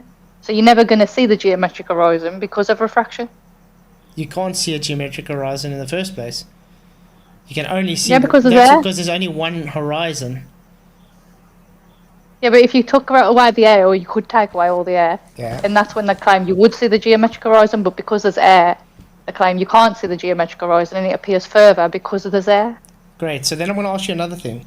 So because it's always refracted, no matter what day, what second, or everything, when we see something blocked in the distance, you would agree then, it's not a physical blocking by Earth curve, it's always optical. Yep. Well, yeah, I would agree with that. I mean, they might argue and say, you know, it's their physical curve being lifted up kind of thing, and it's still physical but optical at the same time, but it's optical, ain't it? Cool. Do you know what I mean? Like, I'm not going to argue and say it's physical when obviously it's being bent anyway, so it's obviously, Yeah. You know what I mean? No, I agree. But I'm glad you realized, it can't be a straw man because it just validates that it's not physical, because that's the only thing which the Black Swan is about, to show that the horizon is not a physical blockage, it's only optical. And therefore it's not Earth curve. I think most globers would agree that it's only optical because we have air, do you know what I mean? So I don't think most globers, if they're honest enough, would argue that it's you know, physical, because obviously there is air, therefore it is optical. So yeah, exactly. If they're honest anyway. Exactly. Yeah, that's also true if the person's honest. So, any other thing you want to talk about quickly? I know there's 3 things I was arguing with Nathan Oakley in chat with. Okay. There's the Black Swan, there was the circle of equal altitude, what was the other one? I have no idea. Yeah, I can't remember I can't remember. I can't remember either. My memory's terrible. Ah, shame. But yeah, but it's good to have you So no, on. I think that's it. Shame I couldn't hear the panel as well, but yeah, Yeah, it's say a bit hello that to people- everyone for me. Yeah, it's a I different. know, yeah, that's bad. They all say hello. We could have come into Discord, but Yeah, we could have come into chat. Discord. But yeah, thanks for having me on anyway. I really appreciate you coming on, and like I said, you're always welcome in my channel. I just wanted to find out what made you think, you know, to take a step back and stuff. So, but yeah, Thanks for being honest with yourself. Just on that topic before Rachel Yeah, it's like goes. me and you, Annie. We can disagree on that, but we haven't been calling each other names or Yeah, anything. I mean, exactly. people should be able to disagree without the attacking. Do you know what I mean? I agree. Sorry, Adam's in. He just wants to ask something. Yes, Adam. I saw the glass going over an orange. Is that significant to you, Rachel, that demonstration with regards to celestial navigation as an equivalence? She can't hear you though. Can't hear you, Adam. That's the problem. Would you mind? Could you translate that Okay. that for us? 'Cause I'm just curious as to that thing we've seen there. Okay. Whether Adam's. people are perceiving it as an equivalence. Yeah, Adam is just asking, with that glass over the orange, with the celestial navigation. What is the exact word, Adam? Is it an equivalence in terms of the circular vehicle altitude based on its radius, the amount of distance translated with regards to the surface, be that a flat surface, or as it's placed over orange, the spherical surface? Does it equate to the same distance traveled across the surface? He wants to know, when you place that glass over the orange, does it equate to the same distance over a flat surface as it would to a spherical surface?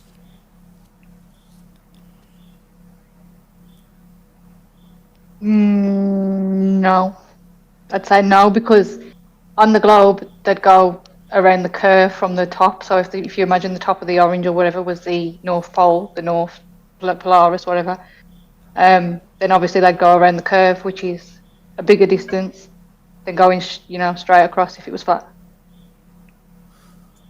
So could I then ask, would that be useful if the distances were different when transposed to a flat plane or a spherical surface?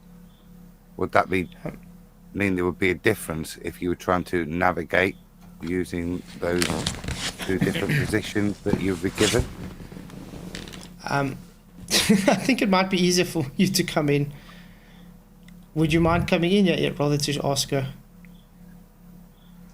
If you don't mind, Rich, you can Adam quickly come in. That's the final question. Oh, it's his final question. Okay. That's the point. It's not really at Rachie. Yeah. To be honest, it's a point where I've seen that false equivalence used, where they stick a glass, which is perfectly applicable as a circular vehicle altitude when placed on a sheet of paper. Yeah. But when you place it over a spherical surface, then that radial value of your circular vehicle altitude has an effect. Yeah. And that's all I want to point out. Yeah, and he's shouldn't be mugged off with that demonstration. Yeah, he's It's a practicing. dome of equal altitude, isn't it, Adam? Yeah, he's practically saying the same thing as I did, Rochi, where he says then it's actually a false equivalence, because then if you're keeping it that way, because you say it's not a chord, it would change the distance.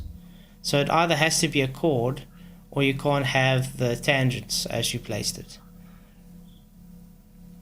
Well, no, because the tangents would go along that curve where I says it's like longer, so it'll go based on that distance kind of thing. Whereas with the flat Earth, the distance I say, well, it doesn't match geometry. If you was to do the geometry, the angles don't actually match. So that's the problem, ain't it? Because if you do the actual geometry on it, the angles don't actually match for the flat Earth. Whereas, like I say, with the sphere, they do. I mean, I understand what you're saying with the plane cutting through and the chord and whatnot. But the angles don't actually match the geometry. If you move the distance, the angle shouldn't be the angle that it is for the distance that you move. Is that Adam? I'm not sure what. Excuse me. I'm not sure what that actually meant. Being honest, could you no expand what you mean when you say if you can move the distance, the angles won't be what? Adam says, can you expand on what do you mean when you expand the distance, the angles won't measure? It's like oh, you have to do the geometry, don't you? Like if you was to do the baseline and move it so far along the baseline and you had a certain angle, say if you measured it at 45 degrees and then that was so much distance from the GP. So if you had it straight up and then you measured it 45 degrees and you know what distance you've moved, and then you keep moving, the angles don't match based on the distance that you move. The angles. So if you do the don't geometry on it, it match doesn't work. Well, I'm a bit confused again. So celestial navigation is based on the angles not matching based on the distance you move. That's how we locate where we are, because the angles don't match the distance. There seems to be a nonsensical response. Flatzoid. Yeah, Adam, it might be easy if you come in here, mate. No, this is so much more fun. It's like playing broken telephone. Anyway, he's saying Piggy in the middle. Yeah, it's weird because I have to listen to him and then try and transpose it to what he's saying. So you're saying the distances won't transpose the same just because the angles based on the flat are different to the globe. No, I'm saying it's nothing to do with the globe. If you even ignore the globe, I'm saying the geometry for the distance that you move don't match what the angles should be for the distance that you move. So the angles don't match up to the distance if you do it on a flat surface.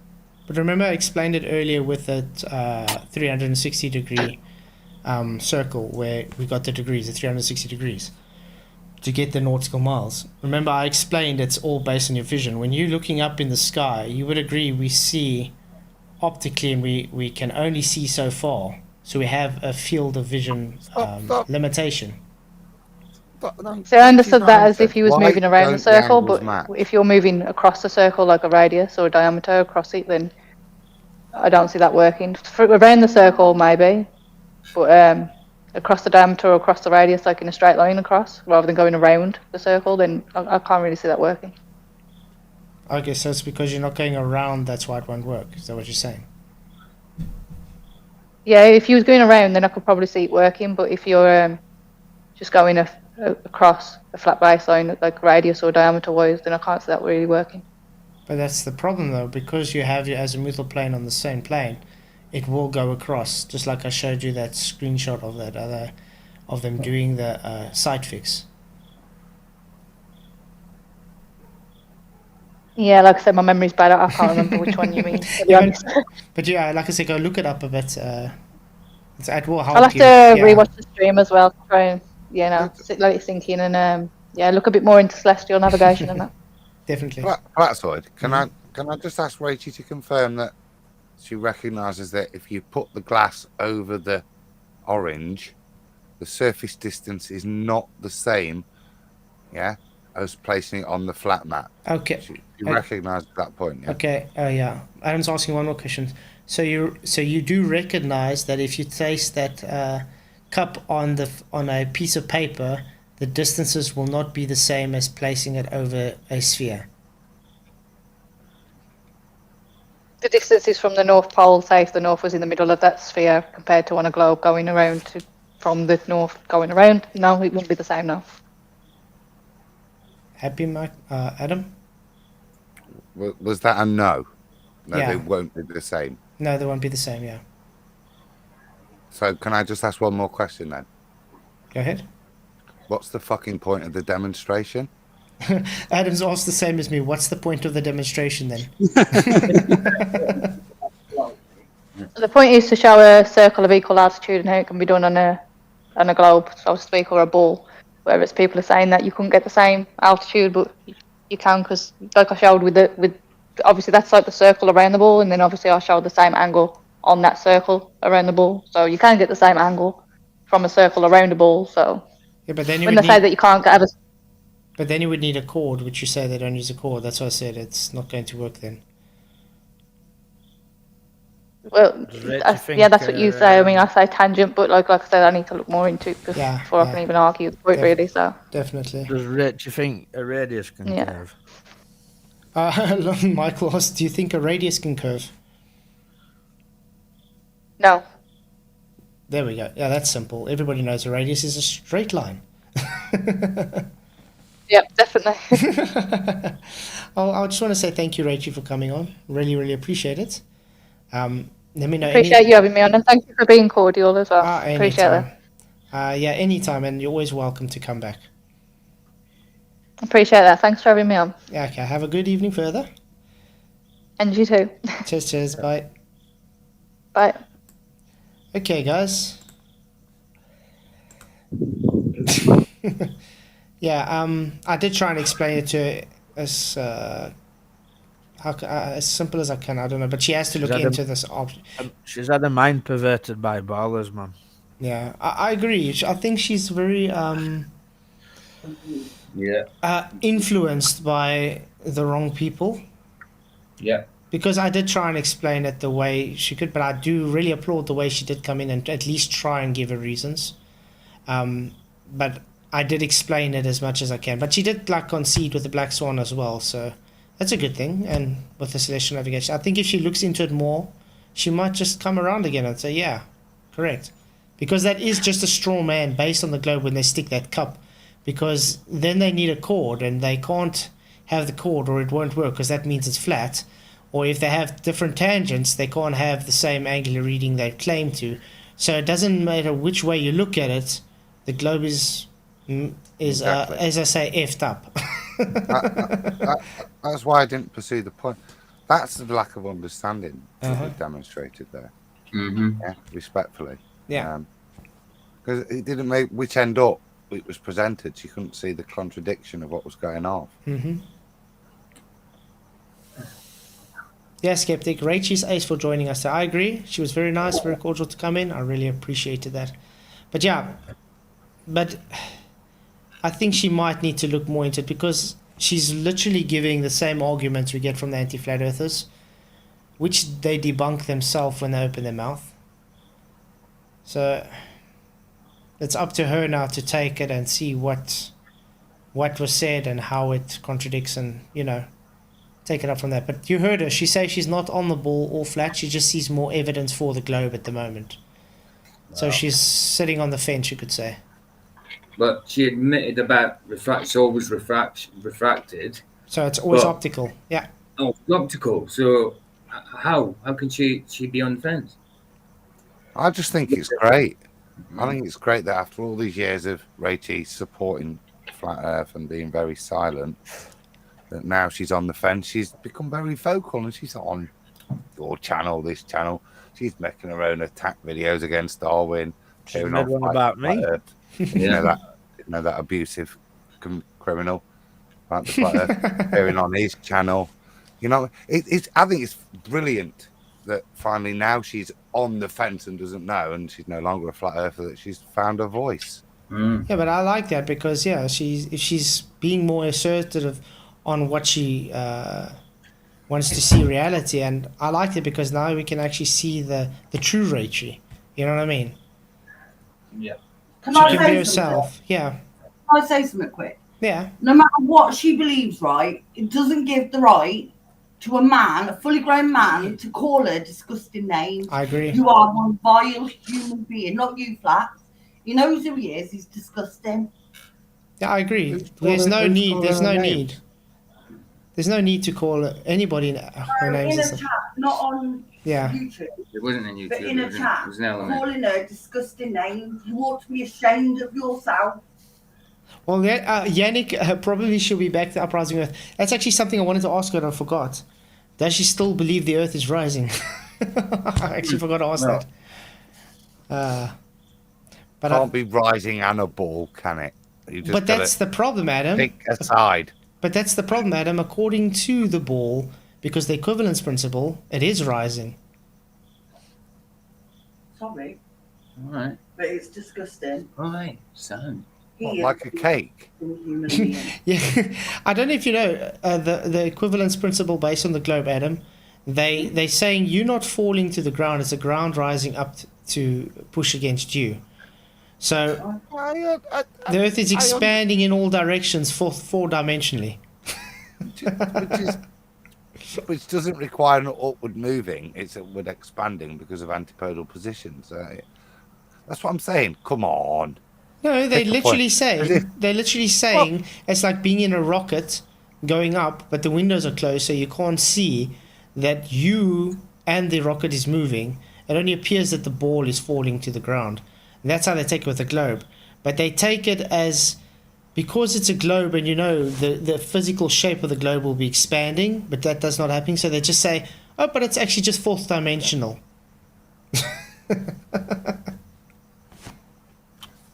Remember, the equivalence principle is in fourth dimension.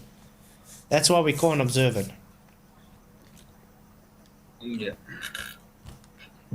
It's crazy. You can do that with space time, but Mhm. like I said, if you're going to combine the two, in terms of the reason we have gravity as an upward moving force, and it has to be expanding, which means the distance between you and me has to be increasing. Yep. And they say it doesn't actually increase, it just appears that we have this because it's in the fourth dimension. We are three-dimensional beings, so we aren't able to observe or measure it. It's insane. It's really insane. Thing is, though, right, if you think about it, you used to be able to go on Concorde from New York to London Mm-hmm. like, within like 2 or 3 hours. Now it takes longer. Ah. That's a good proof the Earth's expanding. I remember with the Concords where the people used to be able to stick their hands in front of the cabinets as it's flying, because it gets so hot it expands the plane. So it stretches out that the people can stick their hands between the cabinets and stuff, and as soon as it's cooling down, it starts shrinking again back together, because the plane literally physically grew because of the heat through the friction of the air.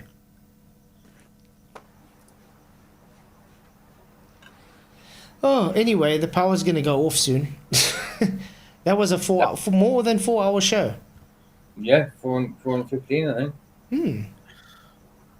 I think. I think it was a good show. Yeah. So the votes ended at 88, guys. 4 hours means time is dilating. 24% say yes, it has to be. No comment, 34%. Get that dilation out of my space, 30%. And space dilated, 12%.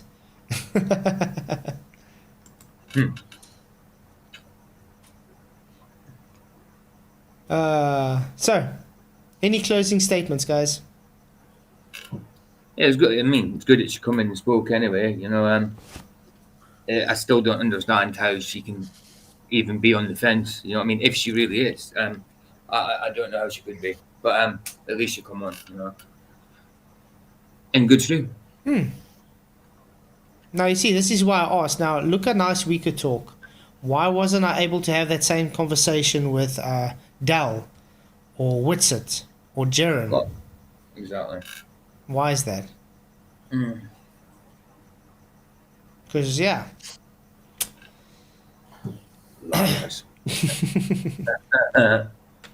But yeah, I really appreciated that you guys all came. It was a good show. It was. Well, it didn't seem like 4 hours, but I'm definitely going to go sleep now. yeah, at that time. So I'll see you all tomorrow night for another epic stream. Thank you guys all for coming. Very, very, very happy blessings. And everybody in chat, thank you for coming. Please, if you haven't already, hit those likes and share the show. It really does help the show to get out to a wider audience. And yeah, see you guys all tomorrow. Bye-bye.